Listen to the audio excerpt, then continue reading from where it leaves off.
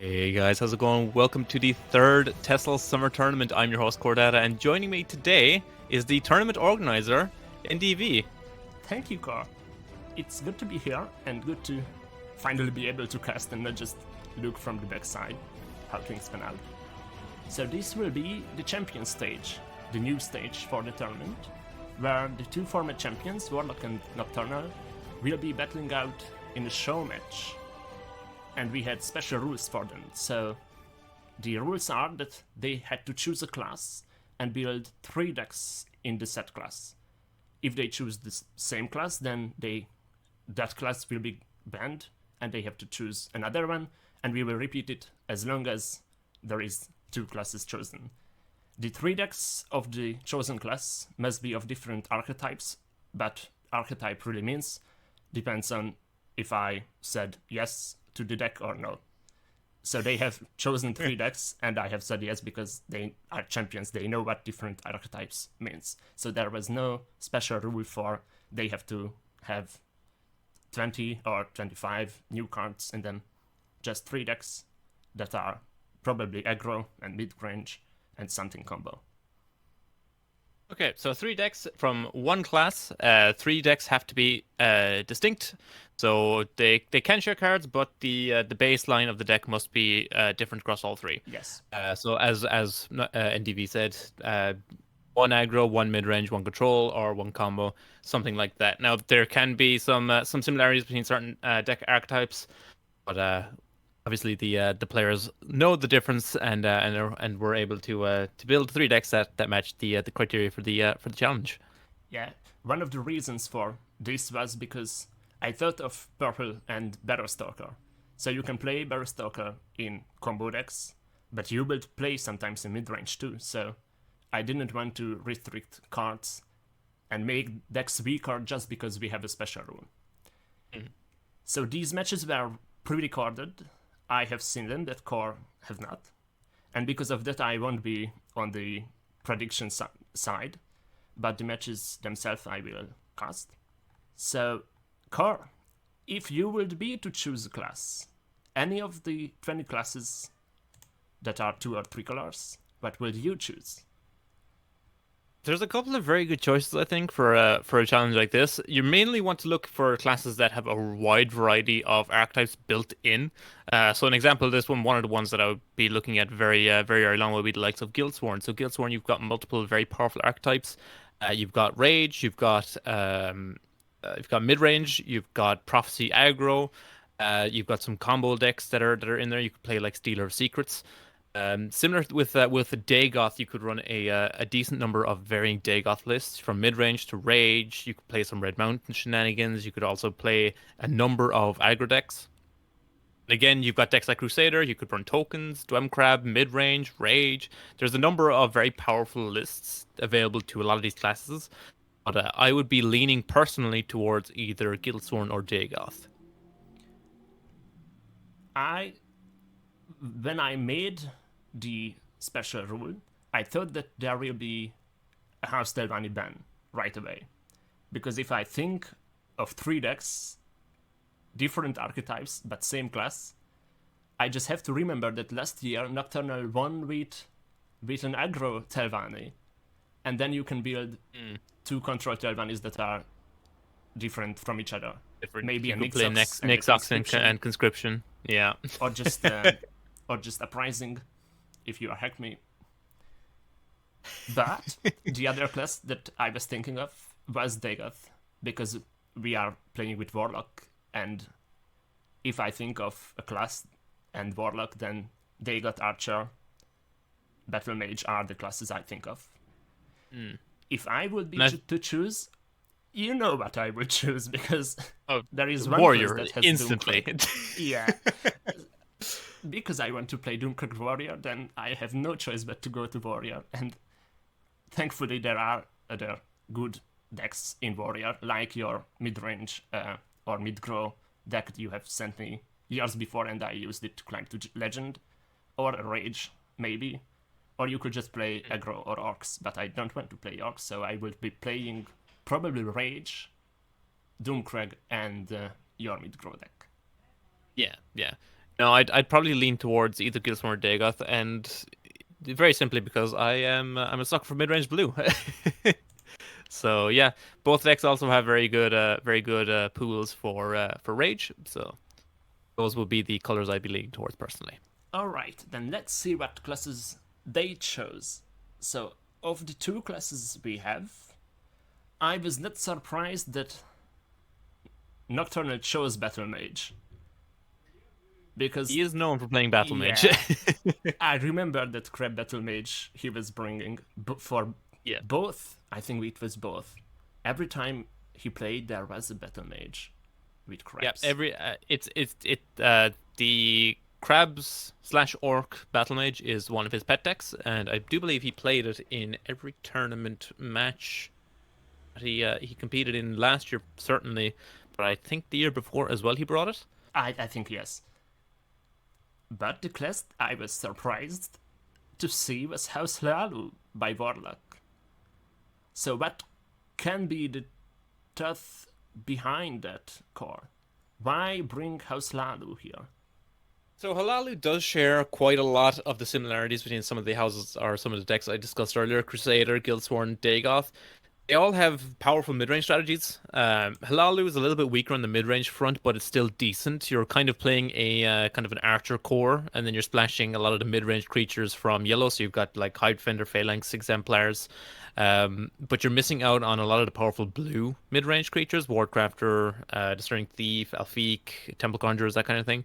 So the mid-range in Halalu isn't quite as good as the other decks, but the upshot is it has a much more powerful aggro suite, um, and it has a fairly decent control suite as well. Um, I don't know if I would have picked Halalu personally. It's an interesting choice, and I'm excited to see what kind of decks he actually built.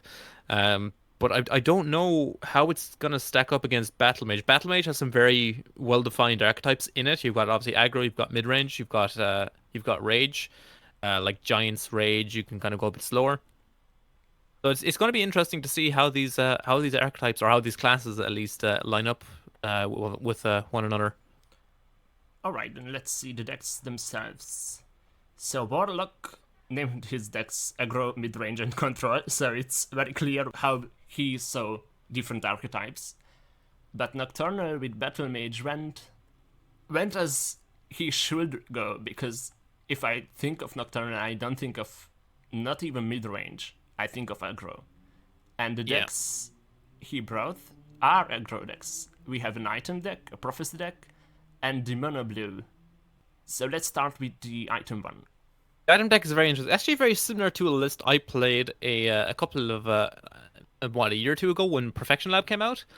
So you're running like one copy of a certain couple of items that are useful in niche scenarios, things like Bone Bolt that you can shoot off Perfection Lab on turns where you play the Master of Arms. But interestingly, he's not playing Ebon Thread Cloak as a target. So the main reason you'd run Ebon Thread as a target of Perfection Lab is when you go for your all-in Master of Arms Gardener turn. When the Perfection Lab pops in turn, you grab Ebon Thread to protect your two creatures from the likes of Javelins, Edicts, and the like. So it's interesting to see that he's not running Ebon Thread, but he is running Bone Bow as a quick shootable silence.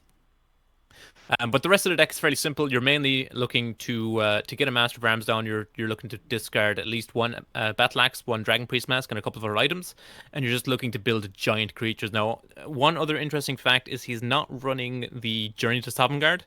Normally, for a deck like this, you'd run Journey just to give you a bit more insulation versus control, meaning you can do your combo multiple times over the course of the game. And once you've exhausted your three Masters and your three Gardeners, you can go again. But opting to go without the Journey, and he's basically put himself on a time reverse control. And again, this is where not running Ebon Thread is also potentially a mistake, but we'll see. There It's an is interesting deck. Yeah, there is one card that pops out, and not just because of the color and its treasure map. I I don't know why it's there. I think it's for the draw. Yes. So he's running treasure map over the normally you would run tomes, tome of alteration. A treasure map is cheaper. The buff is smaller. It's only +1/+1 instead of +2/+2. Yeah, but if you are But yeah, the if you are one running mana it discount is yeah, for the draw it's better. Yeah, the 1 mana discount is huge, and because he's not running Cunning Ally, he's not worried about his blue percentage, which means he can more comfortably run Treasure Map over tomes. Okay, thank you. So the next deck is the Prophecy deck. Is there Not anything much to that say pops here. out? Not really. It looks like a fairly standard Prophecy aggro list. So you're running 2 copies of Relentless Raider at the bottom end. This is basically going to ratchet up your damage output. You're playing a lot of the staple creatures afflicted a lit. You're playing the initiates. Spectre of the Innocent Blighted Lit is a fairly standard inclusion nowadays to Prophecy Battlemage just because it's very, very good at activating your own runes. Now he is running Warcrafter, he's running the full playset of Warcrafter. I've seen people cut Warcrafter from Prophecy Battlemage. I don't know if it's correct, I don't think it is, just because it's such a powerful 2-drop. Um, he's running 2 sharpshooters as well as 2 earthbone spinners, which is an interesting split, deciding to play a pair of each rather than going all in on one or the other. But other than that, the entire deck is fairly standard. You're running pretty much all the good prophecies and some burst in the form of Underworld Vigilante. What I was surprised about is the single copy of Battle Maze, and that we have only 2 Circle Initiates. Is it normal, or and I just haven't It's played Prophecy, or we should be so running the more? the standard for Battle Mace is usually 2 in Prophecy aggro. You don't want to be drawing a ton of them because when you're playing Prophecy aggro, you're more or less you don't want to be spending or your hand you don't want your hand clogged up with a bunch of 4 mana cards. So you want to be building to the board as quickly as you can, and then basically turn 4, turn 5, 1 Battle Mace to seal the game up. Um, so 1, I'm not surprised to see 1. It's a little bit against the norm. Like I said, 2 is kind of the standard include. As for the 2 initiates, it is interesting that he's only gone for 2 initiates instead of 2 protectors of the innocent. Uh, but again, when you're going super super quick and you're dealing a lot of damage to your opponent, having multiple initiates in hand when your opponent has no runes left can be a bit frustrating. So he's gone for the more consistent creatures that are always going to have their stats regardless of whether or not your opponent has runes or not. Alright. There is one other deck that has a single Sentinel Battle Maze here, and it's the Mono Blue deck. Yes, so the mono blue list is pretty much just mono blue mid range. Um, there's not too much to say. It's more or less your standard mid range battle mage. You're just without your giants and without Skaven. So most of the deck is pretty much what you'd expect. We are still running 3 copies of Rapid Shot because Rapid Shot is Rapid Shot. That is very good for activating your Britain Conjurers. It cycles, props wards, it does everything. But yeah, you're basically just playing a standardized mid-range plan here. You're going for Alfie Conjurers as your main game closer, and you're just kind of using Baron of Tyr as a pseudo Divine Fervor. Alright, then let's go to Warlock's deck and start with aggro.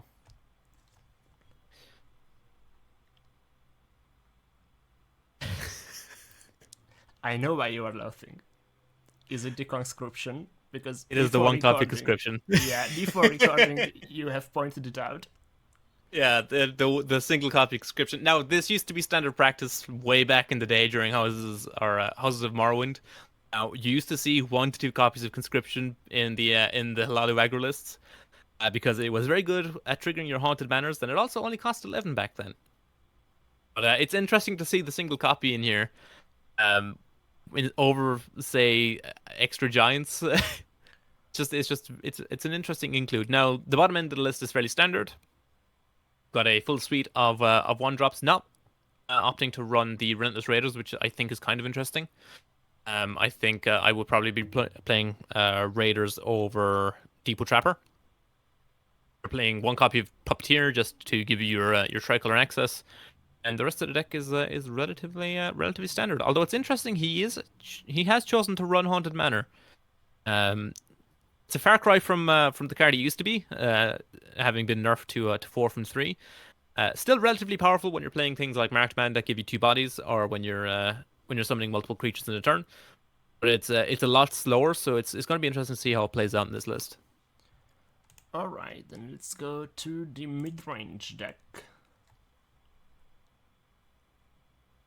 Yeah, so it looks like a fairly standard mid-range list. He's running a lot of the tried and true early game 3 traders, 3 Sly Marsh Blades just to make up some numbers, and it's got some payoff in the late game. 8 Thieves Guild Recruits and a pair of Will-O-Wisps. Your Crusader Assaults. He's got some move shenanigans here with the Dune Smugglers, just for extra damage. Mehrunes Dagon's Flayer is an interesting inclusion here.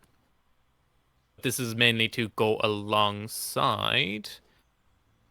No, I'm wrong. I thought it'd be going alongside a Mehrunes Seducer, but there is no Seducers in this list. I Interesting. think it's because of the Hive Defender there.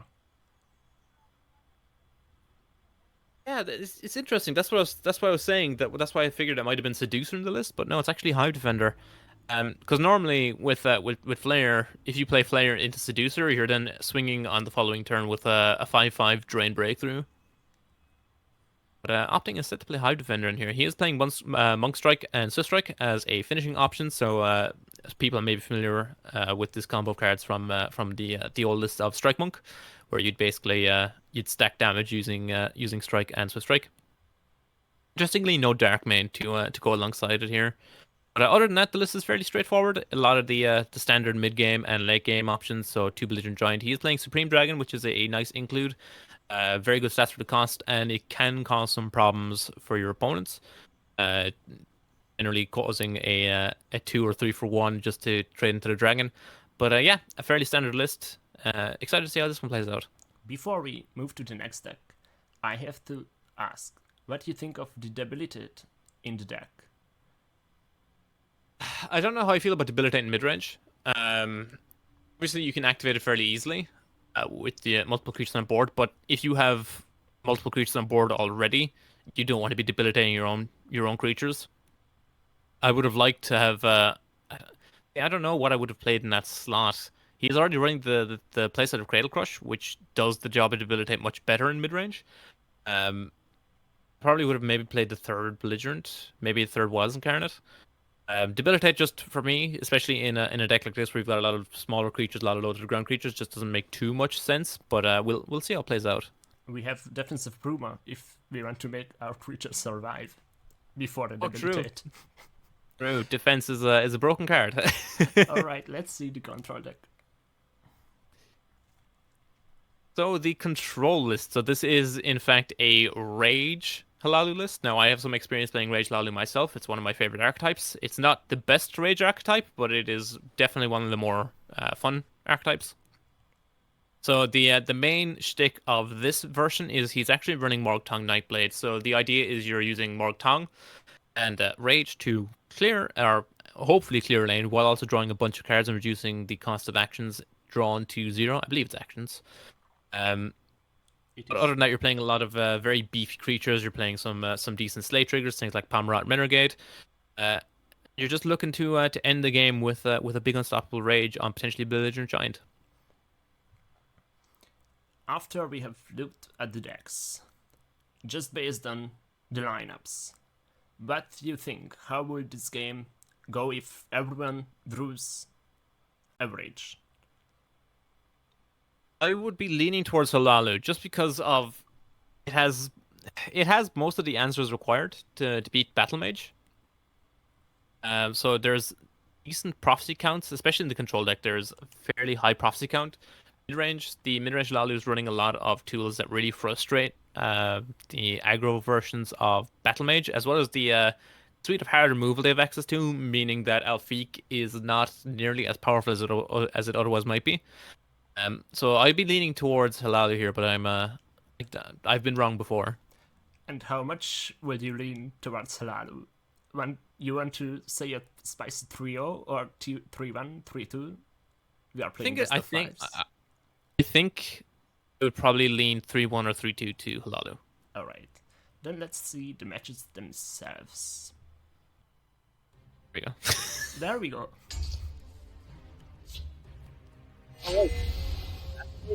Halalu. Matchup here? Would you have picked the Battle Mage into Halalu here? Well, there is one deck, one class for everyone, so I would have, because I had no other choice. I think I would have counterpicked the Battle Mage instead of the Battle Mage here. So, which decks are these? We appear to have Item Battle Mage versus the Aggro Halalu. So sometimes they don't see if I have joined a spectator. It was a problem last year as well. So Okay. then we will just have to wait until I message them and then they start. It might come up in the main event too. So it's good to know that it's not because we are just idiots and sitting there. Speak for yourself. So the opening hand, Wily Kiva, Corn Gambler, and Pawnbroker with the ring for Warlock. So this is going to be a very, very good turn 1 Kiva. Go straight into field. And the hand from Nocturnal looking fairly solid as well. You've got a Warcrafter, Palace Conspirator to dump in an item you don't want, as well as Blacksmith to cheapen items later on. It's already found one of his masters, which is a pretty big deal. Firebrand off the top here for Warlock. That's a very, very good draw because you just Firebrand Pawnbroker. Firebrand pops the ward. And hope for curse. You don't even need the curse here just because the trade with the Kiva is just so tasty. Just to ring out the Aspirant as well. The Dragon Priest mask comes up top for Nocturnal, so we're going to see Conspirator come down, pitch the mask. That is one of the major items into the discard pile. I shall be your eyes and ears. Goes into Shadow Lane to avoid getting the value traded Tongue Aspirant. Probably going to see the Gambler developed here, pitching the Bargain.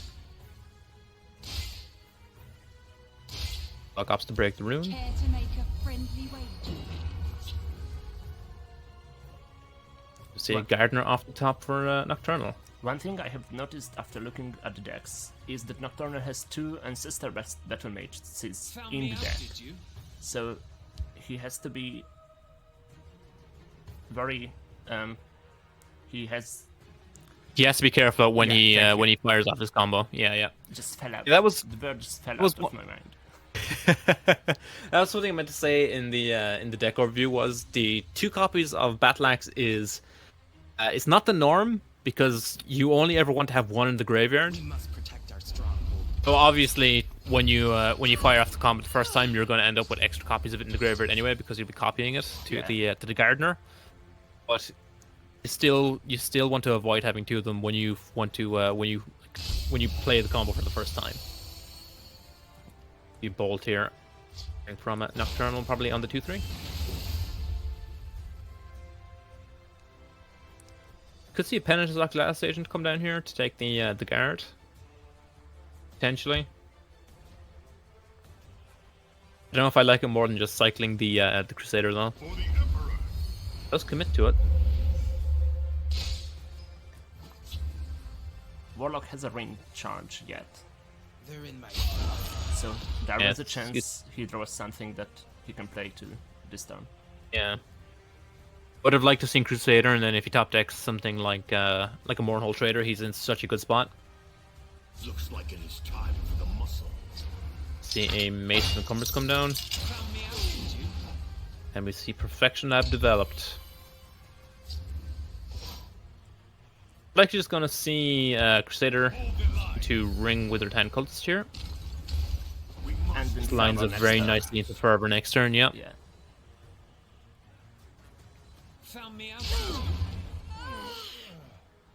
You will die where you stand. My paws are Carl quicker drops than your hand. Warlock down to 26 here, does not break the rune though. To see how Scarlet top of Warlock, this is going to be a very spicy turn. We'll rebuild Skyrim into the land she once was. Ooh, with I'm a not map, sure man. about the House Guard instead of the Fervor. I like it. I think I prefer it personally, but there's definitely an argument to be made for Fervor here. Did you hear that? It was a very good top deck off the House Carl draw though. Nocturnal will Keep your shackle 2 then, I think. Because you have to stop the aggro Warlock presents.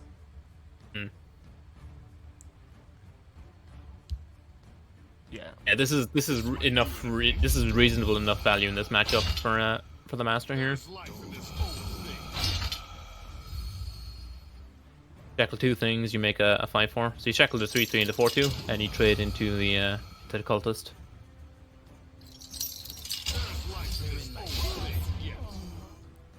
We are not playing for OTK anyways. Keep off the ground.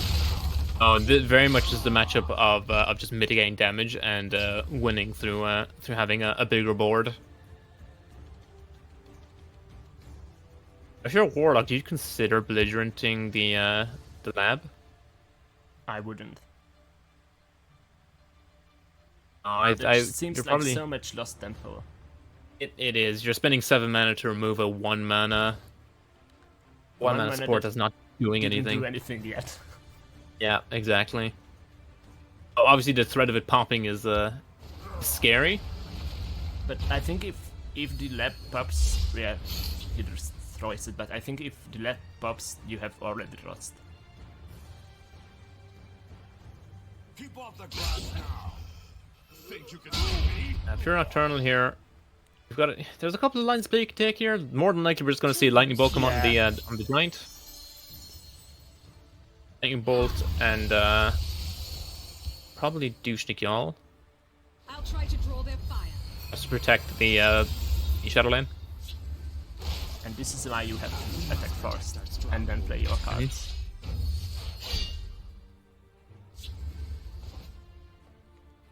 It's likely just going to be Crusader's Assault to see what you draw.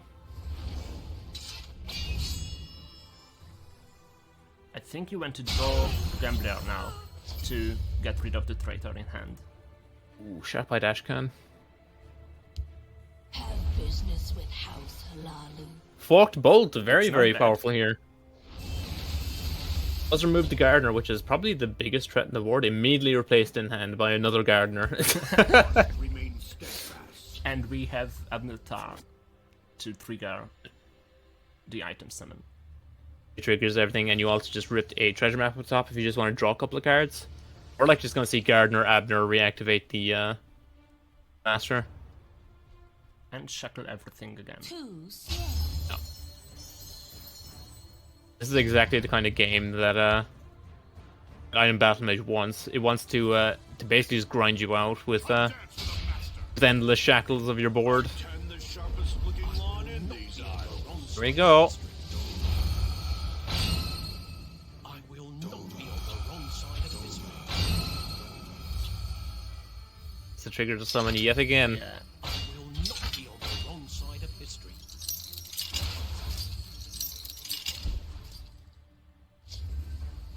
Warlock is no way of lethaling here. This game. And his deck can defend. Yeah, it's gonna save. That's it. So that's 1-0 Game one's to the Nocturnal. Battle Mage. Iron Battle Mage. I wasn't sure how it was gonna fare. The shackle To was the, just so good. Like, I think Nocturnal shackled 5 or 6 creatures. Turns out playing Giant Snake every turn while also developing like 10/10 stats is pretty solid. And Nocturnal takes game 1 again. Another thing I meant to say in the deck breakdown was it's interesting to see that Nocturnal chose to not run Ice Storm. I know in my version I was playing 2 Storms just because aggro can be such a big problem for the deck. But interesting to see that he opted to not run it. And we are into game 2. As you see Battle Mage into Lalu. This will be a prophecy, not on a blue. Yeah, so this is going to be Prophecy into the aggro Halalu yet again. Yeah, Warlock weird up. We're not choosing to You choosing have to run it win back with here. so it's Makes no difference if you play it now or later. You have to get the games in with it. Firebrand into Pawnbroker. And hope for the curse again. This would be the ultimate high roll, but you'd also be okay with seeing Oh, the press would have also been a solid outcome.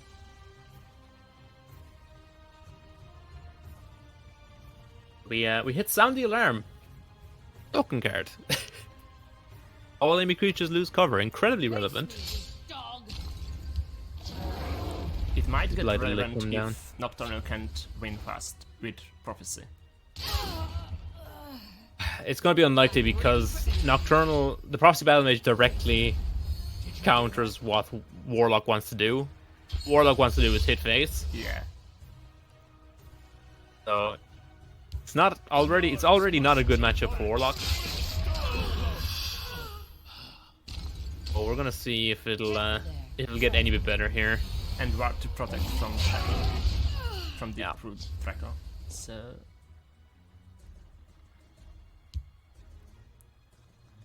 another interesting thing is Warlock opting to not run Execute in his aggro deck here either.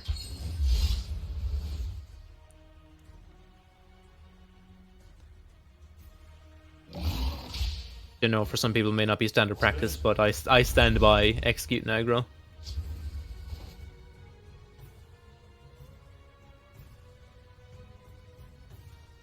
If you're Warlock, you have to be thinking about what your game plan is getting very badly mucked here.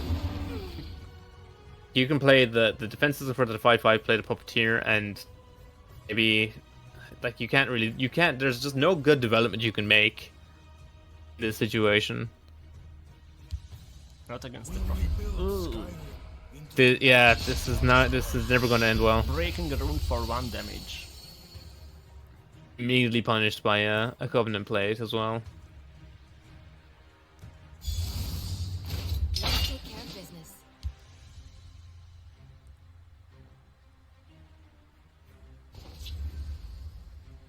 So we have for Warlock next turn the Puppeteer and Mercenary Captain, or now Brawler.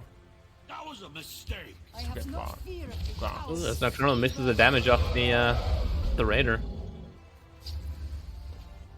Now this turn you have to play defenses, Puppeteer, and one of Brawler or Captain. Could also just gourmet the 2/1, but you're not developing if you do that.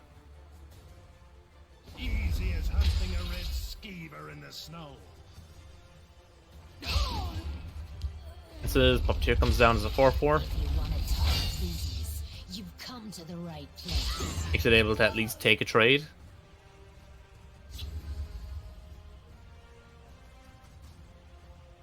While it looks like Warlock is potentially stabilizing, the problem is when Warlock goes to push his advantage, he's going to get immediately equalized by the prophecies of Nocturnal here.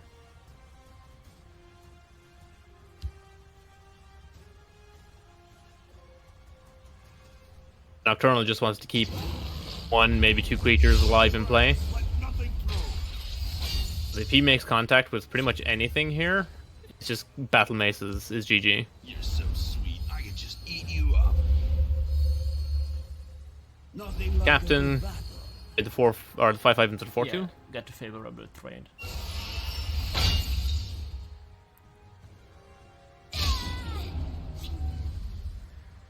And that's lethal. The Scimitar off the top is lethal.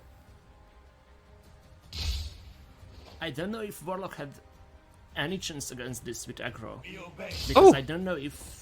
Oh! Oh no, Alright, never mind. I For forgot the about style that. points. So what I He could want have to look up is if Warlock had Drain in this deck. He does not. There's no Dark Main. Oh. Yeah, then playing aggro against Prophecy is just death sentence. So it's the mono blue left.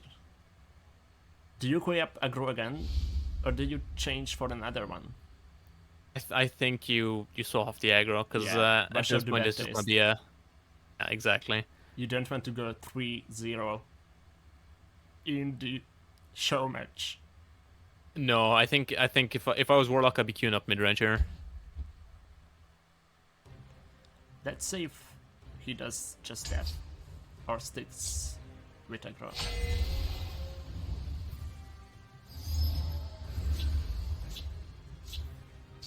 See, mono blue versus is the aggro run back the third Even time. This is the same. Alright. Okay, let's see if we can pull out the game here. An assassin. Right now, everything was taken from Again, Warlock his opening hands have been very, very good. He's opened Firebrand plus Pawnbroker almost every game. Not almost, it was every game. Yeah, it's been every game, yeah. Again, you're happy enough to take like a Lord into Pawnbroker, hopefully either get a curse or suppress. Training is over. Chooses to not roll that die just yet. Here now, suppress would have been better than cards. Yeah. Either would have been good. Out of my Curse just takes an extra turn to kill the Flameslinger. quicker than your eyes. Gourmet is Oh, really? fine. Yeah, we're just gonna see Gourmet here on the Flameslinger. If you Wasn't gourmet, that stupid? do you go back to field? Just eat you up. Yeah, you need to play for field against midrange. I was just about to say that I don't like how Warlock immediately took the Shadow Lane. By the fires of oblivion. See Daggerfall Mage come down, and this is their cue to immediately vacate field lane again. Unless we can hit a suppress. Suppress. It has to be exactly suppress or paralyze potentially as you turn. Have business with House Halal. Paralyze. It's paralyze. Get in for damage here. You paralyze the Daggerfall. Next turn, you're looking to develop the Mercenary Captain.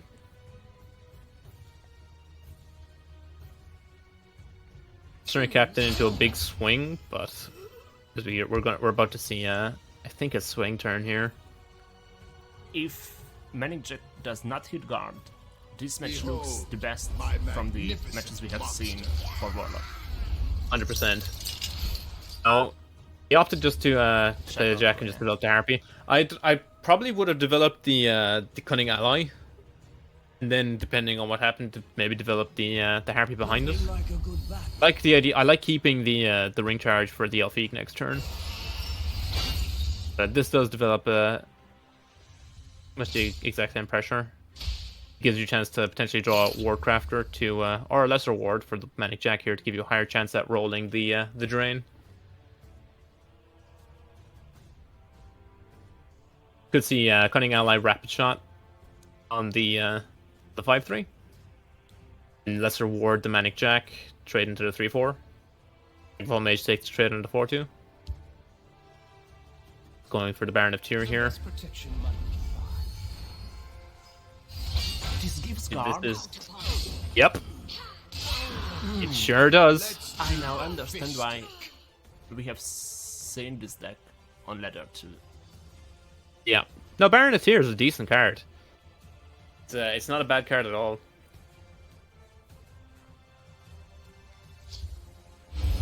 Ward come down.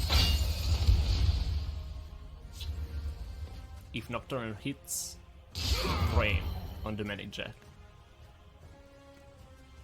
That would be just... You definitely roll the mutation here, I think, first. Because if it does roll drain, then you're just toming it every time. Now I'm angry. Yeah, rally. Let's do the fist. It's It is there, you not have relevant. 3 guards. Oh, Anasi. Nasi off the top. Training is over. It's time to find it useful to use your enemy's strength against them. If I was Warlock, this probably should have been played into Shadow Lane because you're taking a lot of damage.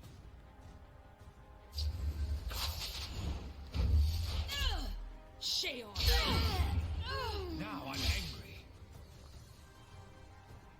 We'll probably just see the Elfique, yeah. Let's do the fish stick. Great turn for Elfique.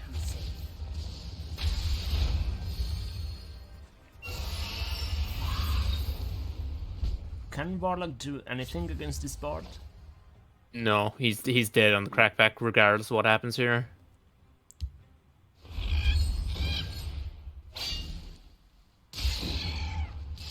This is where I like having access to cards like Darkmane, because it gives you a lot of pressure plus the ability to stabilize. And Nocturnal takes it 3-0 over Warlock. There goes your prediction. Out the window. When... So Battle Mage better than Lalu. Yeah. we probably could have guessed it without looking at the matches, just based on how many Battle Mage decks we have seen in the summer tournament. Yeah, how many variants actually do you see regular consistent play compared to the likes of Halalu? So, one of the reasons I decided we won't have bans in this show match is that I didn't want to make them build decks they can't use. And then Nocturnal Trio'd one. What you're saying is moving forward there'll be bans. Well, then you still make 4 decks in a single class, and then I think four decks of different archetypes would have been a bit much.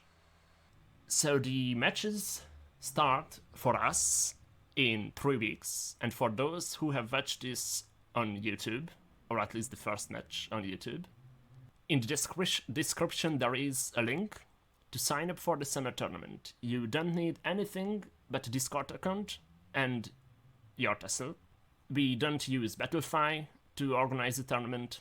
Everything is set up in Discord. To sign up you don't have to do anything else but send me your decks, screenshots of them, and deck codes, so if you play on mobile, then I can make screenshots on PC. This is why sometimes the screens you have seen on the stream have red cards in them, because I don't have those cards, but the players obviously have. One of the upgrades from last year is that we have 3 Alphix now, and not 2 Alphix and 1 red Alphic. And for those who have watched this just before the summer tournament as a pre-show, we will be right back with the first qualifier for the 3rd summer tournament. Thank you for watching, and see you in 3 weeks or in a moment. Bye.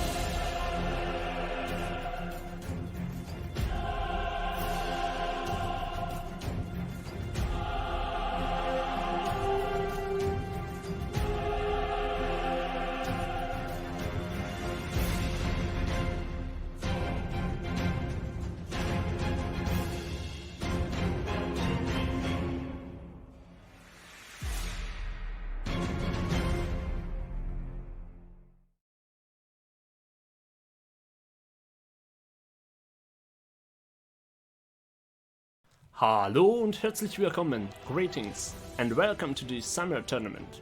I am your host, NightDarkWolf, and I am joined by the ever-present CoreData, who was generous enough to come this year as well. Hello, Core. How are you doing? I'm doing just fine. Have recorded some matches that were played before and that we are watching as pre-recorded matches. And then there will be hopefully some matches later in the evening that we will watch live.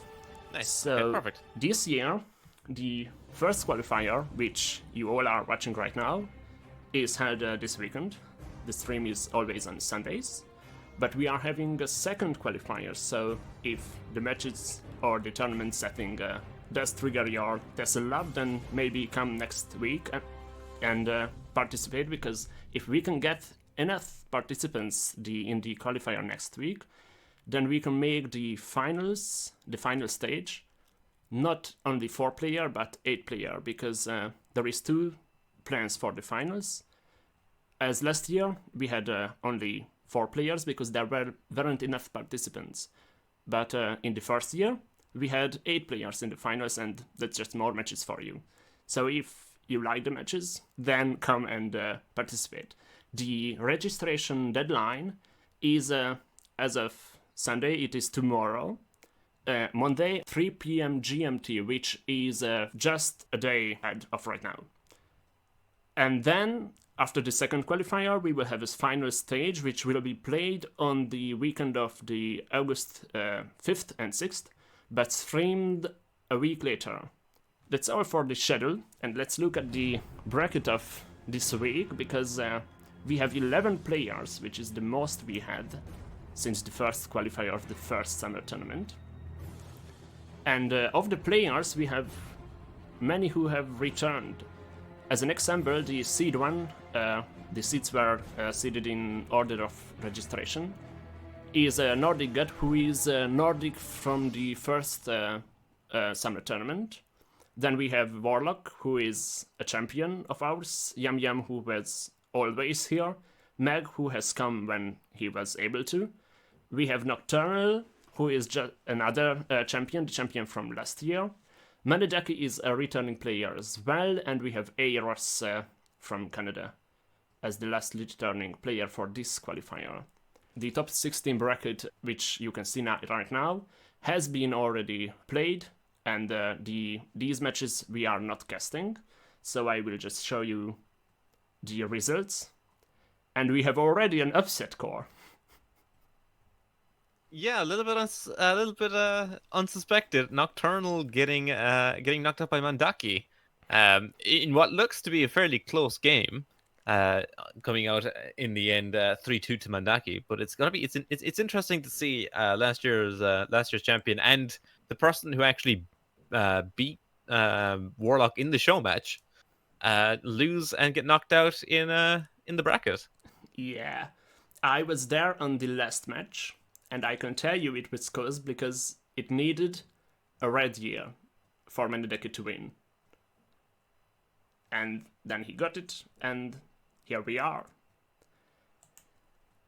Then let's move to the brackets that we have right now. So the first match we will be casting is Warlock versus Yam Yam, and the second will be Megacat versus Manedaki.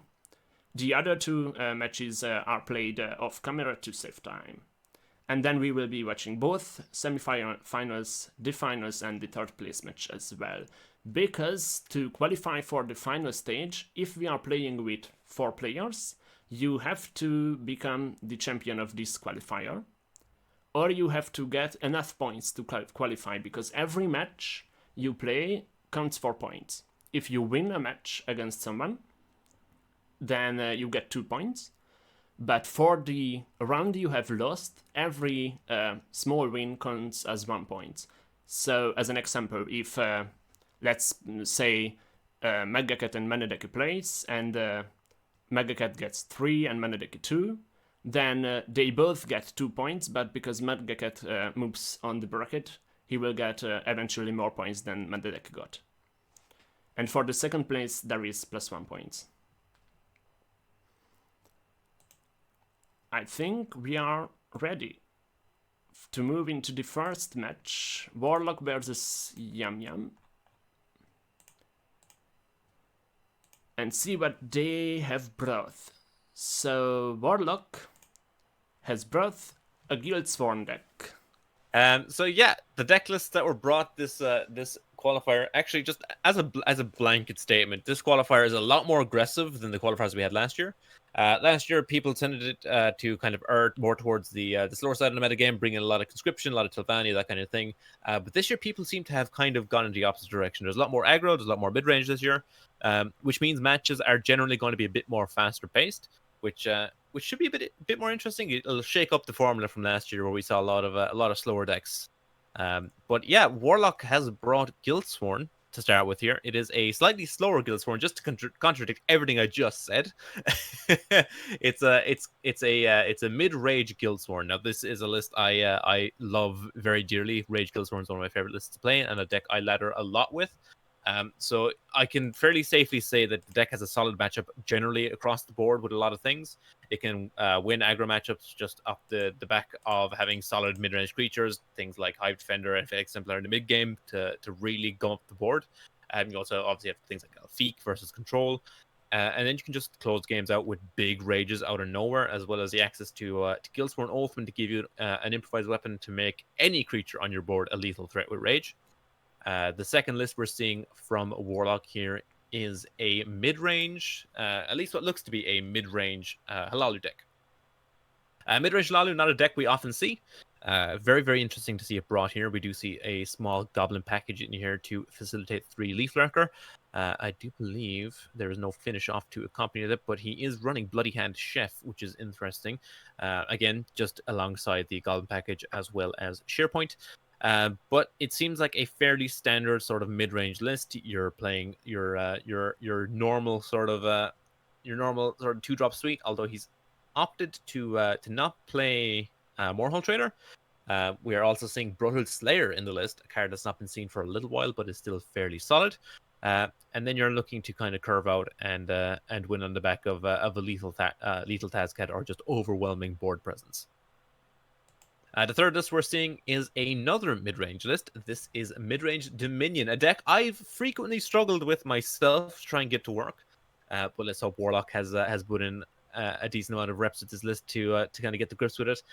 We see a lot of the standard 2 and 3 drops. Funnily enough, only running 1 copy of Battle Reeve, which I find interesting. Instead, choosing to run the full playset of Golden Initiate over the other two Battle Reeves. So we'll see how that plays out.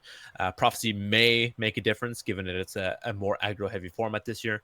And then you're curving into your standard things of Cliff Racer, Prankster Mage, Alfiq, and then ending on Razandar and Ankano. And the final deck from Warlock is a slightly heavier version of Tribunal Midrange. So you're playing a lot of the standard early game creatures, decent mid game in the form of Grave Brigand, Young Mammoth, Emperor's Blade, and High Defenders, and then you're kind of curving a little bit higher than the standard mid-range deck would. Most mid-range decks would kind of cut their curve at Ankano, but we're seeing some kind of greedier inclusions here in the form of like Nahagleave, Euraxia, Tharn, Laneth, Manamarco, and Mirak. And then there is Yum Yum, who has brought Battle Mage. Then the second deck is an Archer deck, then Redrun, and the Ebonheart pack. So basically, the polar opposite to what Warlock brought. Is Yum Yum has basically gone for the some of the fastest aggro decks, and then it's being backed up by some very, very solid mid-range strategies. So yeah, he's brought the Prophecy aggro Battle Mage. This deck is fairly well tested. This has frequently hit #1 legend, at least versions of this. It'll be interesting to see how this version plays out. He's running, interestingly, 1 copy of Bone Bow, which I'm not sure how I feel about when you're running 1 sharpshooter as well as 3 spinner. I think you don't really need more silences than just 3 spinner, maybe even 2. Also, interestingly, running Silver Tracker, which for the purposes of this deck is just another crushing blow as far as I'm concerned. But yeah, no, your curve stops at Underworld Vigilante, which is copies 4, 5, and 6 of Lightning Bolt. Also running Enraged Dragonite, and just for more reach. And yeah, it's just a fairly bog standard version of Prophecy Battle Mage, aside from the Silver Tracker and the couple of other interesting choices. The second deck, the Archer deck, is a Move Archer. Now, Move Archer is a fairly well-known deck. We all know it to be fairly aggressive. it can get some insanely quick openers where you have Caravan Enforcer into oh into a Dune Smuggler. My God, words are not cooperating with me today. Yeah, so the deck can get some crazy openers with Caravan Enforcer into Dune Smuggler, and then you can obviously win games off the back of Swift Strike, as well as having cards like Ashlander Punisher and Apex Predator to like let you push a ton of damage. Dune Ripper just being a fantastic utility creature, being able to deal 2 and constantly move around the board, being very difficult to pin down and take trades into, and then the deck caps out at Razumdar. I'm not sure how I feel about the exclusion of Tazcat in here, but we'll see how it plays out. The deck is mainly mono green, so we are seeing the appearance of Nimble Ally, a card I am very fond of. The Redoran list is another interesting take on Redoran. So it's not the standard Redoran aggro or Redoran conscription that you might be expecting. It's actually a kind of it's a mid-range Redoran. It's you're playing a lot of the standard like mid-range 2-drops. Things like Protector of the Innocent, Alvalo the Assassin. You've got your Winky Spell Swords just to take early lane advantage, and then you're curving up to things like Belligerent Giant, Champion of the Arena, interestingly enough, and then you've got 2 copies of Unstoppable Rage as well as Aspect of Her Scene to end the game. Some interesting choices as well in the mid game in the form of Ulfric's Housecarl, just for extra draw.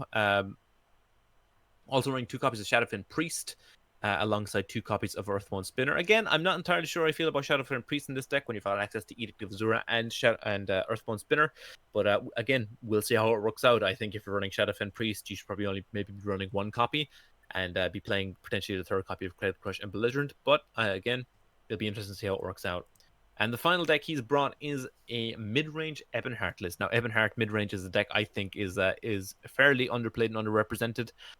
It's a very powerful archetype, has access to a lot of very, very strong mid-game creatures. And this one seems to be more towards the mid-grow side of the scale here, including cards like Imbued Minotaur, Enraged Dragon Knight. You've got the you've got 2 copies of False Incarnate to shut down control, and you're also running 3 copies of Afflicted Lit at the bottom end. So it'll be interesting to see how this works out. Also playing 2 copies of Illicit Butcher, which I think is another fantastic option when you're trying to race your opponent. So again, some very, very interesting decks here, some very, very fast aggro backed up by some solid mid range. So it'll be interesting to see how this works out. All right. Now that we have seen all the decks, there was a question I was very eager to ask in all the years, and it is, if you are one of the players, then which of the opponent's decks do you ban? It's a bit tricky. I think if I am Yum Yum, I'm probably banning the Guildsworn, just because it's such a well balanced deck and it cues fairly well into everything I've brought. When you're looking at the likes of the Halalu list, the Dominion list, and the Tribunal list, I think Yum Yum's decks have the capability of getting under them. Whereas with the Guildsworn Rage deck, it has the ability to kind of go toe to toe on board, and then you just get sealed out at late game with like a Rage or a large body in the form of like Phalanx Exemplar or Almighty Conjuring. So I think I'd be most comfortable banning just banning Guildsworn, and I think your lineup is pretty solid against the rest. Now, if I was Warlock, I'm not entirely sure what I would ban. It's very difficult to know what the correct choice is. Like obviously, your like Prophecy Battle Mage can be a bit of an annoying matchup, but a lot of your decks, if you survive the early aggression, you do just kind of win. So I'm not sure if you're like super worried about that. Move Archer can be again a huge pain. But it's another one of those decks that if you survive past turn 4 and you're not nearly dead, then your decks are all capable of stabilizing against that. So again, I'm not 100% sure if you're going to if you're looking to ban that. Now, when we move on to the likes of the Ebonheart and the Redoran list, I think this is where we're going to start to see the ban. I'm leaning towards Redoran just because Redoran has a lot of very solid removal and very solid like mid game, which means it has the potential to swing the other mid range matchups in its favor. So I wouldn't be surprised to see a ban on the Redoran. So my guess is going to be Yum Yum bans Guildsworn and Warlock bans Redoran.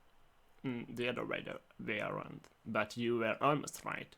Yum Yum banned Warlock's Guildsworn, but Warlock banned the Archer, the move Archer. Interesting. Okay. No, it's interesting. It makes sense. Like Archer is one of those decks that if you don't have if your decks don't have ways of very easily removing the likes of a Dune Smuggler or an early Caravan Enforcer, you do just kind of die. So it makes sense to ban the Archer. Yeah, if a move deck has a good hand at the start and you don't, then you lose. And in a tournament matchup, that you don't want to be a deciding factor. You are 2-2, and then there is just move Archer that runs over you. Yeah. It's one of those decks that's it's feast or famine in the case that either they die very quickly or you just lose the game. All right, then let's hop into the first match. Warlock chose to play Dominion, and Yum Yum the Ebonheart deck, which I'm not surprised about Warlock's choice for the Dominion, because Yum Yum has a tendency to play the Battle Mage first. And if I want to play against Professor Battle Mage, then the Dominion with heals is the best choice, I think. Yeah, I'm also starting on the ring here, which is going to be super helpful, especially because he wants to fairly quickly develop a board. Yeah, with Micro Ebonheart, you really like the ring. I think we're just going to see ring with her hand here, yep. Though the Hive Defender, Prankster Mage follow-up, you won't be liking that much. No, the curve is looking very good here for Warlock. We'll see Fear Totem into the hand of Yum Yum. Dagger's over. See an imbued Minotaur. Do you play Harpy and Blindmoth? I think as Warlock you're looking. Yeah. I have no need for eyes. I have seen the truth. You absolutely need to fight for board here. Because what this lets you do is it lets you take 2 trades and then set up the Prankster Mage to blank the 5/2. That way you're not taking any breakthrough damage or anything like that off it, and it's just a nice clean trade. A dark omen. And an Arfik even. Oh. Yeah, this hand from Warlock is exactly the kind of hand you need versus a deck like this. Here you've been looking for. Extra Mage comes down. Now this might get Fear Totem, but if he's Fear Toteming here, he's not doing anything else. But even a Scout's Report for 3. But if you trade, then the Scout's Report is only 1. And then you can hope to draw something you can play this turn. I'll scout ahead. The report hits. A Greystone Ravager. Let him play alongside the Elite here. And then, and even the Seducer off the top here. Dragon Seducer. But what we're going to see here is we're going to see a contract. Probably play the Corner Club Gambler, discarding the Renowned. Oh, plays the Renowned instead. Interesting. This is clever. Makes sense. Develops an extra body. And you only need 1 damage for those. Exactly. Gives here a second Fear Totem. Oh, this was the first Fear Totem, never mind. I'll try to draw their fire. Cloud Rest Prophecy. It wouldn't be Castle if you don't see a Cloud Rest Prophecy in the first game. Possibly the strongest prophecy in the game. As we see Warlock develop a full board of creatures here, and Yum Yum is pretty much out of this game. Do you give the +2 health to the Hive Defender or the Seducer? I definitely play the Hive Defender in field lane and then give it the extra health. I understand why you played the guard in Shadow Lane, but I think you want to try and maintain your drain. Watches over me. Although I think lightning it won't bolt? be mattering anything this time. Absolutely not. We're going to see it get suited up with multiple weapons here and just crash in. 5, 8, 10. Nope, he's going to wait 1 more turn. And then Lightning Bolt. Yeah. So see the pass. If you are not playing in a tournament, then you discard Arctic. If you are playing in a tournament, you don't do such things.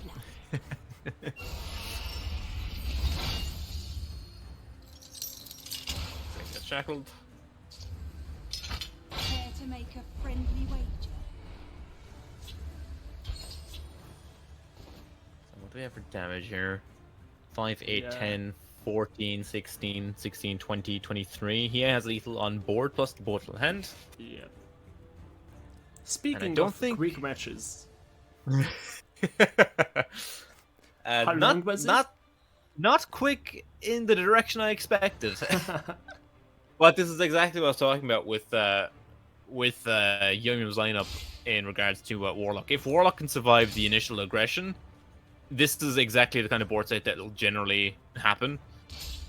So Warlock's or Yum-Yum's window of basically Yum-Yum's operating window is between turn 1 and turn 4. If he can't drop Warlock low enough within those turns, he's gonna lose complete board control and get swept. yeah. That's 1-0 to Warlock. God, that was only 5 minutes. Yeah. And then, do you grab the Hladu? Or you had enough of Hladu in the champion stage? I think you take the Tribunal here, Tribunal. which Warlock does. Take But Tribunal Yum-Yum changes into to Prophecy BM. Battle Mage. I think this switch actually suits Warlock because Warlock is not looking to really be aggressive with this deck. He's basically just fighting for board and then trying to kill you in one big swing. And I see the Tribunal unique card. Yes, Sarioni is an absolute beating versus aggro. We're likely going to see it held until he plays a Wilds Incarnate. You see a Ankle Snapper come. And even a Profiteer into Come. There's a plan. Skin Oh, Hound. instead just There's a plan. He says to decides to wait to gain the health first. Rushing Blow. Be getting deal pretty with low. it. So the Hound comes down now in front of it.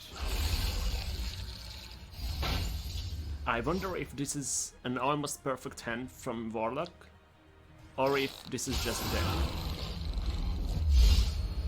I think, given the deck list, this is a relatively average hand. I think like the best hand he could have opened would have had some combination of Harpy, Wardcrafter, and Negation. Oh, Which would absolutely shut down Yum-Yum's entire plan here.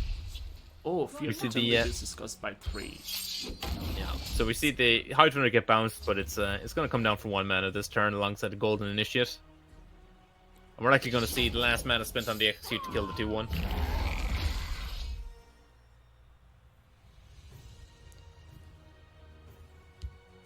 We're Speak. thinking about Channel Storming the 3-1.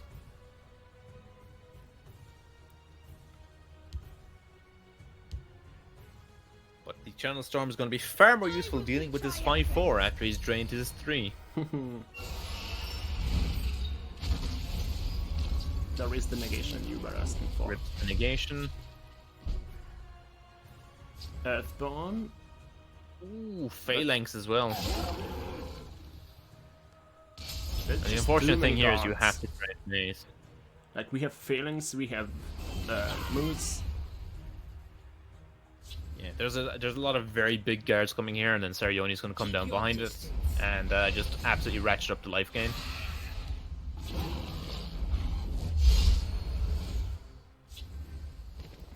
Like, Speaking of guards and life gain, we're just going to see the Phalanx come down as well. It's going to be pretty easy passing until we find an opening to develop the at least The the drain. Reclaimia, you can deal with the Phalanx this turn. This day is mine. Or no, Everything was taken from me. because you went to use the guard. I can understand. I think But I Yum-Yum think is this more or will less be- trying to keep. I think Yum-Yum is more or less trying to keep his stuff covered, just to avoid getting drained potentially. Because if But there is no everything on your drain. board is Well, not true. That's not. Yeah, that's true.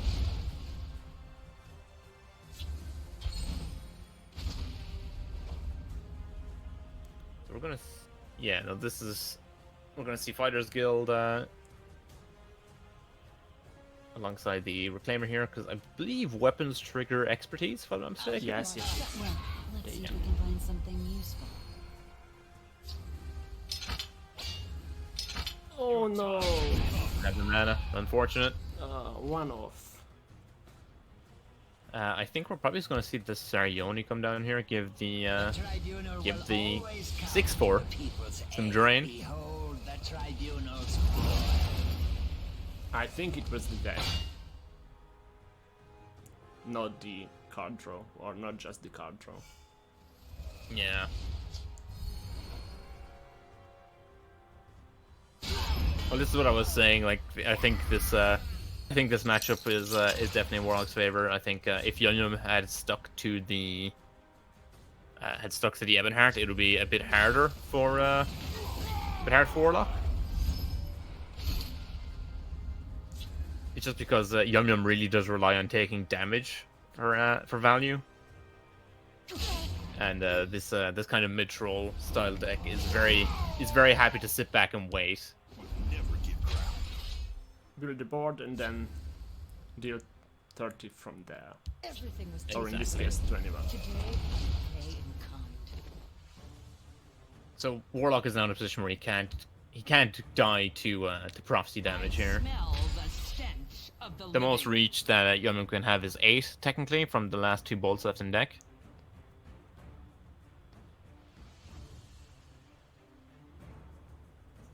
He's just considering attacks here, whether or not he can drop him to lethal next turn. Develops the Wilds Incarnate, potentially. It's from Monastic Champion. It doesn't really matter anymore.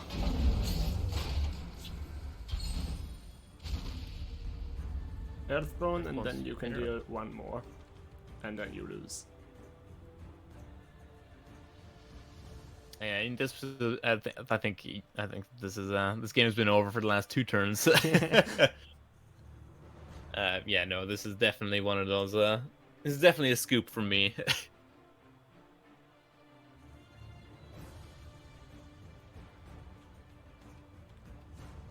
I think Yum Yum is just looking at the deck lists. Maybe there is something that could help him out, but I don't think so. No. This is just concede time. Or you are playing a tournament and then you let your opponent beat you. By Yeah, Arcade's being, stay back. deal one more Hard sight. and die with honor. Yeah, and we're just gonna see Warlock here take, I think, the lethal Yeah, opportunity. this should be well over little. Oh, first prophecy. Is a guard. Doesn't change Still the little. clock. Field has. Oh. Not anymore. Oh.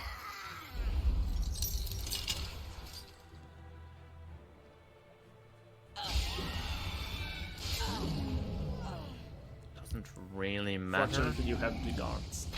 Yeah. Dark Brotherhood is upon, and I shall cure it. I spike to draw a See, card. ice like up the top.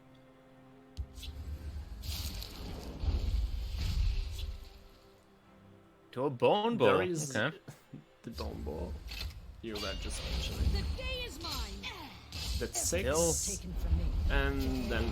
It's Just over. off of having prophecy bolt lethal. Yeah. Unfortunate, yeah. 2-1 to Warlock. Surprisingly close in the end. But Warlock is in fact up 2-0. I think Warlock has PTSD from Hlalu. Yeah, so it's just Halalu left, and we'll see what Yum Yum queues up this time. This is not the aggro Hlalu, which is a plus. True, this is mid range. Half the So we're PTSD. seeing Halalu versus Redrun. So we have seen All all the 3 of Yum Yum Yums. Yum's decks. Yeah. Thank you, Yum Yum, for not making us go over the decks for nothing. Oh, We see a shocking opening hand here from Warlock. you And don't a like to fairly see this. solid one from... This is a solid opening hand from Yum Yum. You just ring out a wind keep here immediately into field lane. Wind keep into Spirit, into Crusader's Assault. And Yeah, we're then just gonna see Warlock Haunting Spirit concedes. come down. This is brutal. This is the type of purple mid-range opener you love to see. Just Yeah. give me a name. And with the ring. So yeah, I think in this position you should just develop the protector and just continue to push.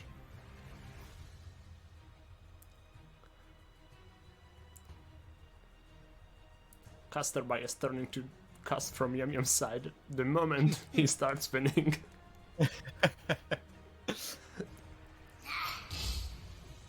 See a Scourge off the top for Warlock here.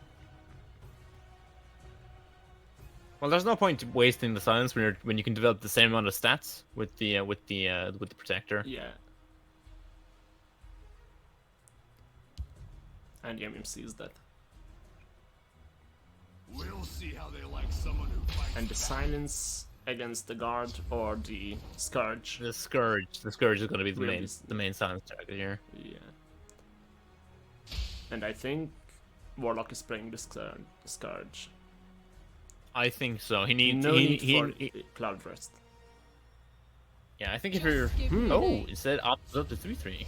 Interesting. And then Now you can there, use- that's a Cloudus up the top. Oh, A little distraction might prove you could have played Crusaders Assault, but then you don't develop a 4-3. Yeah. This was better. Doing this maintains 7 attack on board. I would see have the- considered jabalining the Ward. But I'm a bad player, so probably Warlock was right. You want to jab whatever the spirit buff lands on, but he doesn't have that luxury right now. Although he did rip a javelin off the top, so it's a line he could have taken. But it definitely, in that situation, it wouldn't have been the correct line. That you're putting a lot of faith in your top deck there. Yeah, so we're just gonna see the silence come down here. Yeah, the Earthbone we were talking about. And Yep. then... The forest will Why not there? suffer your presence. Why not in here? It's the lanes that play around in lane blast. But this is Warlock playing, there is no immolating best. Manadiki was playing it in the red run. I believe, is there a Dawn's Wrath in Warlock's deck? There is not. Okay. Speak, citizen.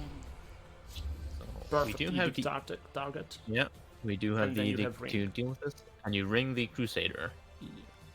The Crusader or the Crusader's Assault? I think you ring the 4/2. We Oh, should it said go opts for- to. It opts to crash through, and he does find lethal off this. The second assault is lethal. Be silent. Neat. Yep, and that's a game on the board for Yum Yum. 3-0 evaded.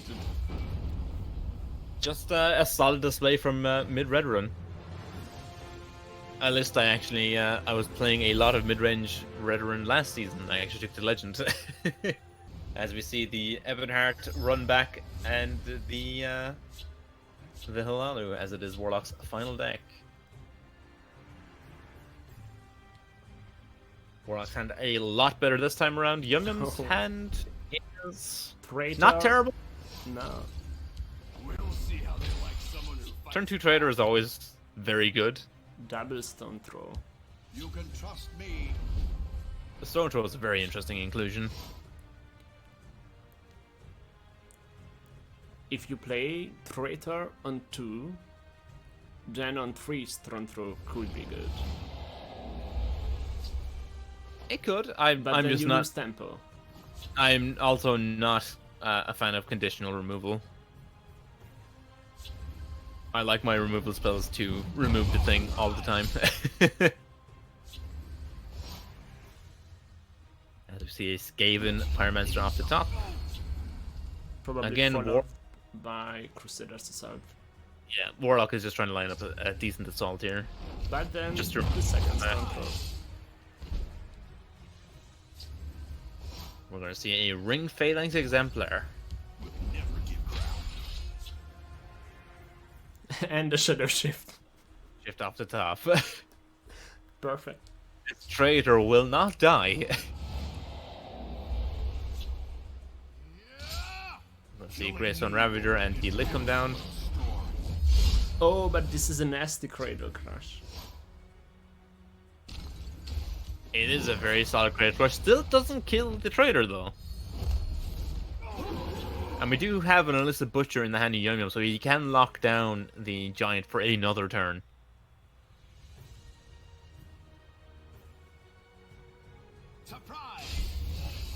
Ooh, as he protects the Innocent. Now it's time to shift gears, I think. I have your scent, and soon I'll have your blood. So he's forcing the Giant trade here. But then you have Shining The Sand. Oriole do not waste time chatting with mortals. You have a taste, fetch. Keep your distance. Shackles the Dexter, takes the second trade.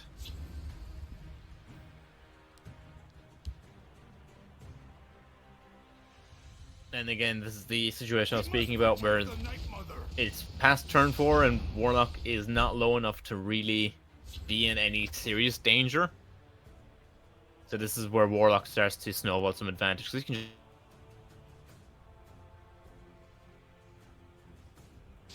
just turn off of Yum Yum. See Green Pact Ambusher come off the top. What did you expect? A friendly greeting?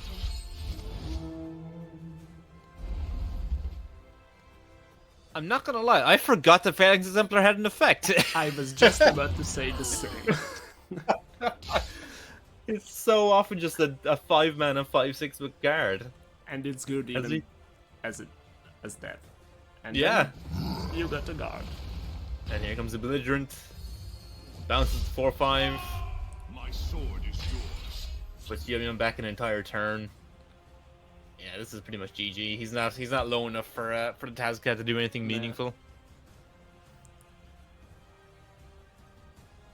Tasket can can break still- through for 5 and then that's it. Yeah, he can list drop him to 10, but again, Protect the Night Mother. develops the Garnig in field. I don't know how I feel about that. Not that it think really he matters wanted here. Warlock to trade Yeah. because Warlock had veto. But then Warlock didn't trade and there we go. 3-1. Warlock happened to spawn lethal. Yeah. Yeah. Warlock takes it 3-1. Which Fairly convincingly, but Yeah. like I said, this is what I expected to happen. That if Yum Yum didn't put Warlock in a bad position by turn 4 or 5, that it was just gonna flip. And it did flip. Yeah. But And then congratulations, we to Warlock. Yeah, and we have one match in, but two really, because while this was played, there was another match played, which was Nordic versus the Dvemest. That has gone 3-1 to Nordic. So we have the first semifinals, which will be Nordic versus Warlock after the next match. And before the next match, we will take a 5-minute break, and we'll be right back.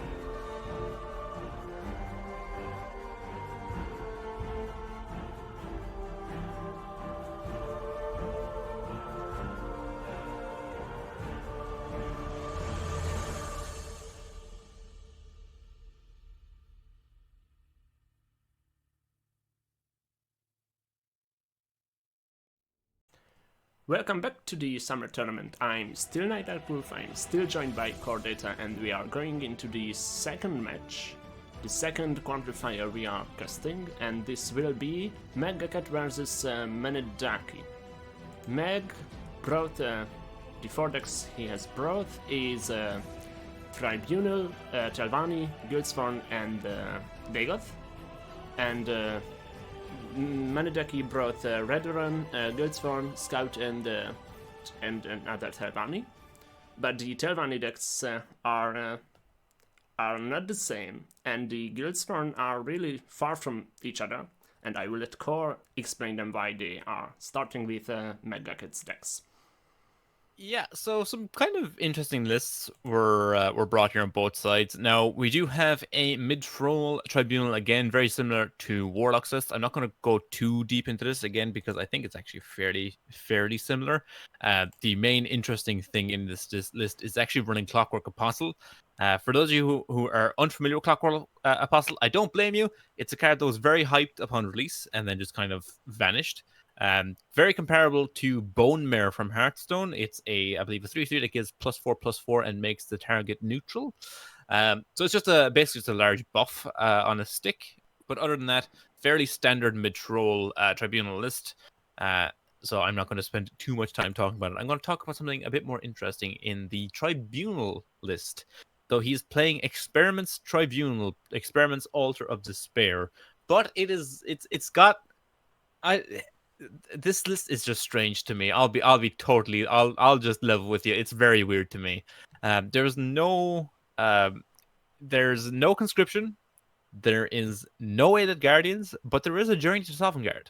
So I'm not entirely sure what the actual plan is outside of maybe dark rebirthing into like elusive schemers and just doing some shenanigans with that.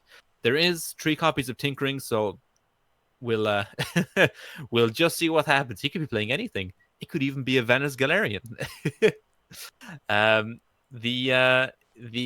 Speaking of Venice Galarian, the Guildsworn deck is it's Expertise Guildsworn. But there's no Master of Incunabula, which is interesting. He is running Guildsworn Cavalier and Renowned Instructor as sort of like a token buff package. There is Master of Incunabula. That's such a hard word to say. No, there is 3 copies in there. I just didn't see them for a second. So no, it is just straight up Guildsworn Expertise. So it's going to be interesting to see how this deck functions. Yeah, no, I'm kind of excited for it, not going to lie. And the final deck is just tried and true mid-range Dagoth. Just a good old pile of good cards. Not too much to talk about here. Standard 2-drop suite. Into your mid-game, you're looking at the 2 copies of Earthbound Spinner, 3 copies of Battle Mist, which is interesting. Most players are only running 1 or 2 copies of it these days. The full playset of Hand of Dagoth, 2 copies of Prankster Mage, and then your top end is fairly standard. Your 3 Alfiques. Managed to find room for 2 copies of Telvox Magister, which I find interesting. A solid card, doesn't see nearly as much play as it used to, just because Alfique takes its slot most of the time. 3 copies of Belligerent, and then your standard top end in the form of Mighty Conjuring, Arcano, and Tascad. You say standard pile of good cards, but do you need more in Tesla? Honestly, no. Tesla is very much a good pile of cards kind of game. Yeah, which is why I do enjoy Tesla. Tesla never got to the point of games like Magic or Hearthstone where the entire metagame is just based on synergy. It is more a case of, is this card good? Does this card do a thing? Unless you are playing Manedaki's Unite the Houses. Yeah, not a deck I'm particularly... I mean, I wouldn't say I'm not fond of it. It's just that I don't know how I feel about Unite the Houses. It's sometimes it doesn't do anything, and sometimes it wins the game on like turn 5. It's strange. It's one of those lists that is just it's very hit and miss, and I don't really know how I feel about it. I don't have any hatred of Unite the Houses. I know some people absolutely despise this deck. I don't have any particular feelings towards it. Generally speaking, I tend to get under it as quickly as I can when I realize what's going on. I recommend most people do the same, by the way. But yeah, just it's going to be interesting to see how this plays out, because Mag's lists are a bit slower. So Mandaki should have the time to develop the Unite and potentially win off the back of it. So it's going to be interesting. To be fair, there is one reason why you should bring Unite, but it's only if Oh. you bring all Unite, because then the band does not matter anything. I remember that the second tournament I played in, it was a jelly tournament, and I was matched up against I forgot her name. I remember that I brought Dunkreg, of course, and a really weird Monk deck, and she had 3 Unite decks. It wasn't Michaela, was it? It might have been her. It sounds like something Michaela would do. Yeah. So there is a reason for Unite, but I was surprised to see only one Unite. Okay, fair. So yeah, the other list Mandaki has brought is he's bringing the first Goblin Scout we're going to see in this tournament. I'm not sure if many other people brought Goblin Scout. I think there was maybe one or two other people. I think one. Okay, yeah, it's a solid list. I'm not entirely sure how I feel about Goblin Skulk. I don't think it belongs in Goblin Scout. I think it's a little bit too slow. But it's going to be interesting to see how it plays out. Other than that, fairly standard stuff. The only purple cards he's running is Street for the War Chief and 1 copy of Skinned Hound. So yeah, no, pretty standard stuff. I reckon it's going to be a fairly solid list. So it's going to be interesting to see how it plays out in this tournament. The Redrun list is a conscription Redrun, a classic conscription deck. Not so much anymore. It's pretty much completely fallen off the map in favor of decks like Telvanni, just because they've got so much better ramp and far better early game removal tools. But this used to be one of the stronger conscription lists. Interesting thing about this list is he is not running Praetorian Commander. Frequently, you'd run Praetorian Commander alongside Ordinary Necromancer and Divine Fervor to basically loop them to give you massive deck buffs to boost up your conscriptions. But it seems that Mandaki is more or less aiming to just have a couple of good conscriptions and then follow up with a journey conscription to end the game. So we're gonna see how this plays out. Again, another solid list. I'm excited to see how it plays out. And the final list is a strange one. It's Telvanni, but not the Telvanni you're expecting. It is Dragon Telvanni. So he's playing all the expensive dragons: Alduin, Paarthurnax, Odahviing. We've got a copy of Mechanard. There's a copy of Sothasil. There's a copy of Nahakrin, Dragon Priest, a card I've not seen since it was nerfed. There's also 3 copies of Icewing Dragon. There's no copies of Harpy. There's no Ward Crafters, no Daggerfall Mages. It's just all dragons all the way down. I just realized something. You see on the overlay, it says 75 out of 75 cards, but I don't have Narvikin, which means this is a 76 card deck, and probably will be better without the only card I don't know. Yeah, more than likely. More than likely. There's not even like Dark Rebirth or anything to duplicate the Nahakrin summon effect. Oh, it's an interesting inclusion. For those who aren't aware, Nahakrin, way back in the day, this is going to be before some people's time. Before my time. Yeah, this was in beta or just as it came out of beta. Nahakrin used to read very differently. So current Nahakrin is summon, draw a card, it costs 0. Nahakrin used to be summon, draw a card, the next card you play this turn costs 0. So it hasn't been playable since it got nerfed. So it's going to be interesting to see what happens in this game. I'm excited. This deck looks just very silly to me, and I can't wait. Alright, then if you are Meg, do you ban the Dragon Telvanni? Of course not. But No, what do you don't. ban instead? I think if you're Mag, you're looking at Unite the Houses. I think. Unite? I I think so. I don't want to play against goblins. See, the thing about goblins is it can be very powerful, but it relies super heavily on either drawing Bloody Hand Chef, on drawing Murkwater Skirmisher, or having the Shearpoint Dragon. If the Goblin deck doesn't find any of those cards in a timely fashion, it just kind of spins its wheels and dies. And a lot of Mag's decks has ways of dealing with those creatures individually. Like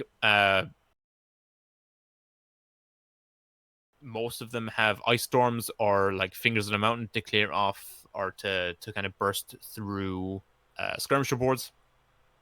And a lot of them aren't running too many creatures that are susceptible to Sheer Point Dragon by itself. So I don't think you're necessarily super worried about the Goblin Scout. Obviously, like I said, it can have opening hands where it just gets the absolute ridiculous curve of like turn 1 Bloodhound Chef, turn 2 Murkwater Witch, turn 3 Scourge. But those hands are so far and few between that I don't think you're particularly scared of it. What I think Mag is going to be more worried about is the fact that his decks are slower, and Unite the Houses is in there to kill slow decks. I don't think you're particularly worried about the other lists. The Dragon Tavani actually, as much as I memed it a little bit, if it makes it to the late game, it just wins. It just beats Mag's decks because there's so much latent value in the late game dragons that I don't know if Mag's list can potentially surpass it. It'll be interesting to see. But I think if you're Mag, you're probably looking at Unite the Houses, potentially maybe even the Red Ring Conscription. But if you're Mandaki, I think you're just kind of looking to ban. I mean, it's difficult to say. I think on a fundamental level, the best deck in Mag's lineup versus your lineup is more than likely the mid-range Dagon. Dagon, yeah, I would ban that. Yeah, I think Dagon is the most well-rounded and like it's the most well-known quantity as far as like what a deck is going to do to you, which is slam big things and kill you. So I think more than likely for Mandaki, it's gonna be Dagoth. But if it's not the Dagoth, it's probably a Tribunal. Before I pause the bans, before that, as it is clear, we have a connection issue, and this is why Core sometimes went silent, and we have no idea on which side it is, or if it is on Discord side. We can do nothing about it since we have to record now. So we will be having this issue throughout the stream, and just hope that you can understand. So let's see the bans, because you remember when I asked about Meg banning Telvanni? Well, it seems that Meg did ban House Telvanni, and Manedeki bans the Guildsfern. Like I said, I can understand the Telvanni ban just because if it gets past, if the Telvanni deck on Mandaki's side makes it to the late game, it does just generate insurmountable value that I don't think Mag can keep up with. So I understand the idea of banning that. I do not understand the idea behind banning the the expertise deck. I don't know if expertise actually does anything. I don't know how well tested this deck is. Did Magaka just type in expertise to the collection and just click everything? Who knows? So it's going to be interesting. I don't know if banning the expertise deck was correct or not. I genuinely think banning Dagoth is probably the much safer choice. But yeah, no, we'll see how this works out. I can understand the Telvanni ban, expertise ban not so much. I can confirm that the expertise deck is real because it can beat Doomcrag. And that's all you need to know.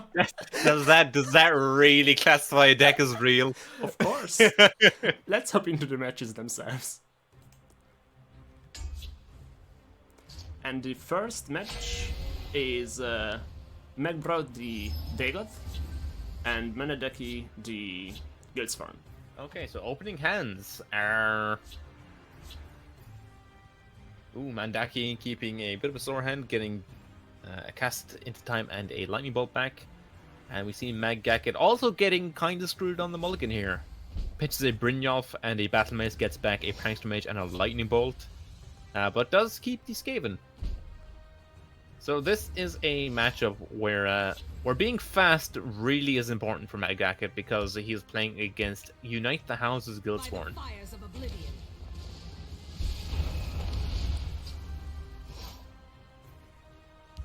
We see you wait. waking and sleeping. See Waking Dreamer come down. We're going to see a Ring Prankster Mage the next turn, which is going to start putting on some pressure. Mandaki basically needs to find a purple card, which I believe he's running Colovian Trooper, if I'm not mistaken. Or Yes, is he it... is. Is that what the card is called? I have no idea if the card is called that, but I know that it's Fortress the guard. Guard. Fortress Guard, yes. Fortress It summons, Guard. it summons a Colovian Trooper. So yeah, he's running that as a way to summon the purple, so he basically just needs to Find green. to nab a green card, which, funnily enough, Mag is running. So there are targets that that Mag can or that Mandaki can snag with the likes of Arrest. Prankster Mage would be a Perfect. yes. Time for some The Matchcrop card. There it is, Fortress Guard. Fortress Guard. So he is just missing the purple one. Or the green, rather. We'll see a turn 6 Alfiq come down. Comes in with a 5-3. Even when you're not getting a 7-5, still very powerful. Madness begins.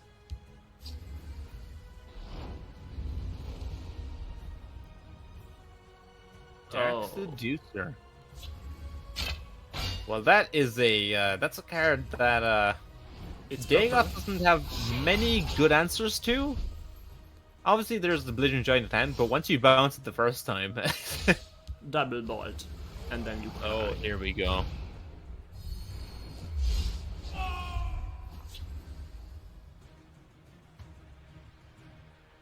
See Lightning Bolt come down.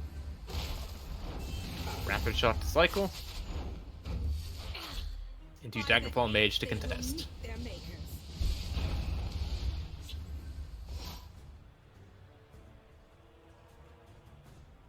Magakis. If you're Magaki here, you probably just swing Shadow Shift again, Shadow Shift a third time maybe. I just realized something. Manedaki attacked Mag. So he's not looking to, or not solely looking to win with Unite. Unite.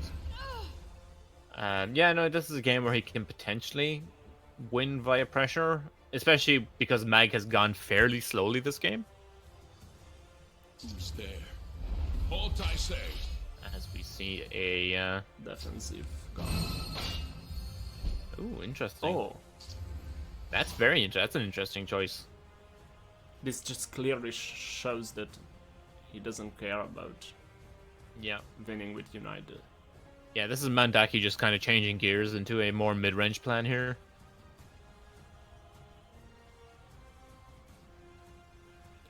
And passing with one magical left, still with the Madness Beacons in hand. Ah, we all do it sometimes. Yeah. After playing Runeterra more than I have done it before. Oh, I just click way too quickly. Sometimes I just forget I have things I can play in hand.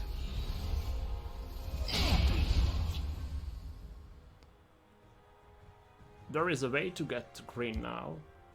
Ooh, I want to steal a Hand of Dagoth. Oh, Hand of Dagoth would be a very solid rest here. Walk. The problem is, I don't know if Mandaki is going to have time to just arrest a Hand of Dagoth. Especially because we're likely just going to see Bolt Bolt and then just Bolt Bolt Ring Gambler.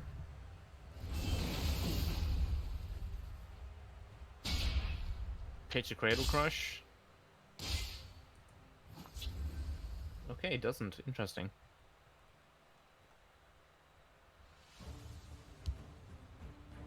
Earthbound Spinner comes down to ping off the... Oh, Reverberating Strike. Never mind. So many purses, so little time. Oh, well, there's the green. See Reverberating Strike come down. Cycles the Trinket, finds a Harpy.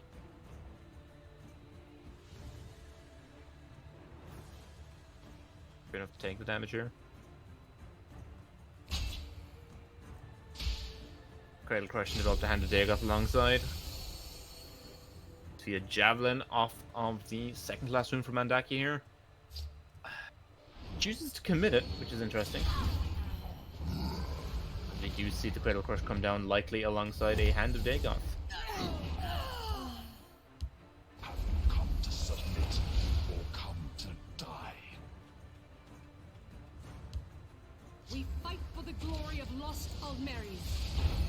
A Ren gets back a Javelin, a very solid hit here.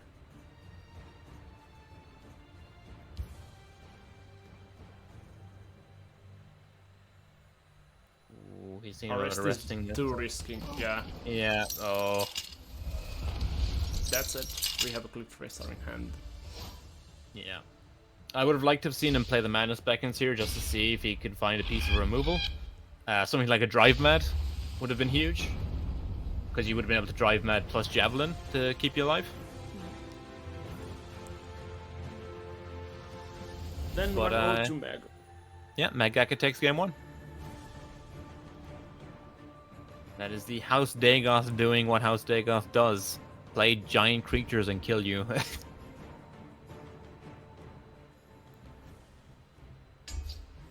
Magic see stays Mandaki. on the same deck. Rikis unite into the Mid-Troll Tribunal. This is the matchup where it is best suited. Yeah. Oh, you don't keep anything of this hand. Yeah. Wait, no. And it is an even worse hand on the back end.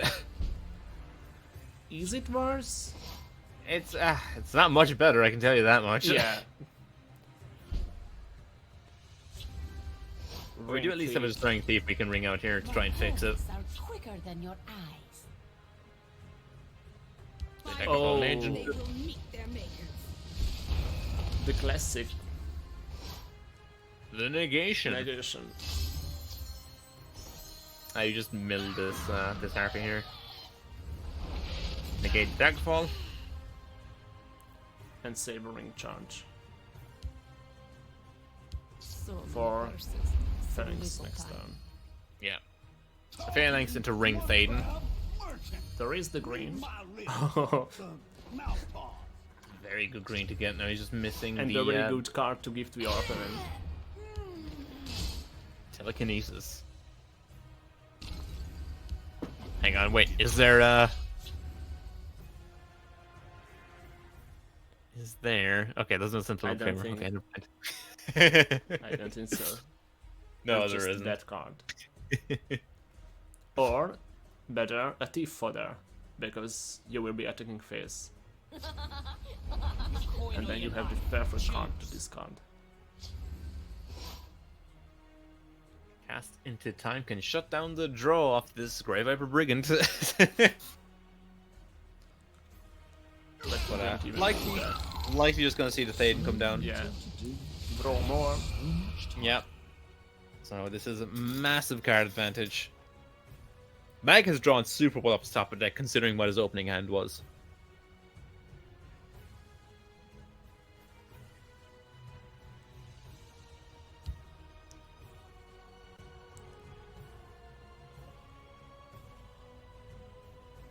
And if Manidek doesn't drop all the colors in one turn, then Mac can just clear them Yeah, exactly.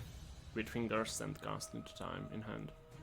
Mandaki looking at potentially just casting a Assault to cycle 1 here.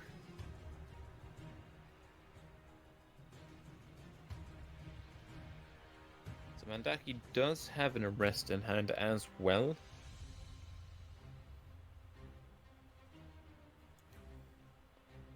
You have to probably play the Sanctuary Pet defensively. Watch this.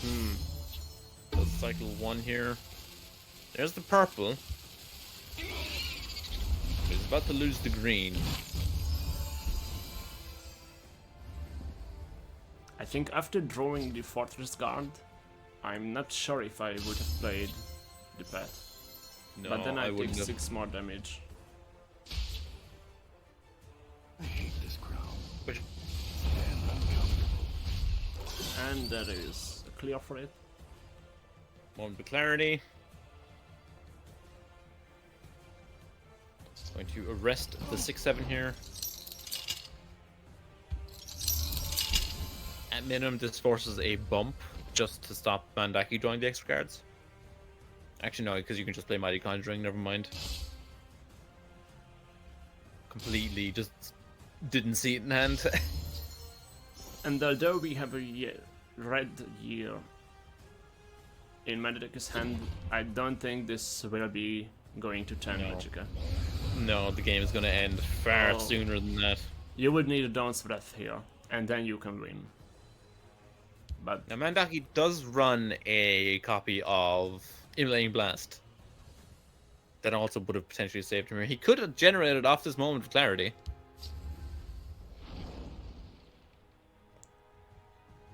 that would have been sick, but Rift and Lawkeeper is likely to pick. it's still nothing else.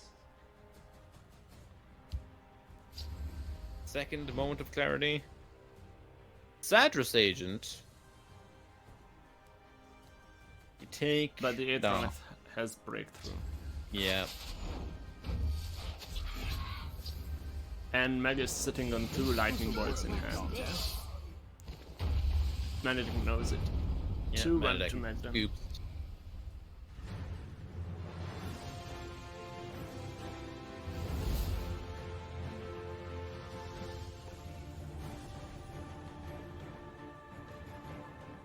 So it is just the Telvanni left on Mag's side. The Tinkering Talvani. Are we going to see the Gilsworn? We are. Okay, he runs back to Gilsworn for the 3rd time. You have to gonna win on try- it. You have to win on it, so might as well try and get it out of the way quickly.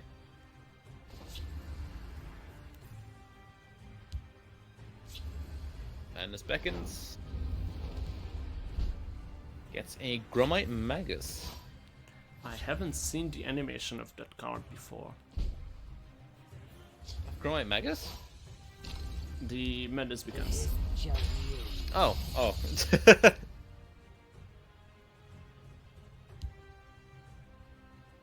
So your Vitalize come down. We're just gonna see a schemer here. You'll not be rid of me that easily. Into Beast Mage. Likely gonna see just an altar ringed out here, if I had to guess.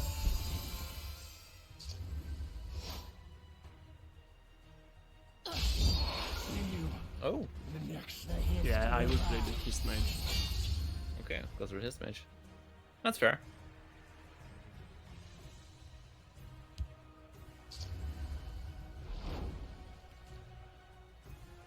You Siege take Catapult the... is really good.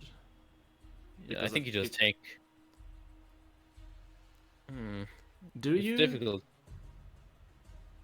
Yeah, I think Catapult is the pick, yeah. Yeah.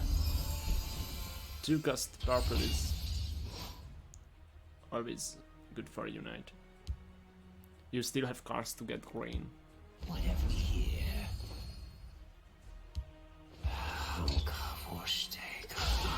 That amulet won't be doing much against No, the this is Negative not a... Sky. Watch This is not a game for Amulet. Anything interesting? Oh, now you would have wanted to pick the green. Yeah. You take Tree Minder here just to make it a bit easier to combo off. Oh, it takes negation instead. Okay, interesting. Siege Catapult is 2. Cameron Reminder would Dread have been Mage 3. is green. But it's 7. It is 7, but it's also green. Yeah, and maybe against Telvanni there is a... No, not anymore. With Ancano, I have many important. Nope, we just need the Ancano immediately run out. because Telvanni has problems dealing with big cards. It's pretty much only like Territorial Viper and Yeah. Sanctuary Pet, right? But Sanctuary Pet doesn't clear it the turn it's played. So it doesn't matter Must I do everything for myself? the combo. For Unite. Here.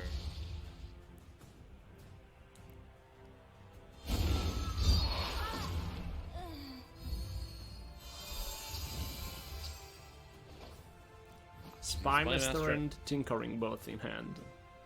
Ugh. We are about to get some weird cards.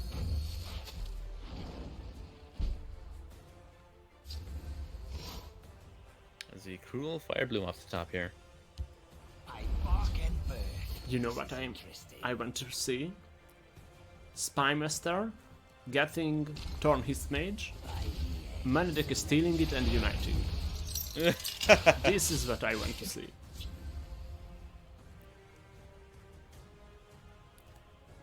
As Manaki finds an ice storm here off the top.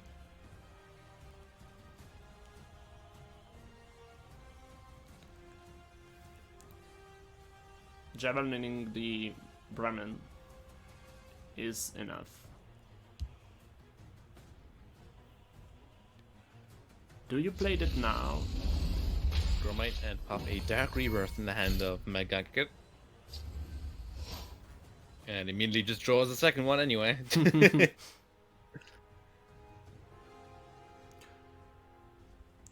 If you really want to, you can Dark Rebirth the Spymaster. I stand ready.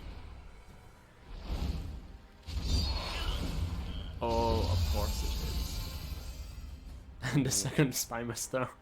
We're going to see Spymaster tinkering on the Brahmin. Stack the Spymaster, tinker it again. And this is a Javelin. What Tankos cards do you want to see? None, ideally, but... I fly like the wind and the shadows protect me. Alright, here we go. Oh, The elephants. that's perfect. Oh, Oh my god. How can you hit that? And then you can shackle. Oh, this must feel really bad for Manedaki. Oh my god. Oh, this was a Hydra Fiesta. Oh. Yeah. Oh, and people wonder why I hate think- these cards. I think Manedaki is just realizing that he can shackle the Scalen. Yeah. And then you just get an 11 drop Devate Oh. Fear. Why not just going for 6? Oh, Mirak. For Mirak. sure. Yeah, This was a worthy contest. Galon just He knows kills it. him. it's. Oh. You can Ice Storm and negation the Mirak, The Mirak. and then there is a scale on Yeah. rate 7. Yeah. It doesn't matter because you're never able to target the Scalon. But you can play Fortress Guard next turn, and then get negation on Magicat's side. Yeah. Yes, play the Ice Storm. The 10-10 untargetable is just something that he's... I don't think he's able to beat. Nah. Not with Unite. Does Manedaki run Mirak for Steel? Is there Mirak? There is no Mirak. Halt, I say.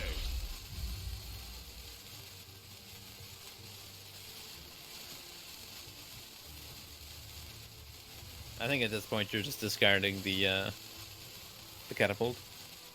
Or no? Ah, well.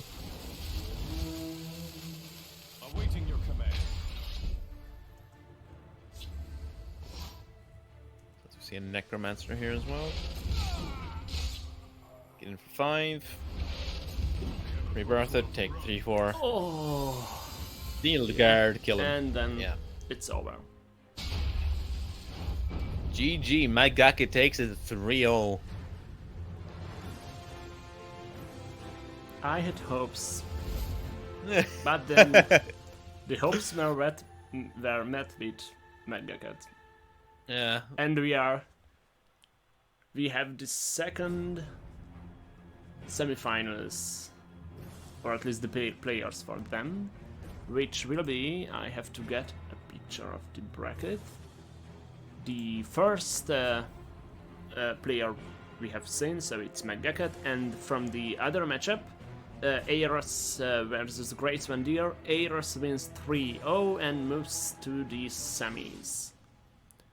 This means that the next match we will be casting will be Nordic versus Yam Yam, because there was a problem, and Warlock decided to let Yam Yam move forward because he didn't want to play or couldn't play, and then Yam Yam will be playing against Nordic God.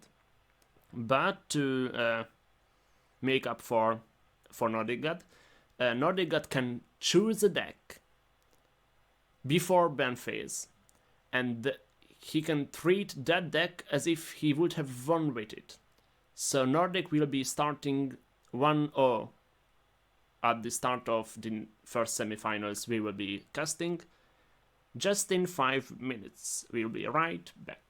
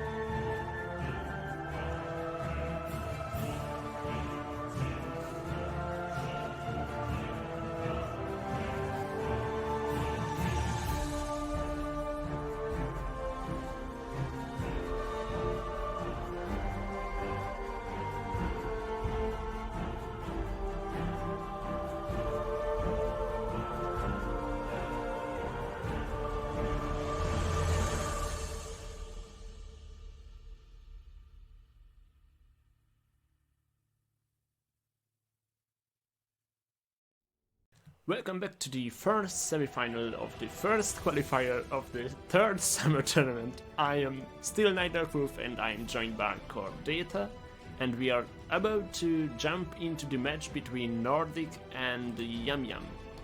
As you can see, Yum Yum plays the Battle Mage. We have already seen a Move Archer that was banned the last time, a Red Run list, and the mid-row Ebonheart deck. And on Nordic side, we have new decks, so I will give them to Core to break down first the Sorcerer and then down the line. So yeah, Nordic has brought a Titan OTK Sorcerer, so a lot of people are going to not be fans of this deck. A lot of people are familiar with it mainly in, I believe Scout is the most common version of this deck, but we're seeing it here for the first time. I think this is the first time anyone has brought a workshop deck to one of these tournaments. So yeah, it is in fact a workshop deck. The idea is that you play Assemble Titan with Yagan's Workshop in play, and you pretty much just dome your opponent out by taking deal 2, gain 2 for each of the assembles. The more workshops you have in play, the bigger the spiral effect of it, because they basically layer up like on top of each other multiple times. So it's kind of it's a multiplicative effect basically of the damage you're dealing. So yeah, it's pretty much just find Assembled Titan, kill your opponent. It's running 3 copies of Midnight Burial to put a Titan in the graveyard basically as a creature tutor, and then you're aiming to cast Reanimate to pull it back, or just finding it naturally in the deck and casting it. The rest of the deck is pretty much just a couple of early game assemble creatures, again, just for workshop and Titan support, and then a pretty much just your standard suite of removal and defensive tools.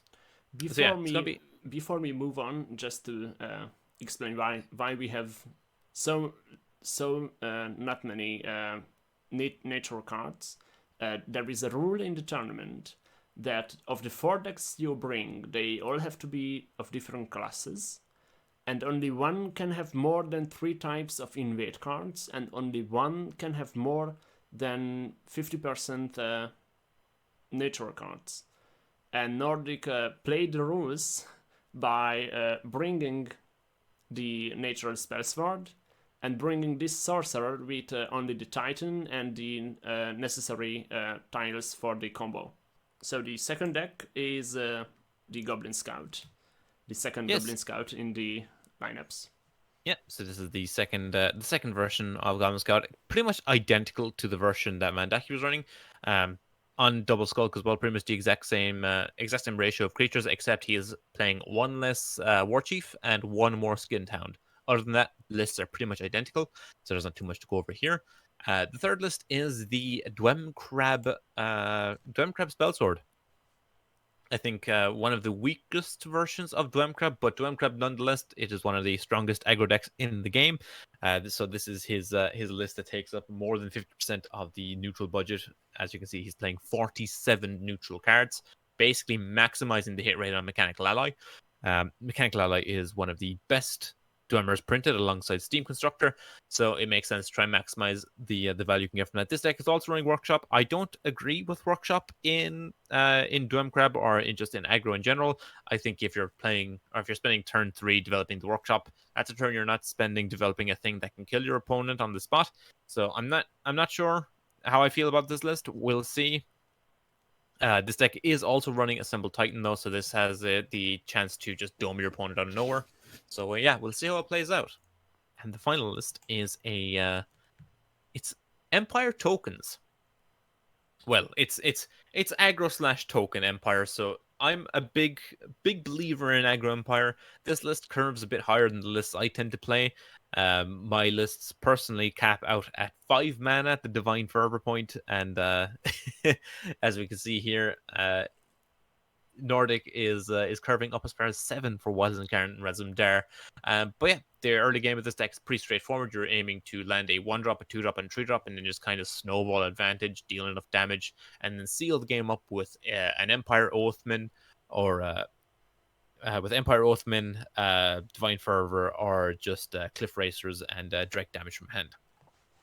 The list is pretty solid. He's running 1 copy Defensive Bruma as well as Pit Lions and a few smaller token generators, things like Empire Recruiter. Darkmane is phenomenal in this deck.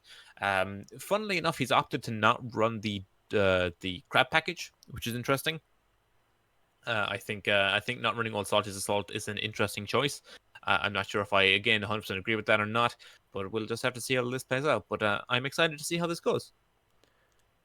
Alright, if you are Nordic, which deck you choose to have been won with as the free win because Warlock had to opt out?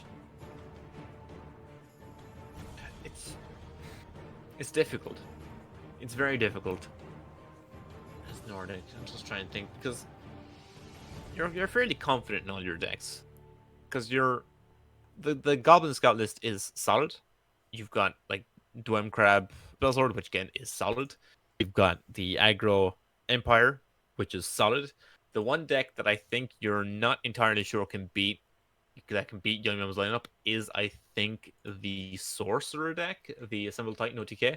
So I think I'm more than likely just going to pick the auto win on the Titan OTK, just because I don't think it's fast enough to keep up with Yum Yum's lineup here. And it was probably Nordic's line of thought as well, because he chose to auto win on Sorcerer. And when I heard that, I had an entire other line why I would have chosen that, and it's because I thought that he chose it because he just wanted to make the audience like him more with choosing to auto win on a Titan deck. But now that you speak of it, it actually makes sense, and then you can still auto win on a Titan deck and win a match if Exactly, it goes because well. because in an aggro mirror match, I'd be far more comfortable piloting the Dwem Crab deck over the Titan deck. And then Yum Yum banned the Scout, and Nordic bans the Move Archer. So Yum Yum, for the second time, has that deck banned. We shall not be seeing Move Archer at all. No. So we have Yum Yum on the Red Rune, and Nordic is on the Aggro Empire. This is going to be an interesting matchup, I think. Just because mid-range or mid-grow is mid-range Red Rune, yeah? Yeah, it's mid-range Red Rune. Mid-range Red Rune has the tools to like fairly effectively dismantle the aggro Empire list. But Aggro Empire might potentially get a fast enough start to where that it can just push the damage it needs, like super early. Especially given Yum Yum's hand without the ring. Like Nordic can ring a Depot Trapper into Shadow Lane this turn and then ring Pit Line. Yeah. Which is a super high pressure start, especially when Yum Yum has nothing to do. Yeah, no cards. Yeah, so Yum Yum is already starting off really far on the back foot. He's just not passing not to... But will you wait to pass just to make Nordic think if you have maybe a 2-cost card? I think if you're Nordic, you're already just know. assuming your opponent has nothing, because they would have played Yeah. something contest. You need to contest. Yeah, you have to play. You can't just let this board spiral. Now if you're Yum Yum, you're still in a really, really bad spot. You can play the Haunting Spirit, but it just gets edicted. Does it, or do you draw a card with Crusader? Because it just attacks the 1/3 and then gets Yeah. shackled for 1 turn. And as the table looks right now, there won't be time to use the Haunting Spirit's last gaps with the shackle next turn. I always forget that Trapper shackles. Let's see, Gavel of the Ordinator off the Oh. top here. Gavel is so sick, especially with Pawnbroker in hand here. Prophecy. Ooh, Javelin kills Javelin. the 4/2. Kills the 5/5. Okay. He's not worried about stemming the damage here. He just wants to get rid of the biggest thing. You can trade in field. Unless Gavel, yeah, then you can. Because Nordic trades Care to better. make a friendly way? Okay, goes for the Pawnbroker here. Or the Gambler, sorry. In case, Pitching the Pawnbroker. yeah, in case a guard comes down.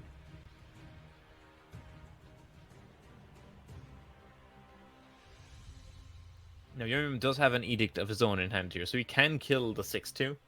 But are you more concerned with the 4-3 is about to draw your opponent 2 cards? Your opponent's about to go from 1 card to Yeah. 4 here if you leave this gambler alive. You always clear the gambler. Yeah. Unless he will be dead anyway. Doomfang ally off the top. The single Doomfang ally that's almost sure to not hit nature roll because that was just the 3 mud crabs. Turns into a 3-5. If Yum Yum can draw guards, Gatekeeper is such a big draw here.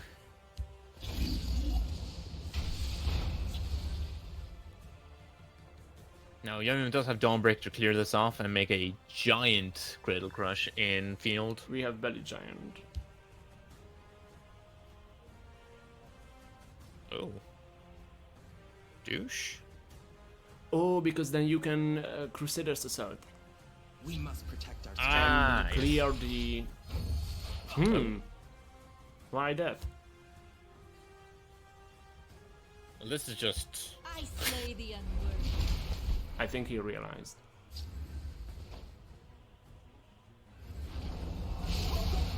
Trace. Yeah. And it's over. That just seemed like a very strange line to take. Yeah. I think he realized it was misplay. Yeah. That's unfortunate, but that's game 1 to Nordic. Especially in the this- Empire aggro win. Yeah, especially in this match, because Nordic has already won one before the first match. Yeah. So now 3 So- match against the Dwemer Dwemer Crab. Titan. Let's see if Dwemer Crab Spellsword can take the games. And this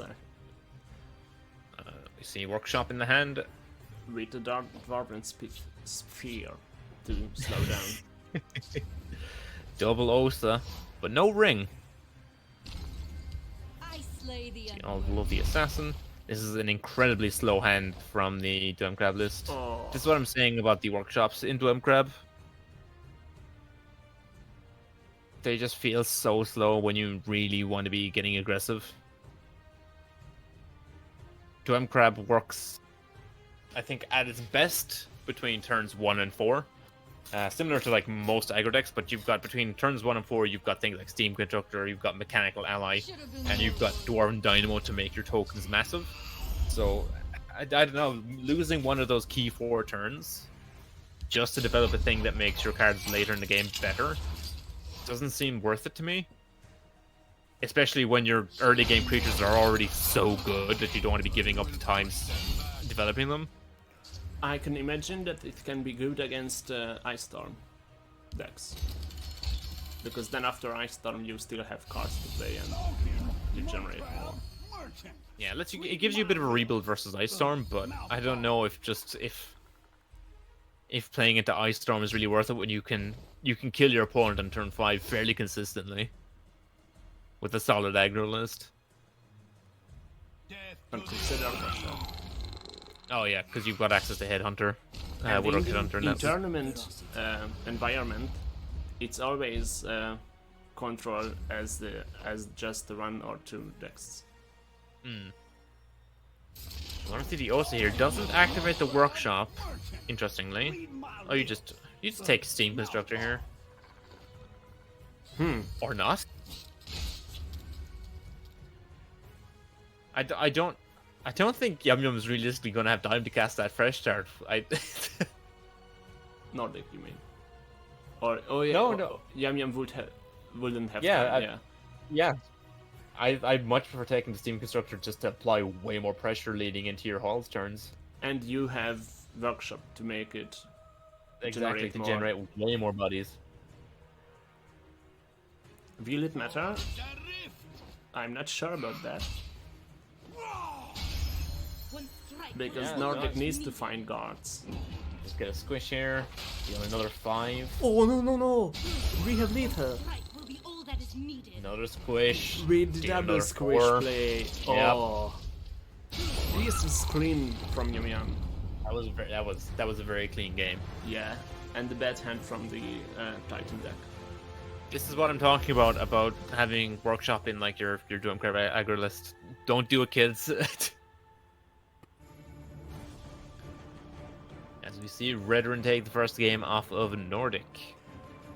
Wasn't Redrun the deck that won against Warlock 2? It was. It was. Mid-range Redrun, I'm telling you. It's underplayed. Took it to Legend like last season, so I'm telling you, it's a solid deck. I think this match is all about the Titan with the health gain, because against Prophecy you can't really go aggro, or you need to go aggro, but then you get.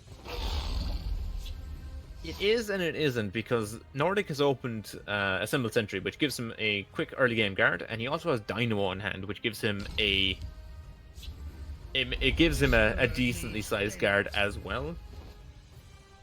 So he does have defensive plays. It's assembled for guard here.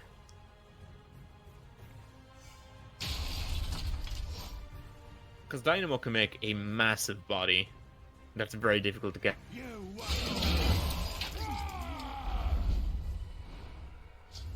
Into a ankle snapper, just to contest.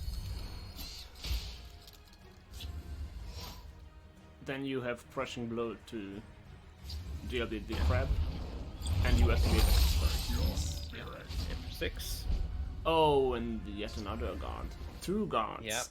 So you play the sentry, gain +2 health, and then you play the automaton. I would have played the sentry in field lane and just played the automaton in shadow, just because the 4-2 wouldn't be able to trade into it naturally.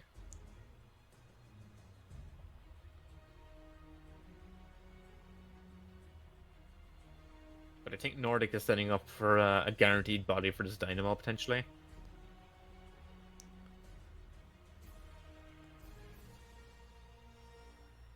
I see a bone bow off the top for Yum Yum as well this turn. Very well timed bone bow.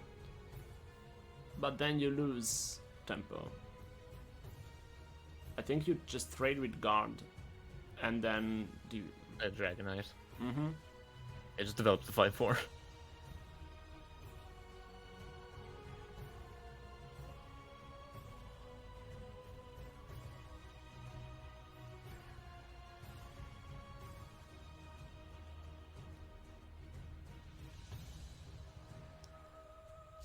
Oh. Okay. Does opt to go for it, pushes as much damage as he can here. We're just gonna see a 3-2 trade. Another guard. I think we're just gonna see the 3-2 trade and then an Osa come out, because that's a lot of bodies to do some trading later on. As we see Nordic shift to the aggro plan. You take plea here. Yeah, you have a full lane. Yeah. Play is just a resolute ally on this board. Although I see, I could imagine taking Fighter's Guild, because play is useless for Yum Yum. Yeah. And then you just get guard against Prophecy BM. So here we just develop the workshop and play the sphere. Shackle down the board. Kind of get into a position where we can workshop with the Dynamo next turn. Just kind of push all the damage. Prophecy. Harpy, gonna shackle with 2-5.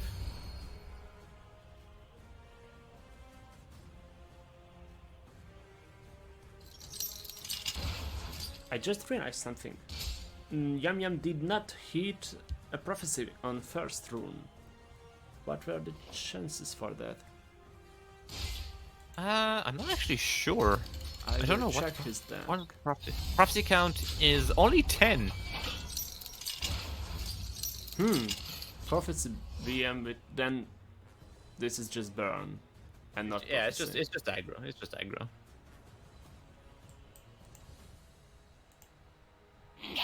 So this turn we're going to see. He's just going to play second workshop, active workshops, Dynamo, deal a million. And then win. Yeah, there's nothing that you can do to stop this. Against turn 6, Nordic isn't low enough for all the burn in hand to make a difference. So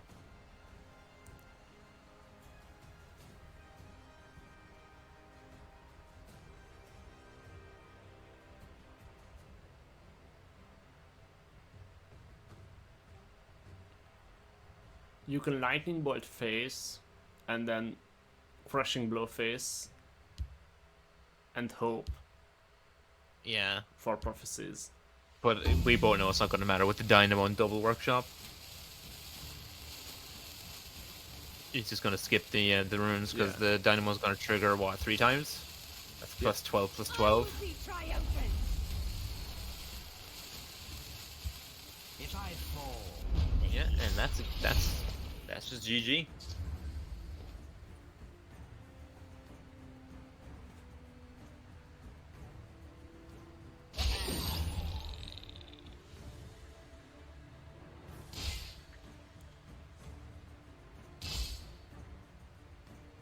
Oh, okay.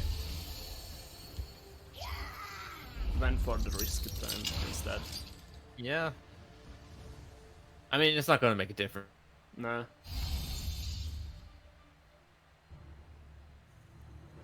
And you play 3 for style points.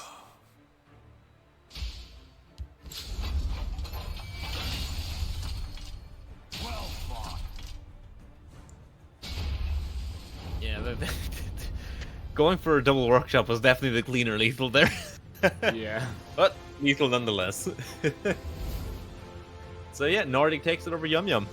And this means that we have our first finalist with Nordic, and Yum Yum will be playing for 3rd place, and for points, of course, to qualify for the final stage. Then we will be coming back with Megacat versus Eiros in just 5 minutes.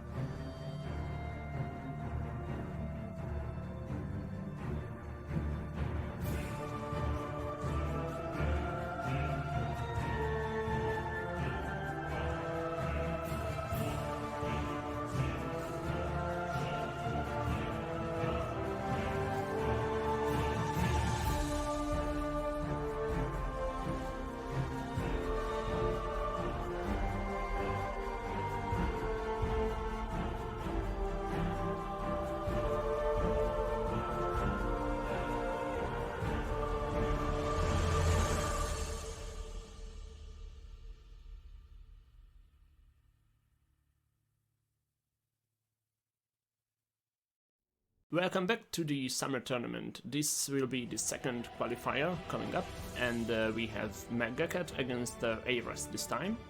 We have already seen Megacat's deck, so we won't go over them as long as before. And then we haven't seen Ares yet, as he defeated Grace Van Deer in the quarterfinal, so we will go through his decks in depth. Megacat brought a Guildsworn deck, House Dagoth, then Tribunal Temple and House Telvanni. And Ares brought Battle Mage, Assassin, Guildsworn, and a Singleton Telvanni. So as we saw already, Meg is actually playing mid Dagoth as his Dagoth list. We have a Expertise, Guildsworn, Betray Telvanni, and mid Troll Tribune, which seems to be a common pick, at least among a couple of players, because I believe himself and Warlock bought this exact Tribunal list last year as well. Ross has gone for a slightly more mid-range / aggro lineup, bringing a kind of a crab, a mid-range BM with the crab package, using cards like Osiris Assault to fill up a lane, and then slapping down a Merrick to give them all items, as well as having synergy in the form of Alfie Conjurer and 3 copies of Warlock Headhunter for some burst potential. We have a fairly standard take on Move Assassin, not too much to talk about here, just a lot of move creatures and decent low-to-the-ground threats. Looking to stick a Doom Smuggler early and then kind of snowball the advantage from there. We have a what I would classify as a mid-grow Guildsworn. It's not quite aggro Guildsworn, but we see some slightly more aggressive cards in here. Again, Osa is making an appearance in this list. We do have some interesting choices in the form of Journey to Sovngarde and Merrick. So we'll see how this pans out. I'm interested to see how it plays. And finally, we have Singleton Telvanni. It's basically just a big old pile of good stuff cards in a Telvanni shell. So not too much again to discuss. Running the standard of Mushroom Tower as your support, so you can copy the siege when you play it. I don't believe he's running Set's Masterpiece. He is not, so it is the only support you can get off the siege. So the hope is you don't draw the Mushroom Tower, hit siege, and basically play it twice. So yeah, it's going to be interesting to see how this lines up into Mag's slightly slower lineup. But yeah, I'm excited to see how these games pan out. Then let's go and see them, because we have already bans. And the bans are that Megacat bans the Move Assassin and Ares bans the Tribunal Temple deck. So we won't be seeing those this time. Yeah, no, the Assassin makes a lot of sense, and Tribunal also makes sense because it can be a miserable deck to play against when you're playing mid-range into it. It's one of those decks that just kind of has enough one for one removal that kind of sets mid-range back, and then obviously you can develop its own mid-range threats and kind of push from there. So yeah, the bans make sense in this context. All right, then let's move into the matches. Yep.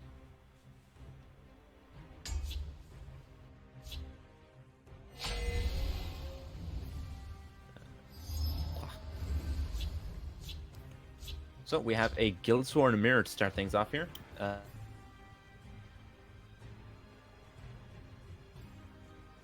First time we're going to see the Expertise deck running, I think. We have seen it against Manedaki winning. No, I think it was... Was it not banned? It was banned, I will check it. Because I remember saying it was a weird ban.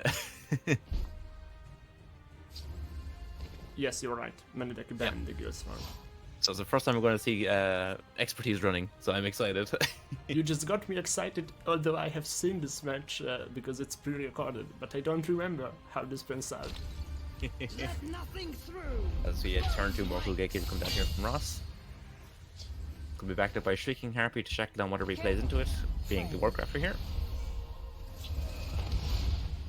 I personally would have played Harpy and then tried to Warcraft the next one. But it would have been met with Harpy anyways. So we see the Clank Camp going on. We're going to see a Ring Osa next turn. And he's up to 3-1. Takes the trade, and more than likely just going to Osa into Field Lane here. Oh, just go straight for Headhunter. Interesting. Okay. Makes a lot more sense. If you don't go Headhunter this turn, then you can play Headhunter with Charge, because the Orcs will die by then. But the Osa will get an Automaton. Come at me. Which is an Orc. It's everything. It is everything. We see That's a fine. Gilsworn Oathman come down for the bolt. Clear off the 6-1.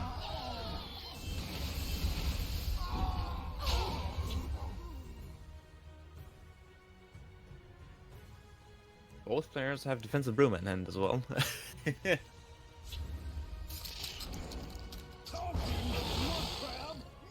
we see also come out into Shadow. We're going to see him take Resolute Ally here, I would imagine. And then try for the chance. I mean, you I think are it's better than running the yellow. 4-3. Yeah, I think it's better than taking the 4-3 here. The upside is far greater. See Apex Wolf off the top for Magakit. I wouldn't be surprised to see that run out this turn.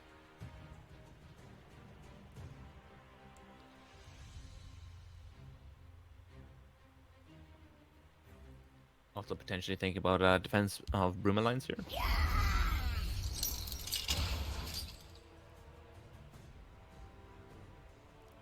If you play the instructor this turn, do you play mutation? Behold, my magnificent monster. Then you play Jack and mutation. Yeah. No mutation. He holds it interesting. Is in case it rolls guard, I guess. Just to keep it alive. I think you would have been fine with rolling guard. But what Mag wants to do here is he wants to line up her defensive broom next turn to get guard, and then hopefully roll drain or ward off the mutation. And then get +1 more. +2/+2 because of the because of the 2 clearance. defense. Yeah.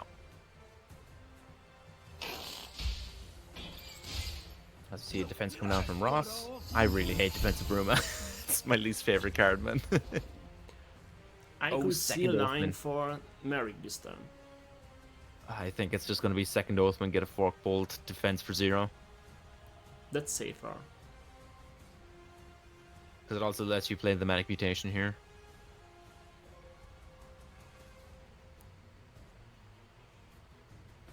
You can also play Daggerfall Mage, Kalali Sharpshooter, and then defense. Oh no, you can't. Sorry. Okay, we're going for Instructor instead. Interesting. Step and strike. Defense, and then Mutation on the Jack. And then get one more token with the expertise. Breakthrough. You fight well. Yeah, this is Time to join the fight. a fairly sticky board on Matt Gackett's side. Hold the line. March rips 8 fingers off the top. Watch this. Let's see, a Guildsworn Apprentice comes out, I would imagine. I will try for the ally. Looks like he is. Hold your position.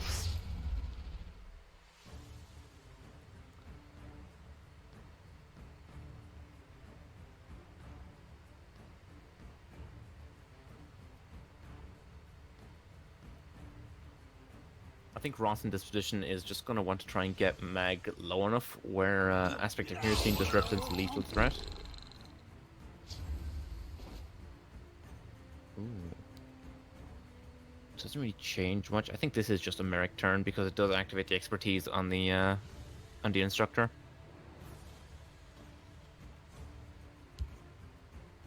Oh, interesting. Okay. Let's get another forked bolt here. I only need Sharp shoots the 4-2. Forked bolt, kill it. Does he get in for damage? time to join Does the not. Yeah, definitely setting up for the Merrick next turn here in field, I would imagine.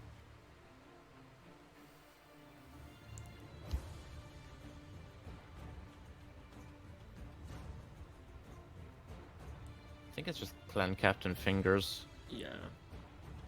Then you can Deal one. clear both the Oathman and Jack on in Shadow, and then And the the instructor Instructor. and something more. A token. Yeah.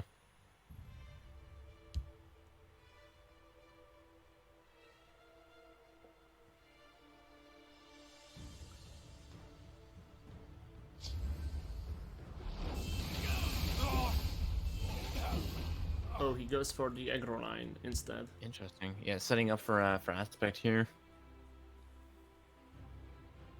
No, you need to play this in Shadow alongside. You need to push the 4.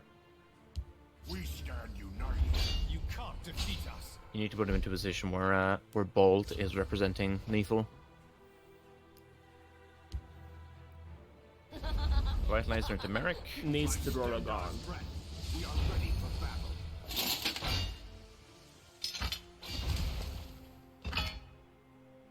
He's gonna gain 2 off of the Revitalizer in a turn. So But that's still, 10. if there is the clan captain, then Oh, it doesn't matter. it's over. You fight well. That is it, yeah. Coward. 102A rested. Well, okay, the Merrick doesn't actually trigger expertise. Interesting. I thought it would have. I was mistaken. Yeah. So Ross takes it. The the mid grow Gilthorn.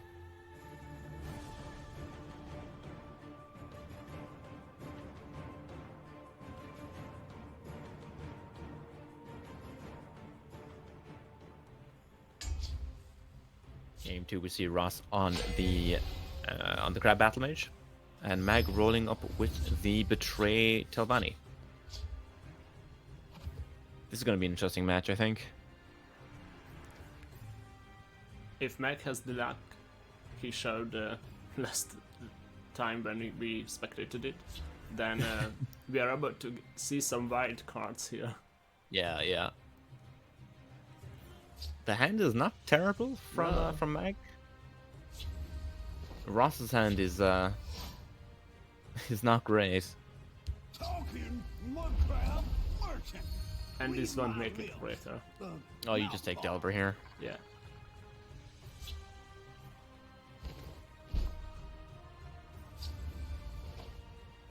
Zombie. Interesting. I don't think I would have snapped off the imprison there. Maybe to save hand space That's in I don't case know. he expects a really fast beatdown, and then you need to get an ice storm from runes. Fight. Attack. I don't see other Also- reason why to do that. yeah. It's also interesting that Ross decided to push the damage as well with the Firebrand here. Just one of them.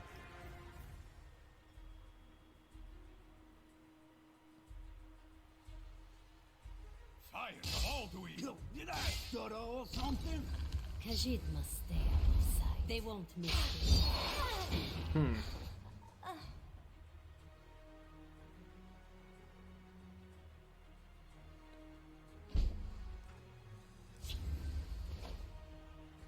Delver is actually really interesting in this matchup. As Maga has to fire off this this zombie, otherwise he's not going to get the value out of it.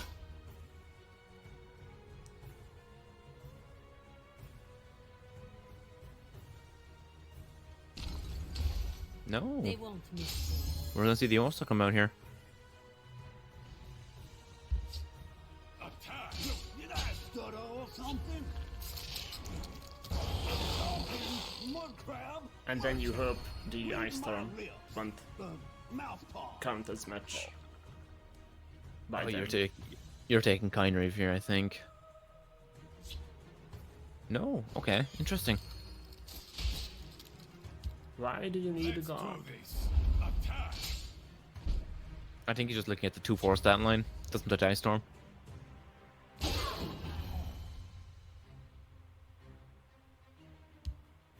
Feel the power within you. Just Mage.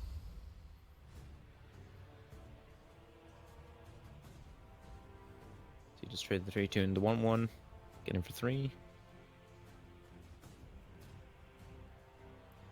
Or you could, yeah, Gatekeeper Yeah. and then Clan Captain. In Shadow. Push all the damage. At the ready. Did I stutter or something? Talos. Double Ice Storm for Maggacket here. Or something? That's going to be backbreaking. And here's the overthrow. Do we? Second middle is Tree Miners. So you have to snap after Ice Storm. But still you have only 9 health. And then Ross has a lightning bolt and a headhunter in Time to take the offensive. No orc to activate at the moment, and he will have health gain in the form of Blackhand Messenger.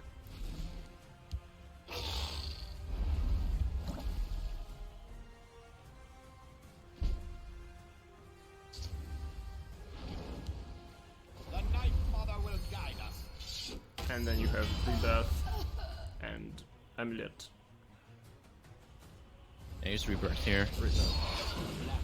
Sees all. Yeah, and you just play your guild, there's these guilds. Recruit, Psychos. And then next turn you're just playing Alter and Spymaster. Or Alter and Catspot potentially. So we do see the automaton off the top this turn, which would have been potentially lethal.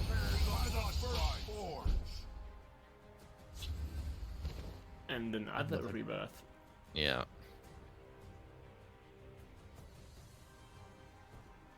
I think you just developed the altar here regardless. But it's a case of whether or not you rebirth the messenger again, which I'm not sure if that's correct or not. You could rebirth the messenger and Ice Storm.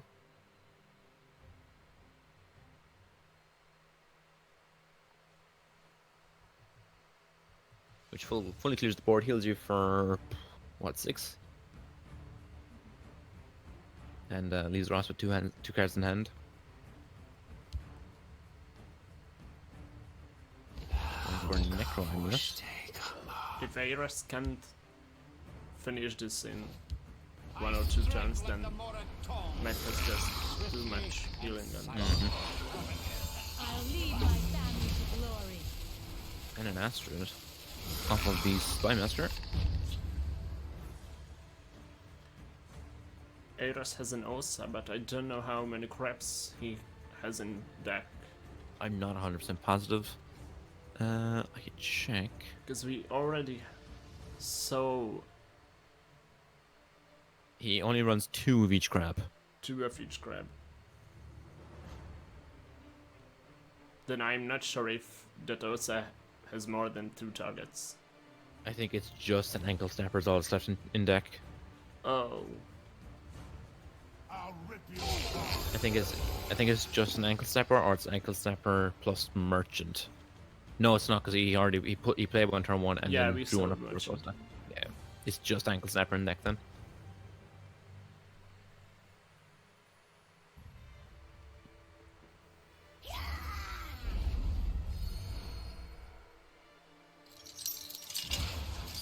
you boil the guard, get him for 2.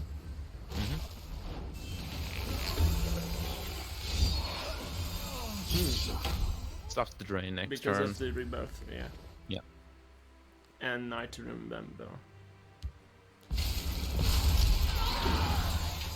Must I do everything myself?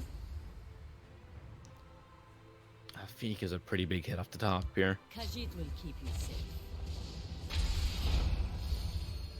That is such an insanely good draw.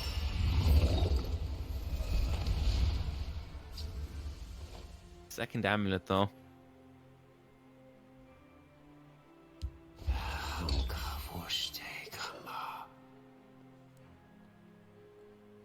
Do you play the Baroness or the Altar? I think you need to get the altar rolling. Do everything myself. Opts to draw 2 cards instead. Fire Bloom could be. I don't know, Fire Bloom is great here. Pop the ward and then Fire Bloom. Hit the 7-5 because you're always lucky, never mind. This time maybe not.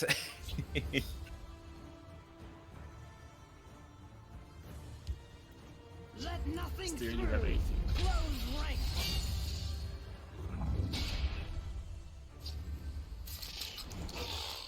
Alright. Yep, that's the last grab. I can't off the top to clear off the 9-5. And then if you are worried about another lightning bolt, then you can still Night to Remember the messenger. Mm-hmm. Yeah, I think the line here is Ancano, I remember Messenger killed the 3-2.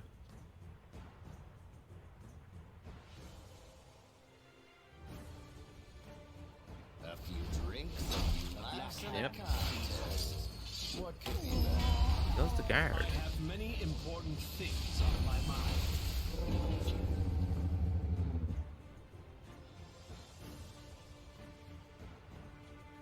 3 fear tournament, play it back again. Get an extra 1.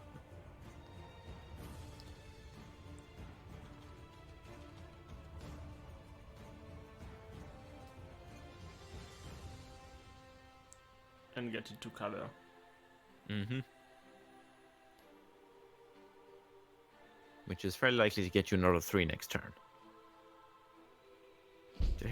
The only problem is Mag is hitting for 4. Yeah. Oh, never mind. He's hitting for even more than that. Match Telvanni courage. And the tinkering.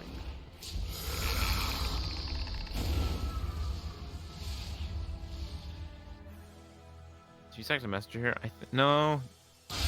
Well, now you do. If you grew up in the rune.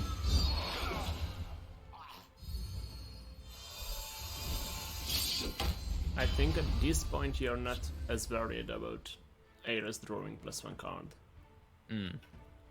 With 2 guards and 2 amulets.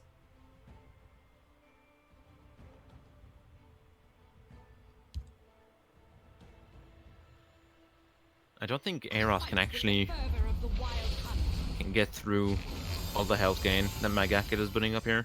No. Danger Noodle off the top. I was gonna see the second doll to come down here, and we're gonna start seeing some serious cycle.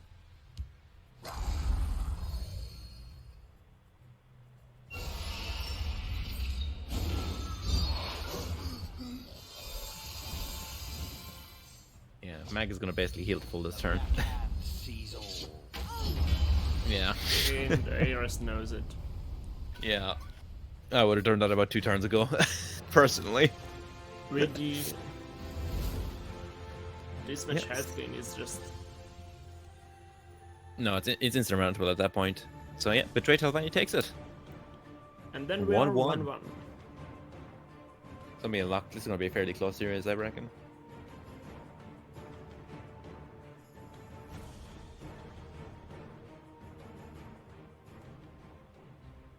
We're going to game 3 here. Ross is on the Singleton Telvanni. versus mid-range Dagoth.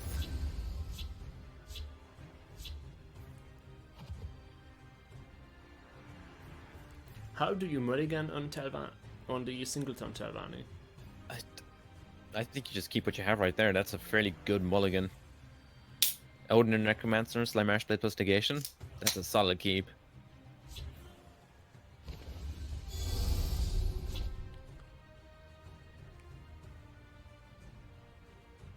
Into a Shrieking Harpy off the top.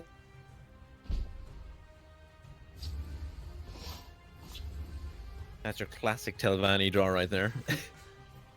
I stab. And the Morokai as well. See the Discerning Thief come down here.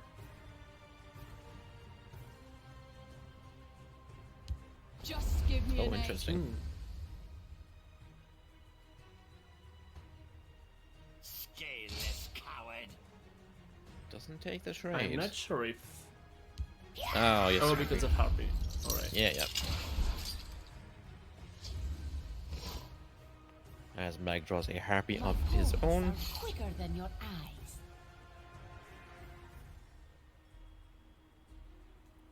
Smash is going to see trade into the 3/3 negation trade. Oh no, dagger on the 3/2 maybe? Or the 3-2. Okay, no. Yeah, so trade. By my And then Assassin. I slay Yep. the unworthy.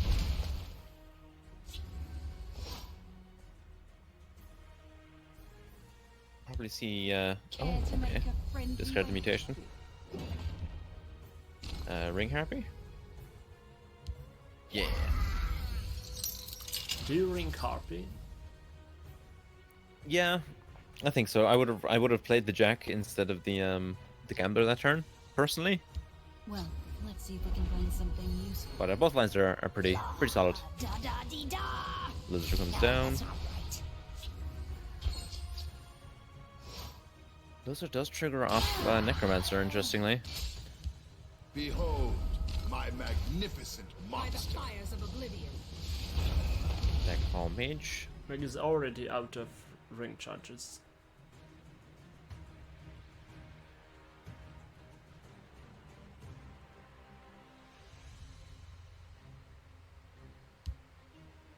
Let's see the ordinary neck come down. My servant. Get probably a Slime Marsh Blade, or Harpy is pretty solid here as well. Harpy to shackle down the 4-3. Okay, the Jack.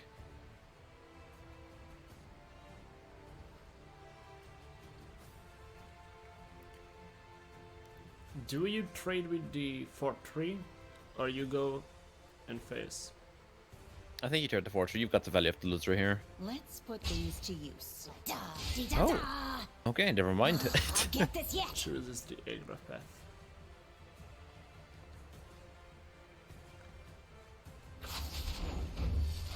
Because right now, Mega can just, yeah, Rapid Shot, Firebolt, and then Fingers clear. the Empire. Yeah.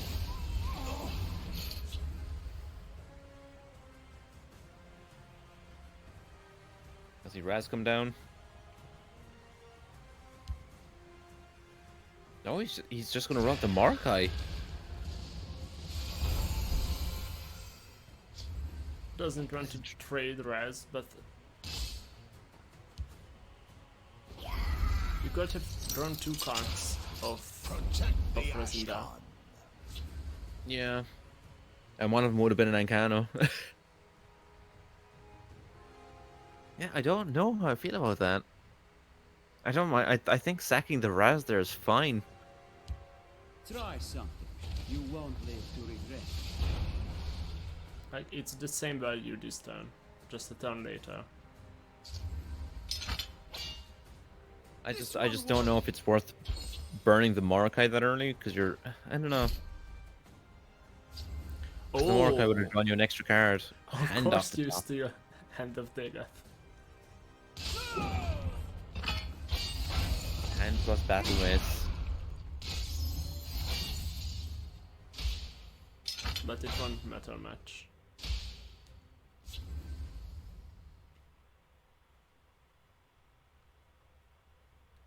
You have no way to stop this, I think. With the Great Viper you can still something. I was gonna say you can steal a Harpy, but I think the only Harpy Mega's played is the one that's currently on board, right? I have no idea. This is where it would be good to actually be in the client.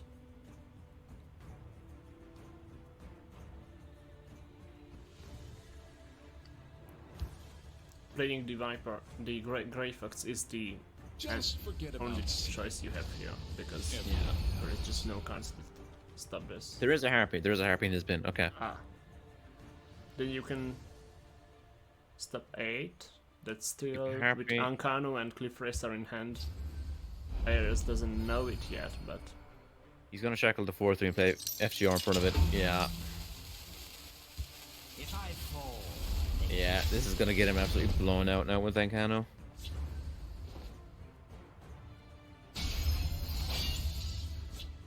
I have many Yep, important that's GG. things on my mind.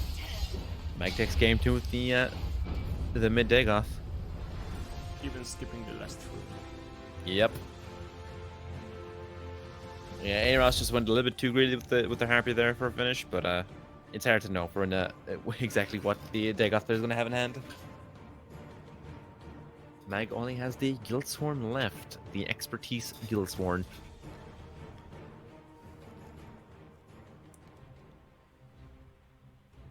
And Ross is queuing the Synced Telvanni one more time. It's the 2 decks that have lost a match in this round. Yeah. I think if you're Ross, you're keeping that entire opening hand. If you're Mag, you're definitely pitching the Cavalier. It's whether or not you want to keep the Oathman or not. I think Oathman's good enough to keep. Oh, Keeps the Cavalier and pitches the Ultimate. Interesting.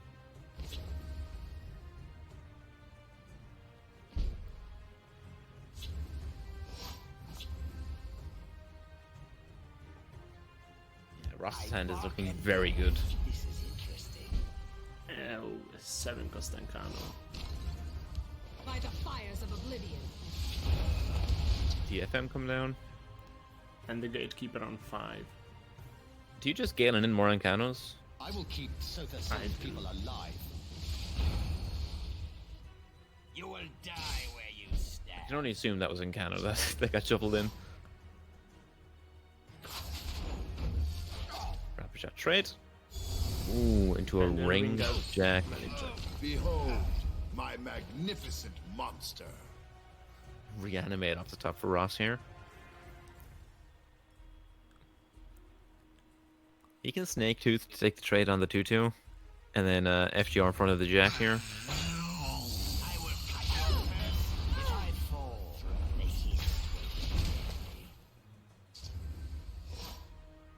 Want to see mutation. Oh, never mind. Speak, citizen. Doesn't risk it.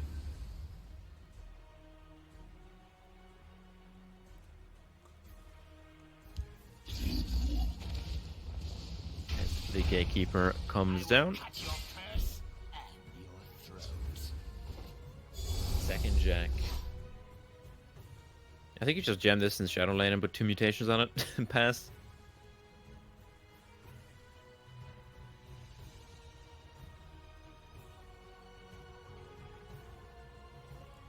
Or you ring out the Apex Wolf. That is also an option. That's potentially the better option. And still do it in Shadow. Well, I mean, if you're playing the Apex Wolf, you're going to probably put it in front of the Gatekeeper. Yeah.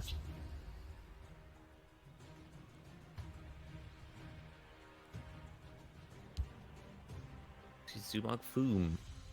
Going to target the Apex Wolf here.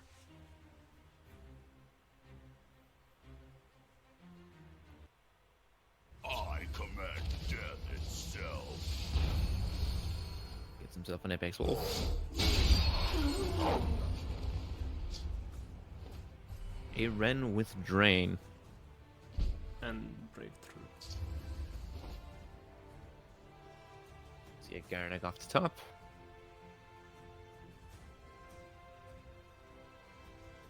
We're going to see the trade happen here into the Gatekeeper. The question is, what is he doing at the rest of the turn?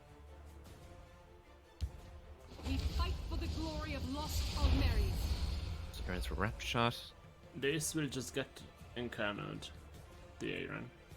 Yeah, 100%. Do you play the Rapid Shot now?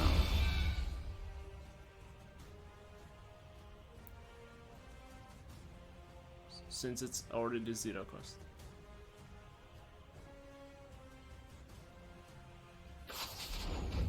He does. Is it just a ping? Okay.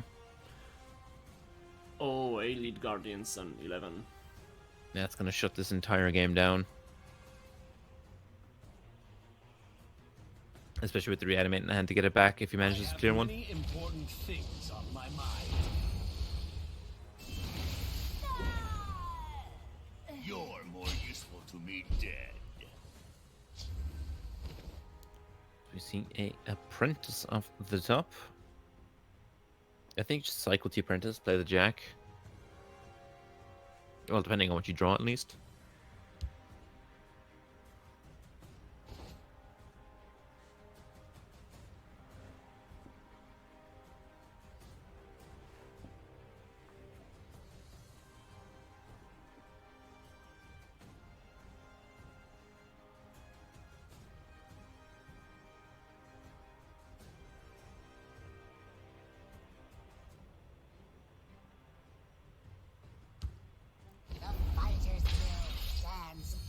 Cycles for a Sharpshooter. You can Oh, Sharpshooter that's for really the Wolf good. here.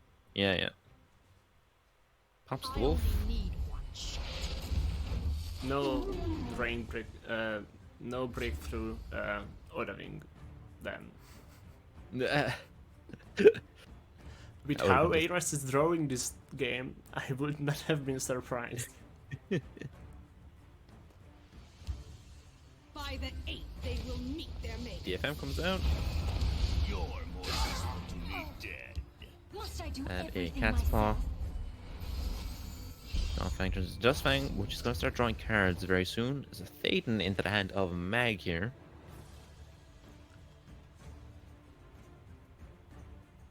Do you just Thaden? You have enough cards right now. In And then Ursi's Ares name. will just A-lead Guardians. Hmm.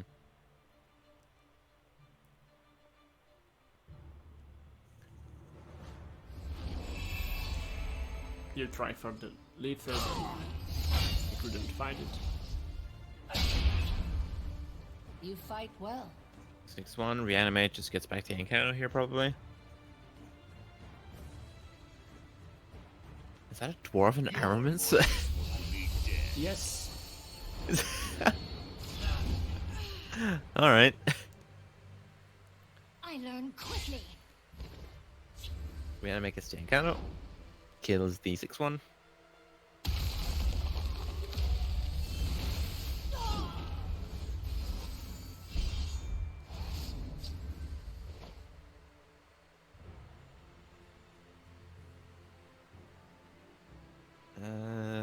Probably just Stormcloak, Tome, kill the Zumog.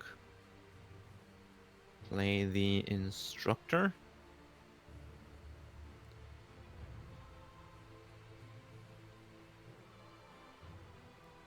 You can It's either that or Garanag. Stormcloak, Behold, then my Tome magnificent and monster. Manager. We must protect the Night Mother.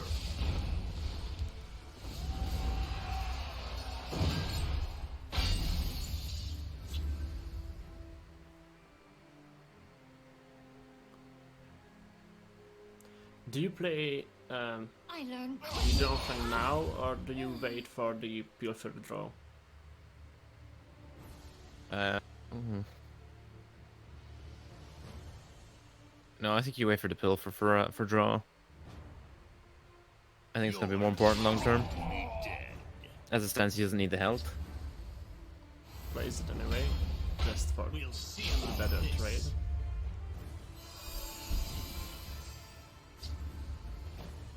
The Nords must take back Sky.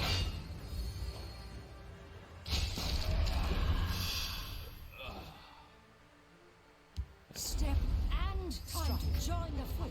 Get And here come the Guardians. The no fun police. And this is probably where the game ends. You can Oh. clear one.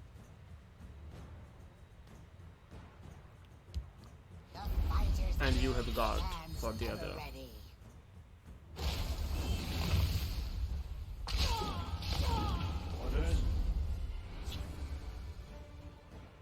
Giant bat off the top that clears the guard. Get in And for then- 8. You can, Get in for 8. yeah, you can mummify the 5/5 as well if you're really worried about it.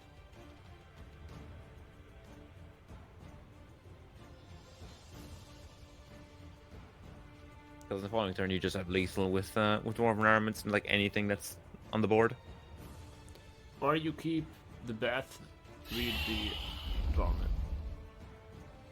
Or you play it now, but then Oh wait, hang on. No, this is lethal. Or he's one off.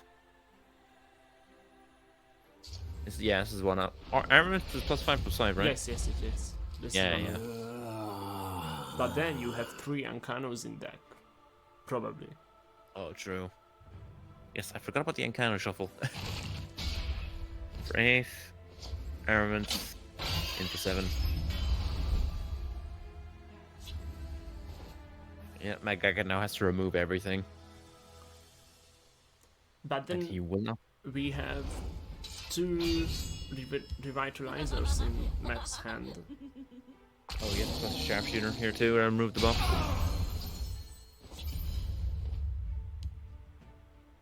I only need one shot. Yeah, sharpshooter plus archer.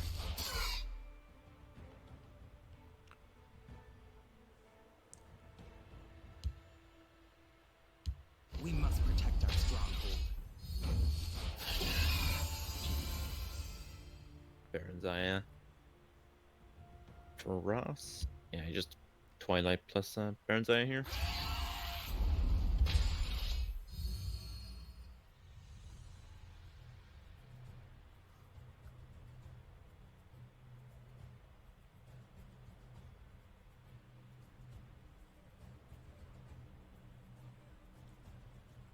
Ross needs to finish this next turn because then we Megacat has 2 revitalizers and the expertise lady.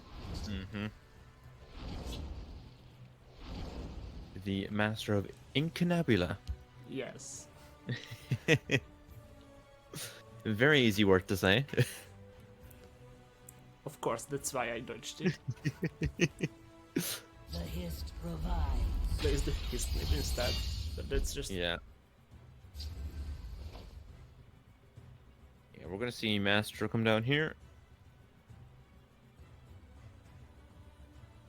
Probably Master, Bloodluster, and Mutation. In Hercine's name. These books are worth more than Oh, Don't you dare touch them. this is clever. He does get to double clear here. And Roy's regeneration.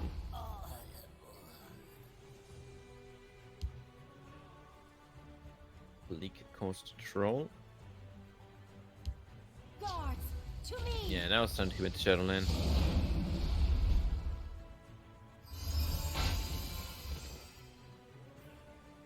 Ooh, the Harpy.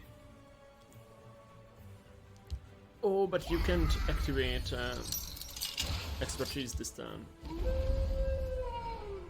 I think you're just happy to just develop the board. Like, it's still this is still a solid turn for Mag here. Oh, we have lethal. That does it. Ascan off the top. You're not immune. Ending game since 2018. All right, then we go 2-2, Okay. and I have Winner bad takes news. all? I have bad news score. What? The last match has technical difficulties, No. and the client did not let me spectate until the last few turns. Oh. So what we will see is the final blow that will finish up this 2-2 semi-final. Oh no, really? Because of course it happens when everything's so hype. So this is how the game ended. I was trying like for 8 or 10 minutes. And then couldn't spectate from both sides, just from Meg. Oh no. Let nothing through. Close ranks. By Stendar's breath, we are ready for battle. Cat hat. Steel sword. Ring of measurement. And Oh, the battle okay. ends. Wow, that's exactly. You thought Oh, so, javelin. right? But then Javelin. Fear my wrath. Wait, does Ross just die here? Oh my god, just Merrick's on both sides. Is Rapid Shot lethal?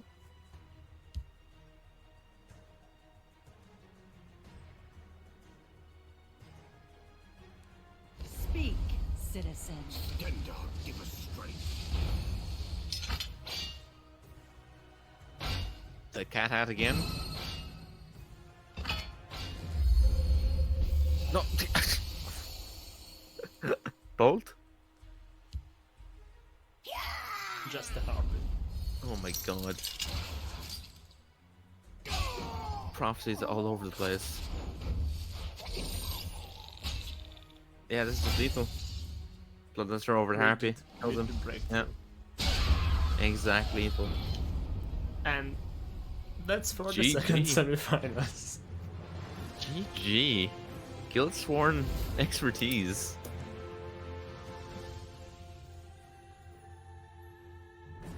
The bracket looks like this right now, which means that the finals will be Nordic God versus McGacket, and the third place match, we will spectate next, is Yum Yum versus Ares, and we'll be back in 5 minutes.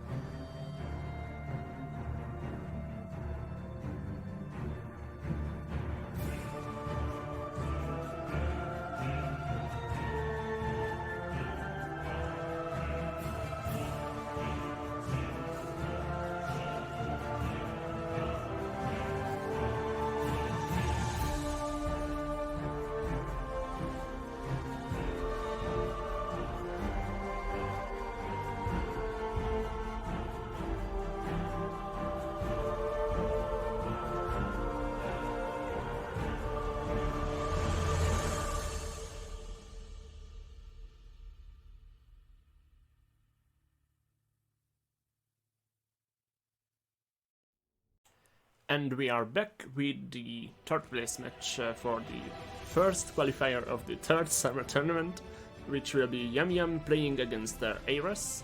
Yum Yum brought a Battle Mage, an Archer, the House Redoran, and even her pack. And Ares brought Battle Mage, Assassin, Guildsworn, and the Jalvani.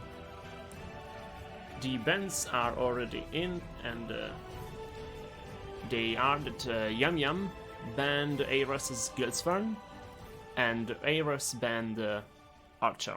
So it seems that Yum Yum won't be able to play that deck even once in the qualifier.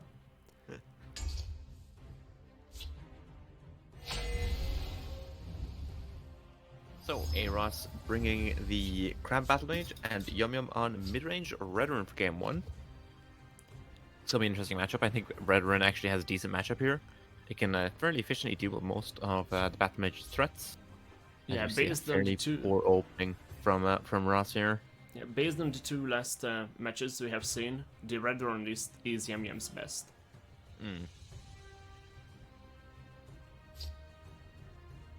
So you see a very good opening hand from Yum Yum here compared to Ross's hand. Double lightning bolt is not what you want to see in hand. You want to see them from runes, especially in From this runes matchup. are later in the game, ideally. They're not what you want to see in the opener. As Yum Yum is just going to go 4-2 into 4-4, more than likely. Because Ross has the choice of either ringing a Discerning Thief, which is going to die to the Thane, or he can ring a Raiding Party Raiding to kill the Party. Thane, but Neither of those feels right, no. but you have to do it. I see one Thief thrown to the... just the goes Shadow Lane with it. Are quicker than your eyes. That's fine. Yum Yum is just going to start the race.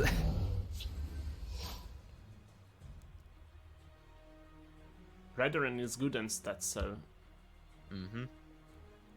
you can choose to start it. Press on. Too slow. We see a Marine Throne. Probably ditch a Firebrand here. Although, I think you just ditch Aspect. It's Aspect or the second Thief.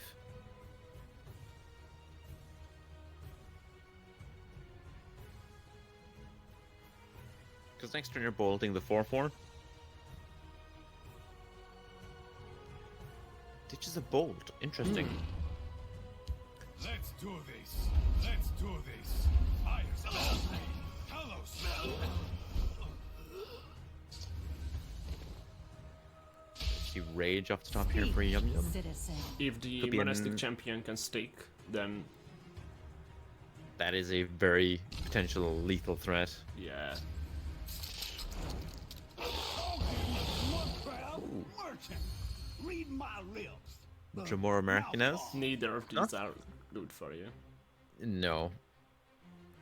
But You you could really go don't want for your opponent to have the Martinez. you could go for Aspect of Your Scene on guard, and then double. Martinez. Yeah.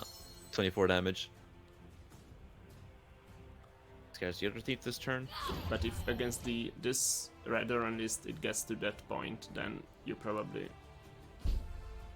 won already.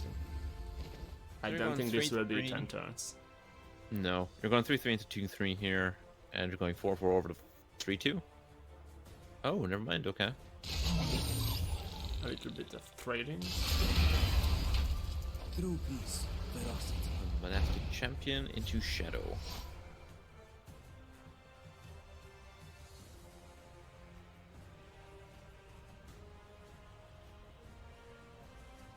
Just gonna clear out field lane. Attack Captain. And then Reclaimer. Well, let's see if we can find something useful. If we got me, we'd probably just consider Shadow Finning this.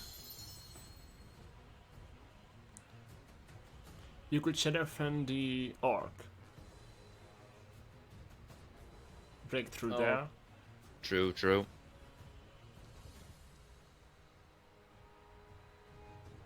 No, I think you silence the orc and you take the trade over to the thief.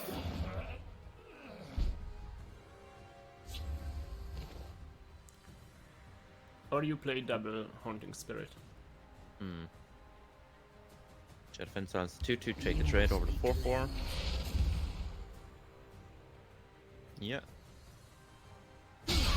Just takes away Ross's card selection here, and also stems some of the damage you're taking. Let's keep Is that hold a of your... Dushnik drone? That is a douche. That has a free kill onto this monastic champion.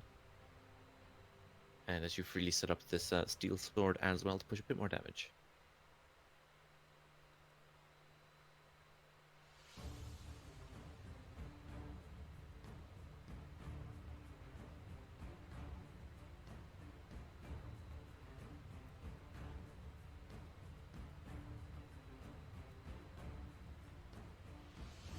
Yeah, attack first to see.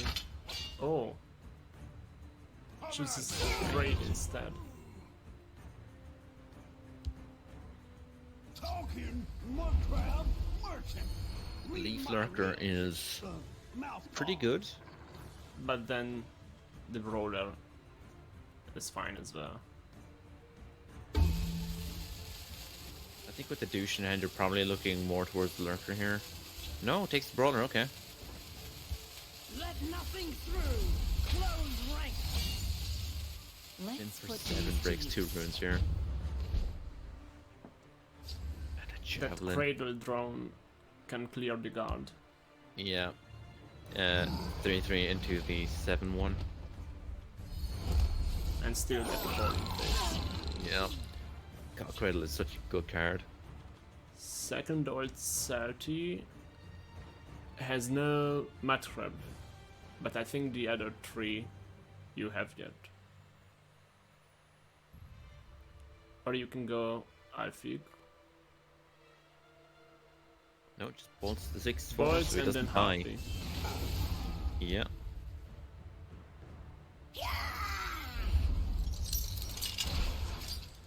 And ooh, Ross is gonna build up a mammoth and a soar here. Not fear me, mortal. You should. Most stats, most damage.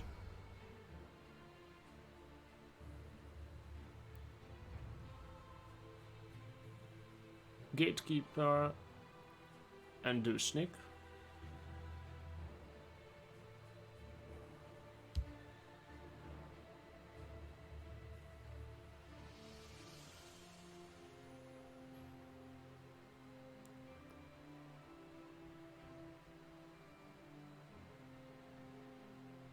Playing the Osai when there is a breakthrough in the lane, Yeah.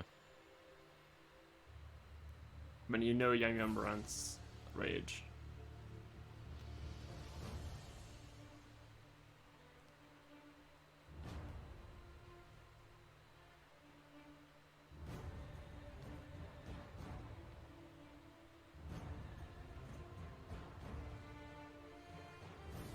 So we're just gonna see the Alfie come down here.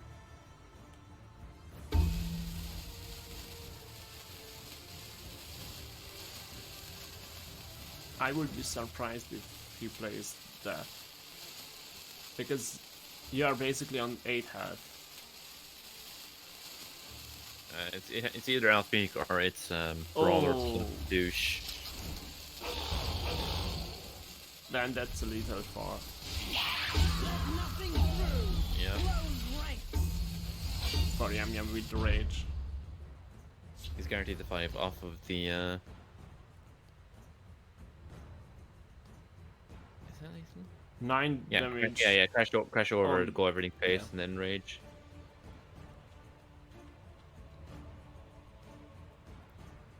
Four, 5, You have 9 on the rage, and then you can 5, yeah. deal 9 more with the Sober and the Mammoth.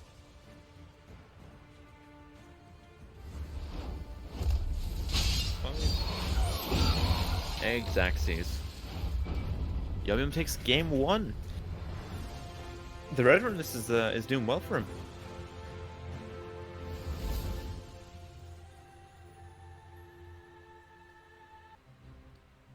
to Ross on the move assassin. Yum Yum bringing in the mid-grow Ebonheart. He doesn't want to bring the Battle Mage. I think that's his weakest deck. Based on what we have seen in the qualifier before.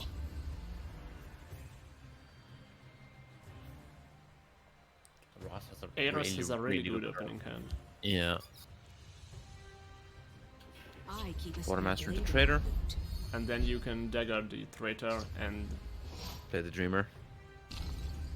I think Ross just takes his trade. You're fairly happy with this. we have to keep our eyes open for these I'm ready. Swift Strike. Of course, I'm on your side. False Incarnate off the top. The Minotaur goes field. Against move it, you can't really do much on playing the Minotaur in Shadow, because then there is just the chance that the traitor will move over to field. Yeah, I think you just dagger here and then play the Dreamer in Shadow as well. Next turn you're playing the Scourge. Didn't see this coming, eh? We see you waking and sleeping. Double suspect.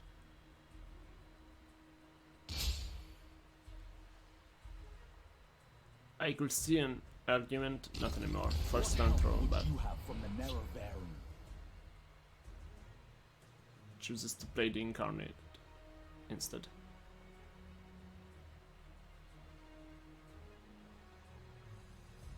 Just gonna move to get a building speed off here.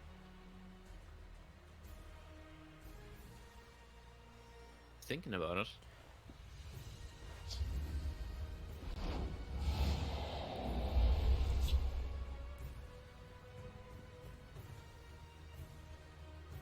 Didn't see this coming, eh?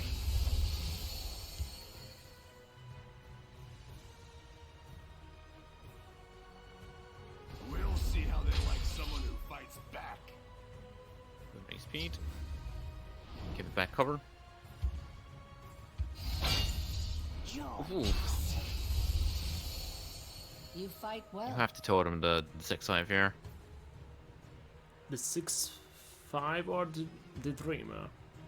6/5. The Trader. Because the Dreamer would have lost the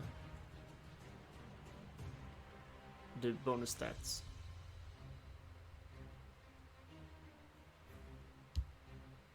But you can clear that up with the Minotaur on the following turn. You're more worried about the 6/5 with cover that you can't interact with.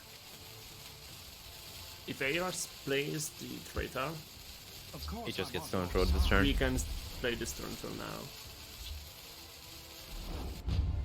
Opts to give the Dreamer cover again. Yep, so we're going to see a stone throw on the 4/4 here. On the 4/5, yes. Baron's Eye off the top. And the Good lightning Prophecy bolt. Bolt. Oh, You kill the Incarnate here, so you can actually get the Baron's Eye online. do you or you kill the guard and get him for 4? Oh, true.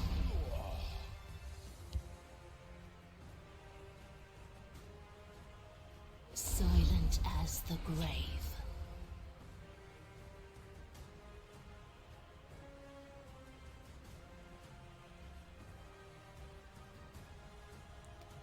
Baron's Eye with Swift Strike means 12 damage.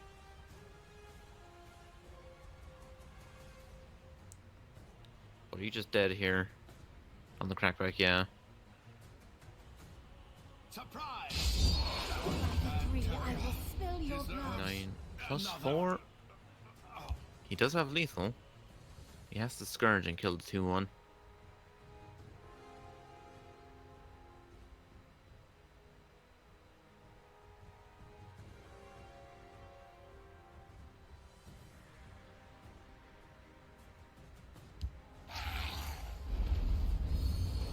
He's worried too. Yeah. And right, he's with the Cliff Racer in hand. Stendar, give me strength. Well, you know Young has been holding the leftmost card for like the entire game, so you can assume fairly safe he's going to be a Cliff Racer. And we will get the confirmation here. Oh, we will that. Silent as the grave. There is an Apex Predator in Aeros's hand. So if he can clear one of the lanes, then he can start gaining back health.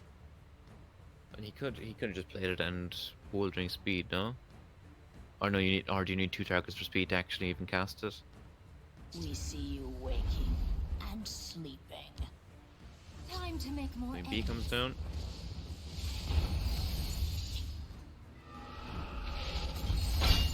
This is still a little bit breakthrough on the Mammoth.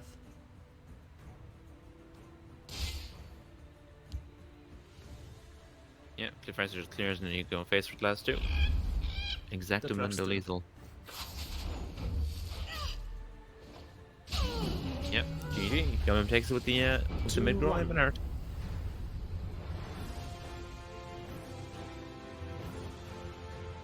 So it's just the battle mage left for Yum Yum here. Into the move assassin one more time from Ross.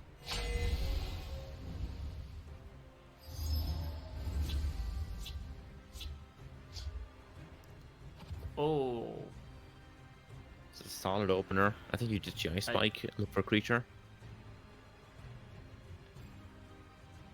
Finds a bolt instead. A bigger spike. Ross's hand is looking pretty solid here. I have no fear of your cowardly Raider into Flameslinger here. This might be handy. The Harpy is a solid pickup.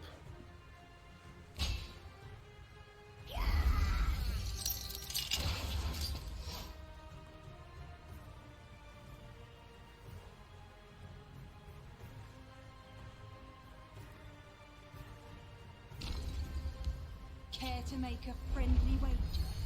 Do you Gambler Field to save yourself from 5 damage against this Predator Mage? Everything was taken from me. Today, Or do you value the cards more? I don't think it makes too much difference. I don't think Yum Yum is interested in trading anyway. But if you've got a with the Shadow Shift in hand, it makes sense to play it in Shadow and just move back to clear off some stuff.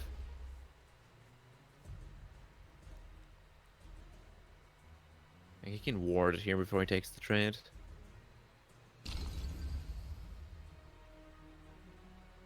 you bet on the wrong side.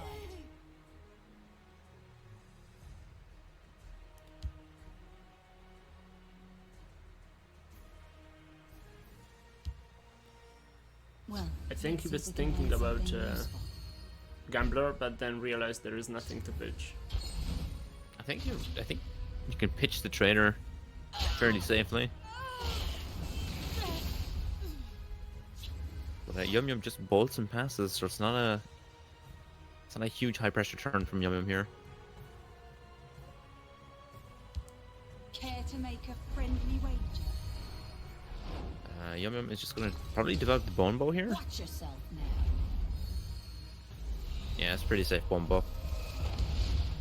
Bone Bow Crushing Blow, and then you can clear the Gambler. I don't even think you really necessarily need to even clear it here.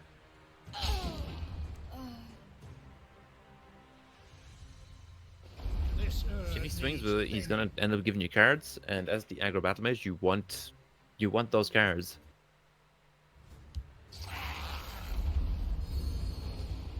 Press into the hand.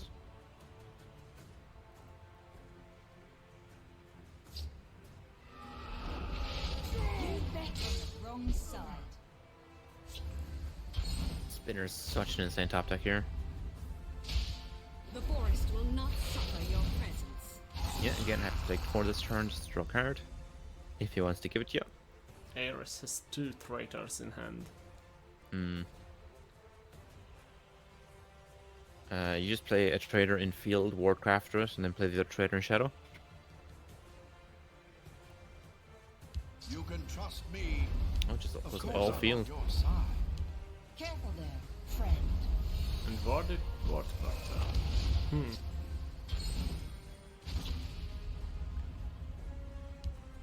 this just gets punished by the top deck. The second spinner.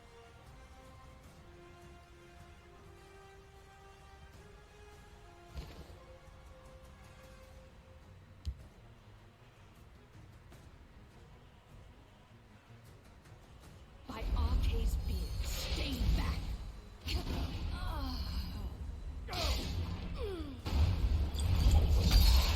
I'm not sure if I agree with the choice. Oh, what? Trade crushing blow? Yeah. Because you had 7 damage in hand. You could have gone for 5 Surprise! instead of the trade. With the creatures you had in lane. I guess you can be 11, worried about the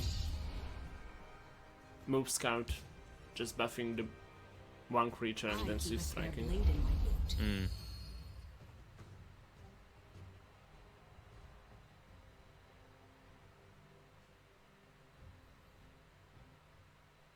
I think we're going to see one of the Swift Strikes come out this turn here.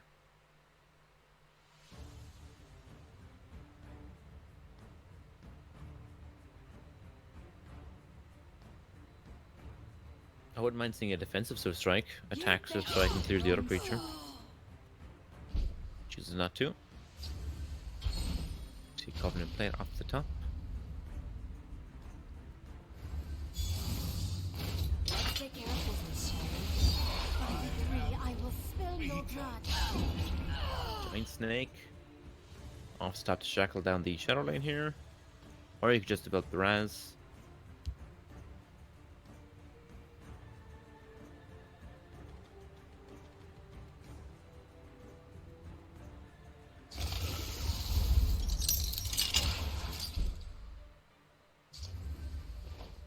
Now that draws a card. A Berserker. Yeah, Ross isn't really in a position where he can really push lethal here.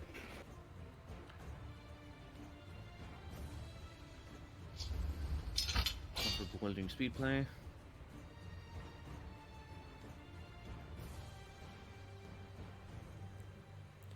You can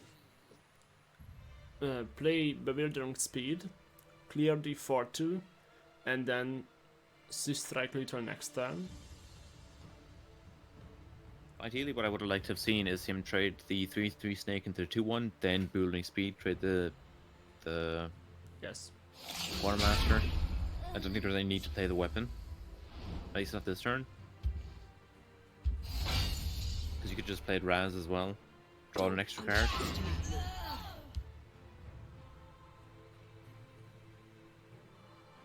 Well, let's see if we can find something useful.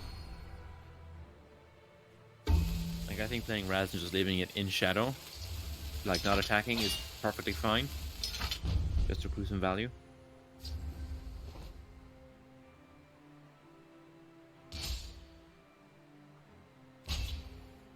I will be triumphant.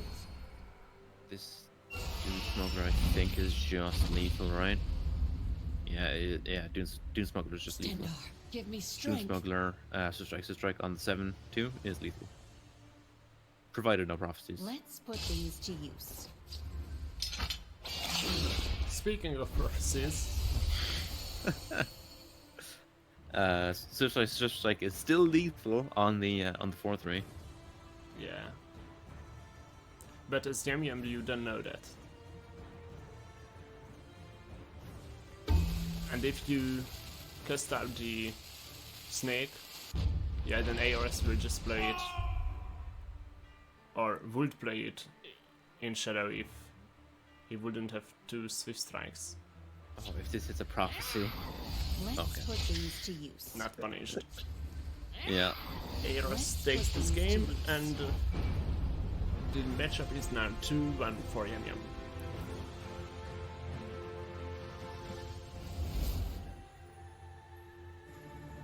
So we're going to see Battle Mage versus. We're gonna see Battle Mage mirror.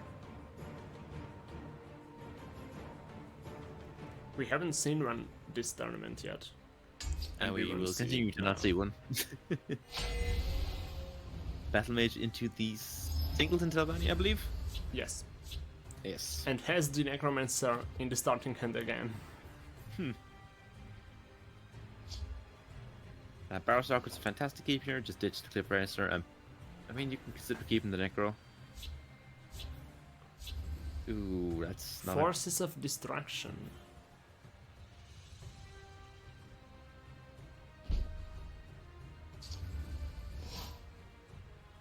At least the Ice Storm can help you out, Everything was taken True, but it is. but only if you get to play it. It's a while away.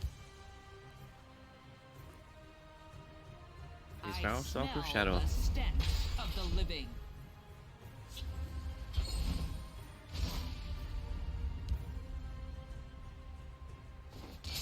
And more hero comes out. Insects, they dare face me?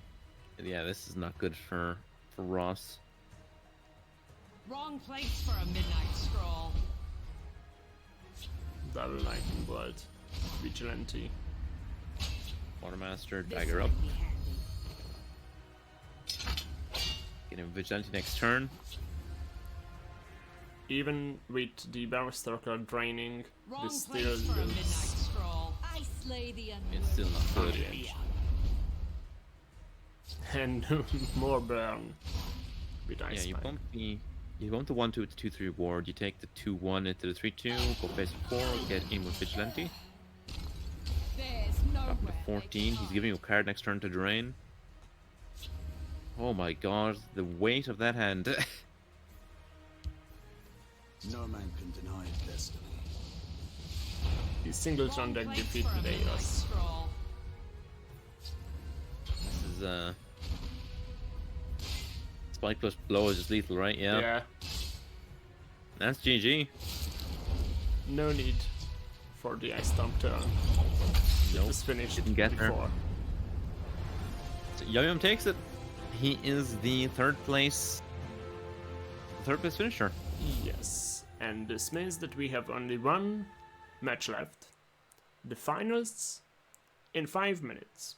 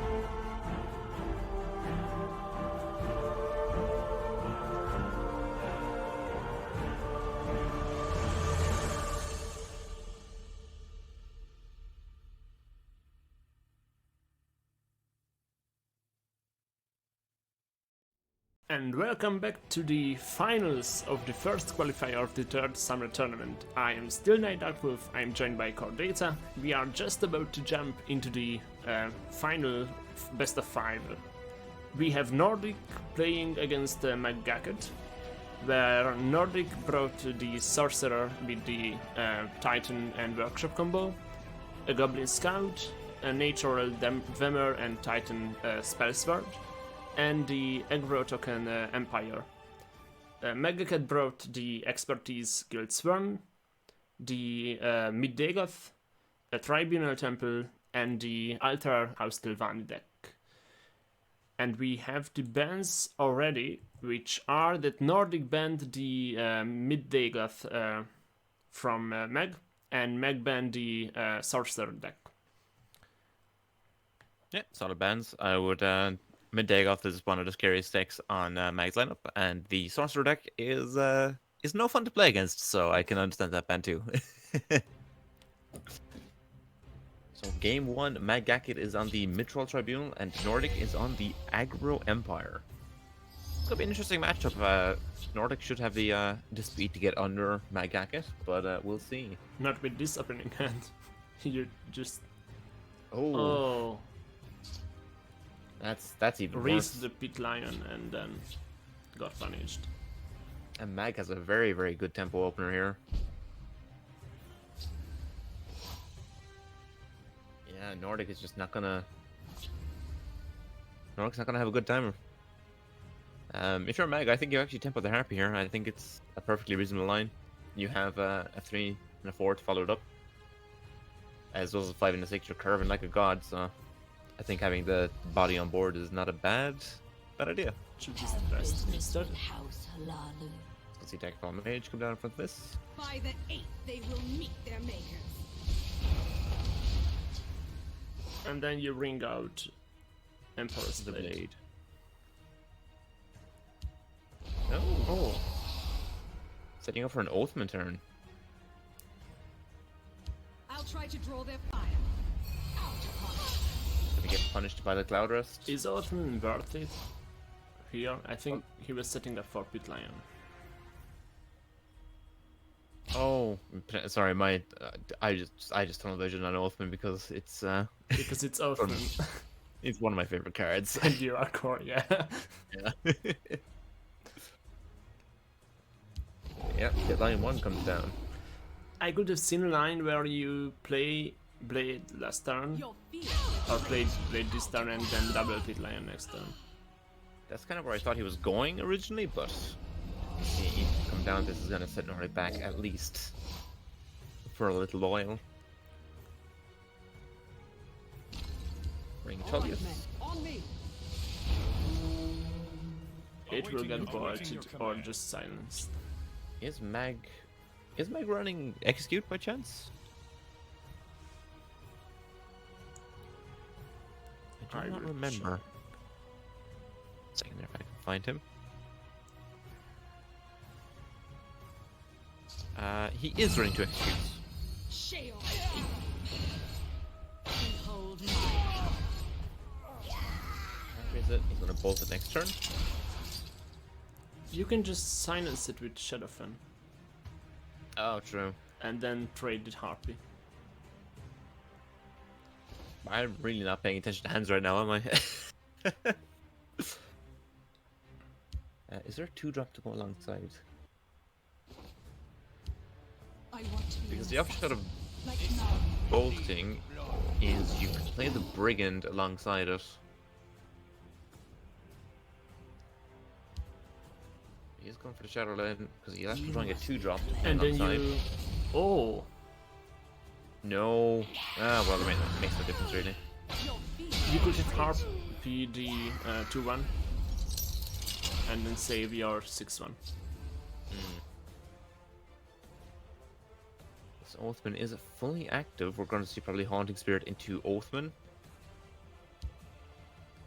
Oh, ring, into Ring Oathman. Yep. Move aside. Imperial business. Fully active Oathman, thanks to Darkmane, which I think is by far one of the best additions to Aggro Empire. in a very long time.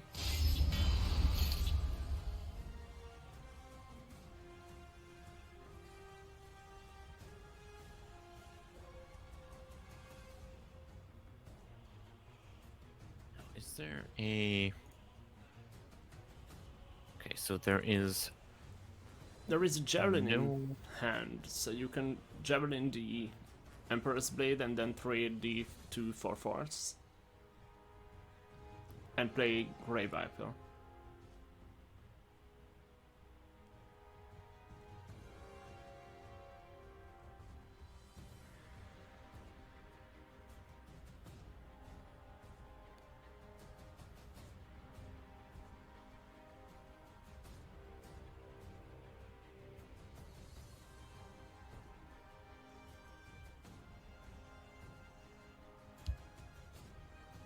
It's going for the Nogleave.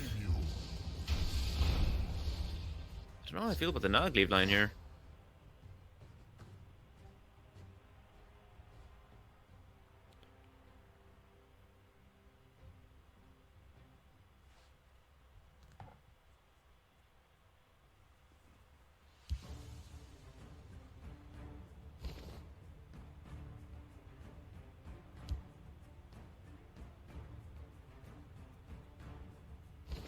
If Nordic runs 3 edicts,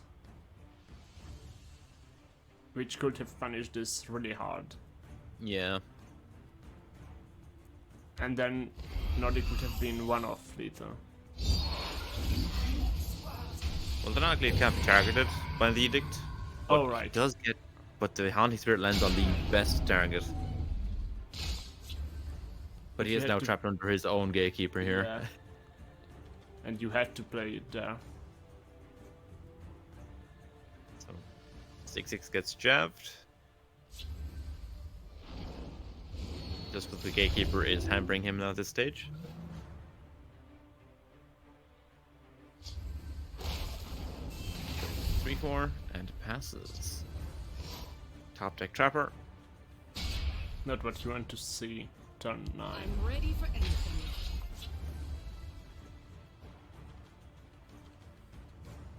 So we're just gonna see probably Tel'Vos Magister come down here. And then Sariani next turn. The tribunal will Oh, okay, he's always going for Sariani now. now. behold the tribunal's power.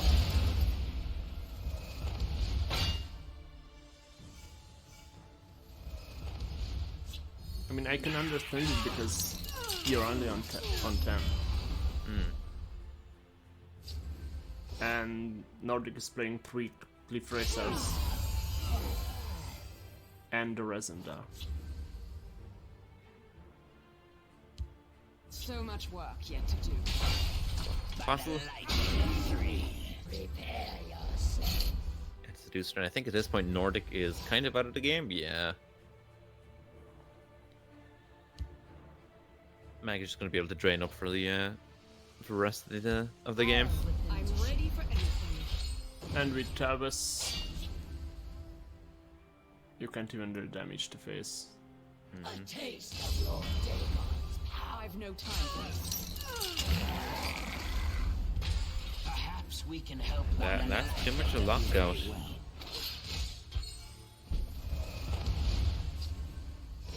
This is Third why you Trapper. concede, yeah. Oh, I would not be happy with that draw. So that is 1 game to Magakid, the mid-troll tribunal, taking it off of Aggro Empire. And Nordic runs it back with Matt going for the Telvanni. The Trey Telvanni versus the Aggro Empire.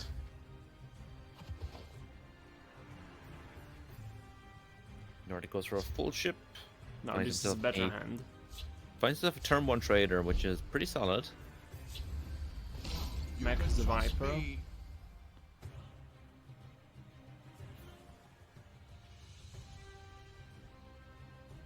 I fly like the wind and the shadows Okay, protect Spy me. Master doesn't have a Fire Bloom for it though.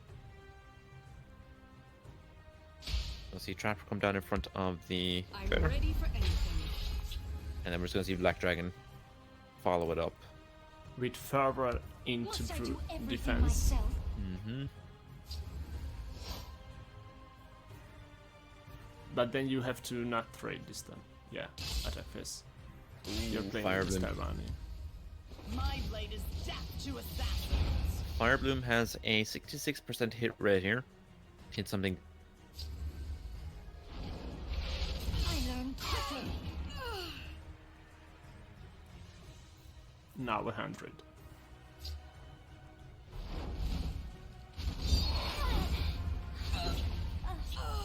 I bark and burn. This is 5/5, which is pretty solid by itself. I think you do just ring the fervor here. Chimera spirit of the sky, guide us.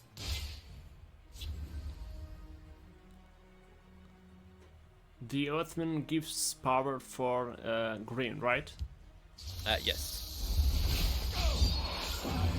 I will spill your blood.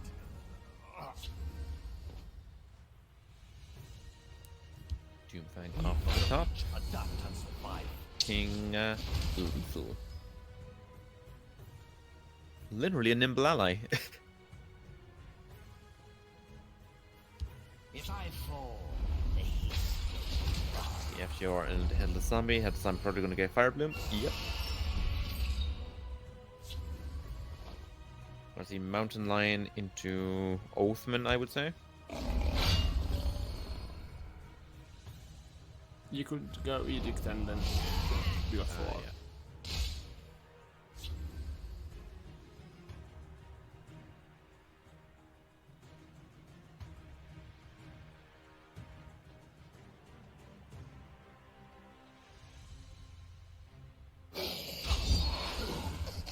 Fire Bloom, sack off the Spy Master to get some value. And then guarantee the hit on the Fortune fire. favor me. Mm-hmm.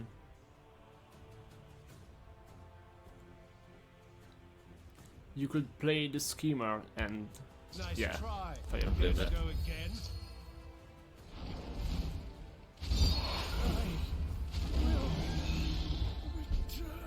Both Reminder and Telvanni Oathman can generate guards. Mm-hmm. Come. Move aside. Imperial business. Yeah, this defense is probably your last ditch effort here.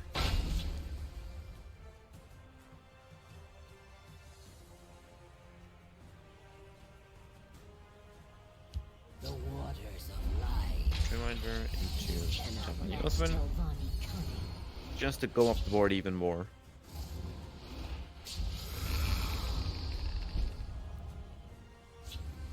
Oh, And there is a Dark Rebirth in hand too. I'm ready for anything. refresh it. Nordic is very good at top decking Deepwood Trap Rat around turn 8, turn 9.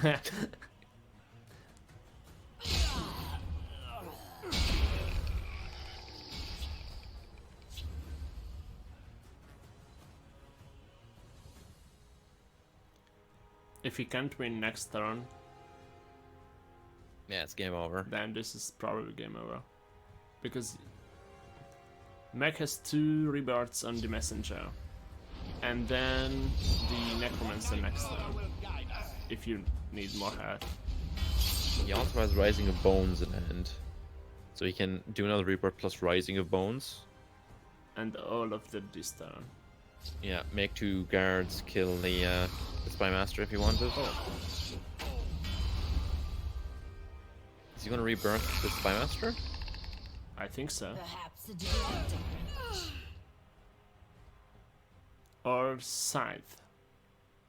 Scythe should be dealing what, 4 or 1, 5 2, here? 3, 4. Yes. Fly like the wind and the shadows protect You can't defeat me. Oh my god. Oh, His hit rate on these Spy Masters is Imperial business. pretty good.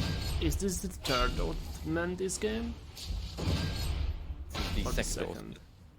Oh yeah, because the third was last game. Yep. It's in for 7. This still looks okay-ish for Nordic. Can you get a knight to remember the 5/5 into Shadowlane? You can also Necron Mastermind. Does Mac have Viper in discard pile? He does not.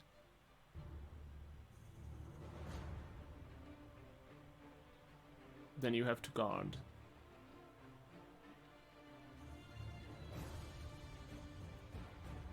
Yeah, no sanctuary pets.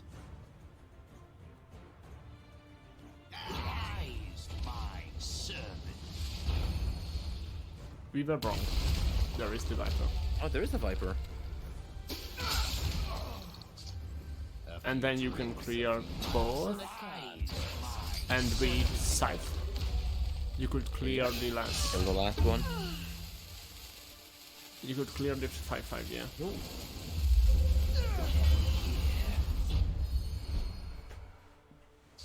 And this 5 health gain probably. Oh, wait, top decking 1 cost again. That just must not feel right. Sheriff deals with the favor.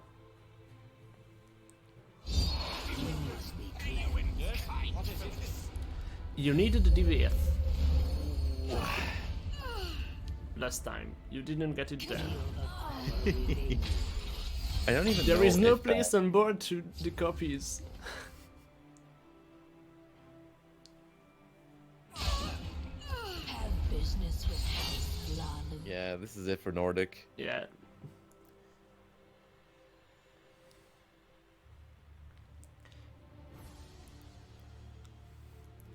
It seems Meg was right not to bring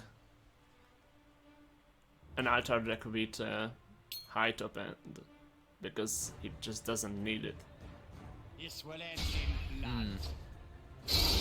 And if I Yeah, think in this tournament, You will with the lineups we have seen, Scale is coward. by the time you would get Parth or Lanet, you already won if you live. Yeah. So it's 2-0 to make Why it. run top end when you can run Balmora Spymaster? It will generate the top end for you. You go into game 3 here. Mag is on the Expertise Guildsworn versus Goblin Scout. I have no idea how this matchup was supposed to play out. It's not We will see. not a matchup that's very common. Very good opener from the Goblin side. Chef into Witch, Murkwater Guide, potentially generate an extra curse, especially with the Skulk. You're turn 2ing the Chef here, playing Skulk if there's nothing.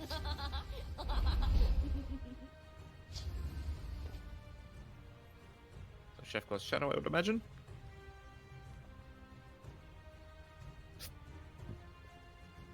Well, on field it would get punished by Crusader's Assault. Yep, goes Shadow. If Mag tries to contest with the Warcrafter, it just gets witched. Nordic also finding the Shearpoint Dragon.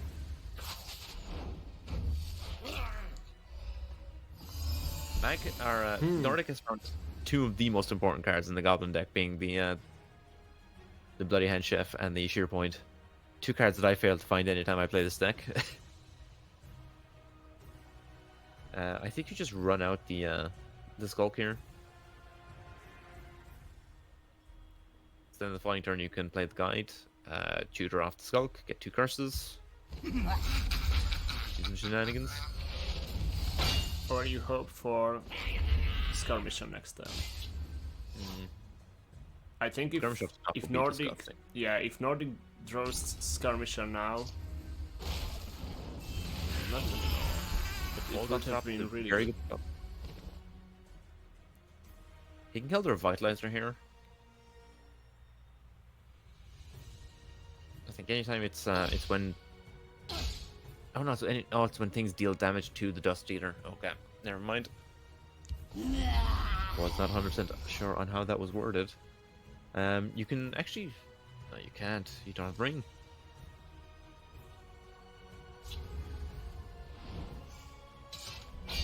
Sol takes trade, draws 2. Watch this.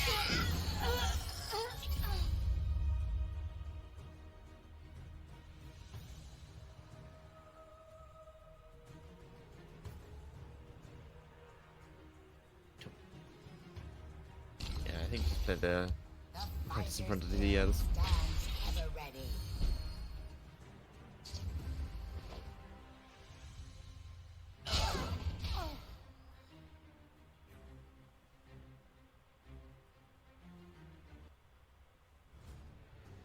I think you play. Care to make Ditch a the guide. friendly wager? Ditches his sheer point. I would have played the guide instead, Yeah. because there, Meg has no access to fingers yet, This, yeah. with using all the ring charges already. Just gonna see all of them come down as a big old body.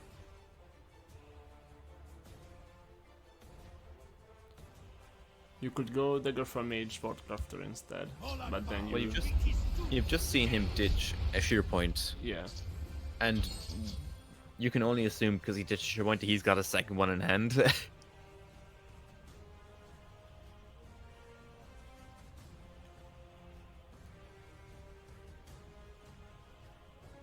we're likely just gonna see Guide come down to double up on. Actually, no, you're just gonna see Tutor Curse, Curse the 4/6 Leaflet occur. Or not? Okay. It's not as tempo efficient, but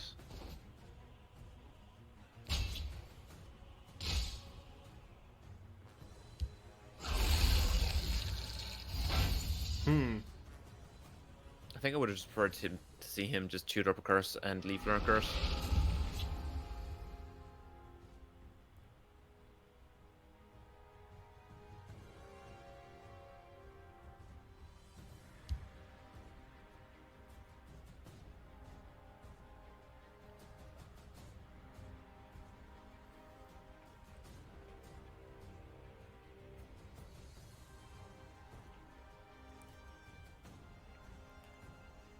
Those Swordcrafters are just never surviving in this matchup. No, this is not a Warcraft type of matchup, unfortunately. I think you play fingers now. I think you have to. And then you can clear the Gambler too. Yeah. Dust Eater. Or the Scout. But there is only one curse left in deck. No, there's still 2. Oh, because there is a guard. Yeah, right. Yeah, because the guide generated the second curse. See Skirm coming down for minimal value.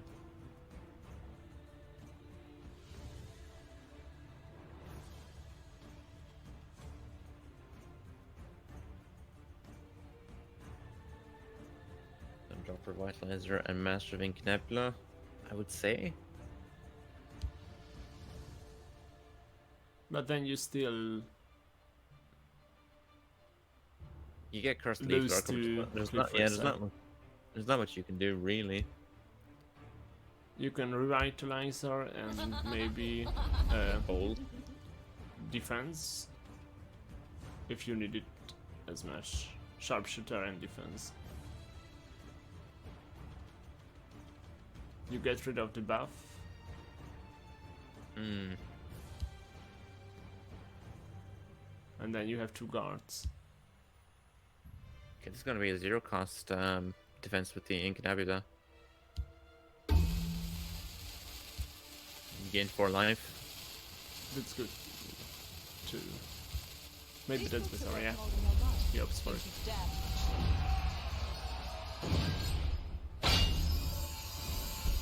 Up to 19. Oh. Yeah, That that's about War right. Chief. Yeah. The stinky goblin shows up right on time. And then you can War Chief and Leaf Lurker. Curse Leaf Lurker, the master.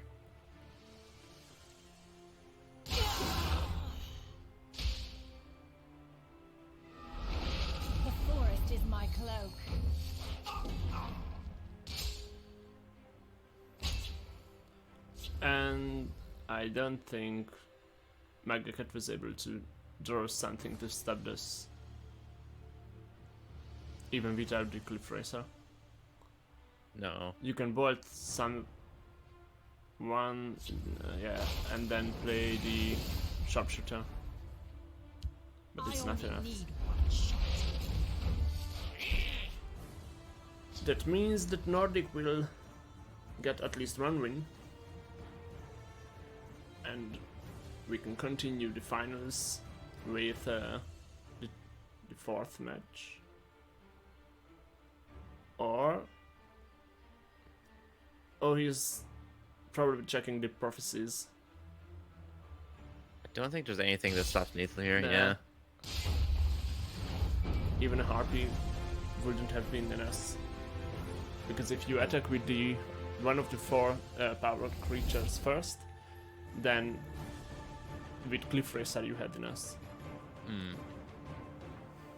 So Nordic finally takes a game there with the Goblin Scout. And then Queen is up the Dwemer Titan deck. The Dwem Crab Spell Sword into the Expertise Guildsworn.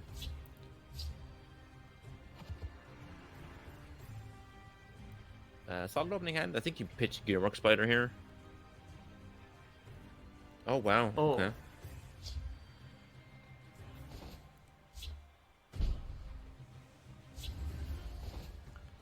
So once the Scene Constructor into Workshop into Camel.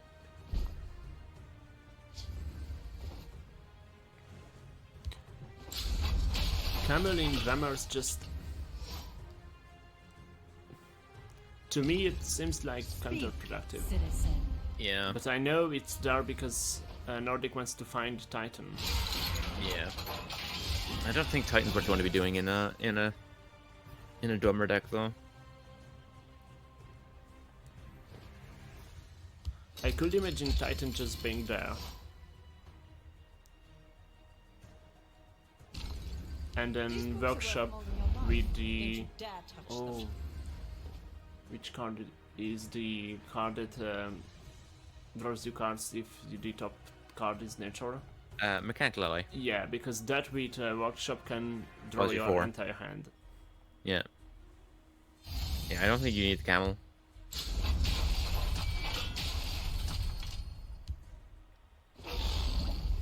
Setting up for a Hall's turn. I would prefer to see the Camel and then just play next turn into Hall on the following turn. Doing it this way around gives Magacat a turn to kind of deal with some of it.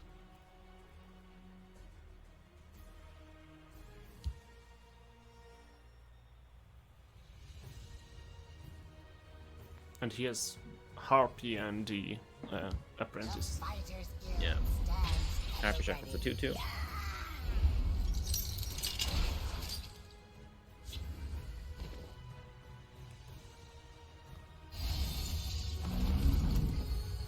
You just take the second Halls. Can't find take it. Dynamo. Dynamo, yeah. With the Workshop active, it means +6/+6. So Harpy turns into the 2/2 here. Form ranks. Cavalier with the Master on board is kind of spooky, but the Master's going to get killed off by Dynamo here, I would say.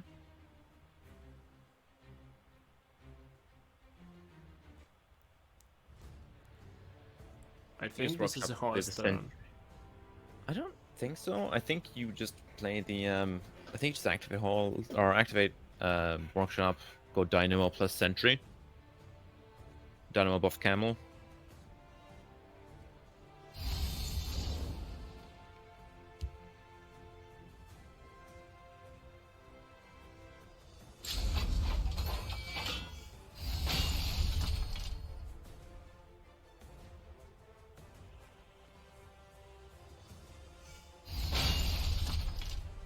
Then he goes face. If this was the play. That I don't know about. You kind of have to kill the Master. Yeah, the +2/+2 is... with Meg being able to activate expertise pretty easily. You bolt 4/4 takes round 2/1. And you can sharpshooter. Yeah. Yeah, this is why I like clearing off the master, because now it starts snowballing. You got a workshop, but nothing to do with it.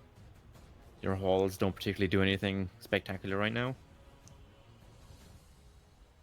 You could workshop and edict the cavalier, but then you still have no board, Yeah. and Mech can just continue developing. Does this? We're gonna see probably the Bloodluster come down this turn.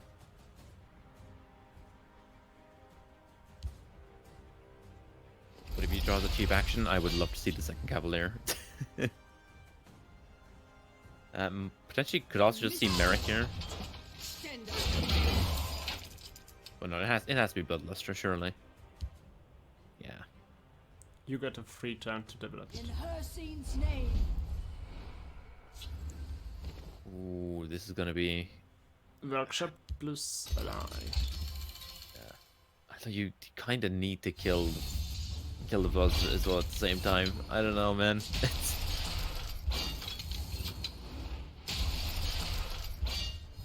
There's the Titan. There is the Titan. No other factotum though. I don't think you really need it. Like not at least not yet. So see, But if you Yaberdeen. would get a factotum, then you would win. True. He can just he can also on the following turn. Because Meg does not have any way to protect himself right now. No guards.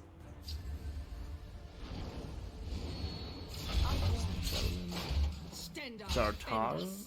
How does Crusader's Assault interact with Bloodluster? It draws on the battle too. Ah, yes.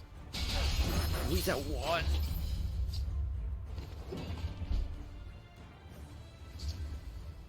There goes lethal Oh. factotum.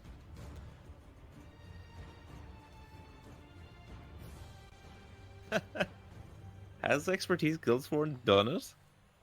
I think it did. I don't think there's any way that Because you can shackle 2 creatures, you can trade with the other, and then there is a 6/4 left on the assembled field. twice. So he's gaining L. He goes up to 9, but you can't stop all this damage. I don't think. The Mag does not have burn in hand.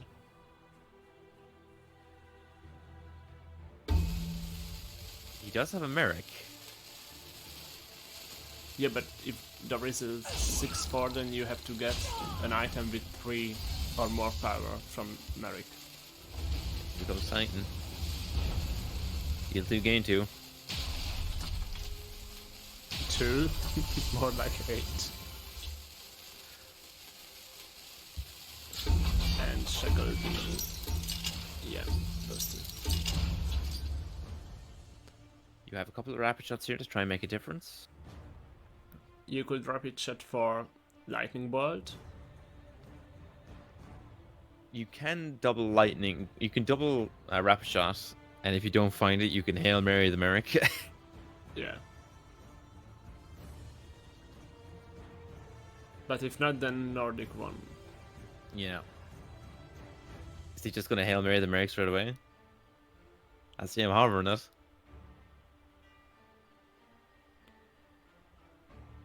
No, you got a rapid shot. You've got two yeah, shots. you have to draw first. You've got 2 tries at this. No. Rapid shot first, please.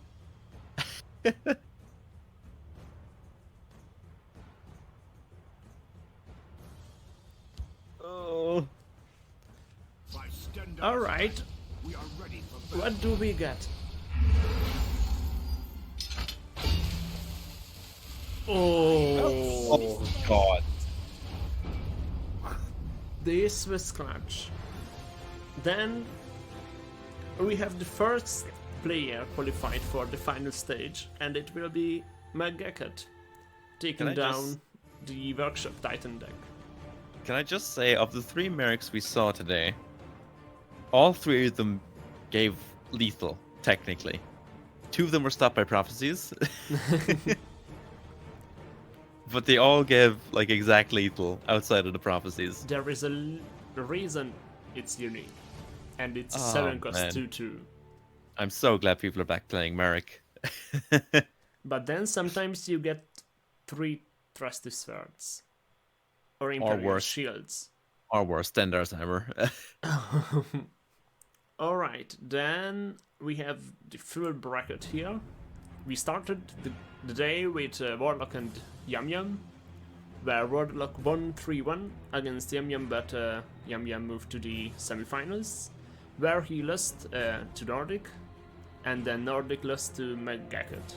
And on the other side, we went from McGacket versus Manadaki, where McGacket stumped Manadaki, then won just by an inch against Aros in the semifinals, and moved to the finals. And in the third place we had Yum Yum and Aros battling each other, where Yum Yum won 3-1.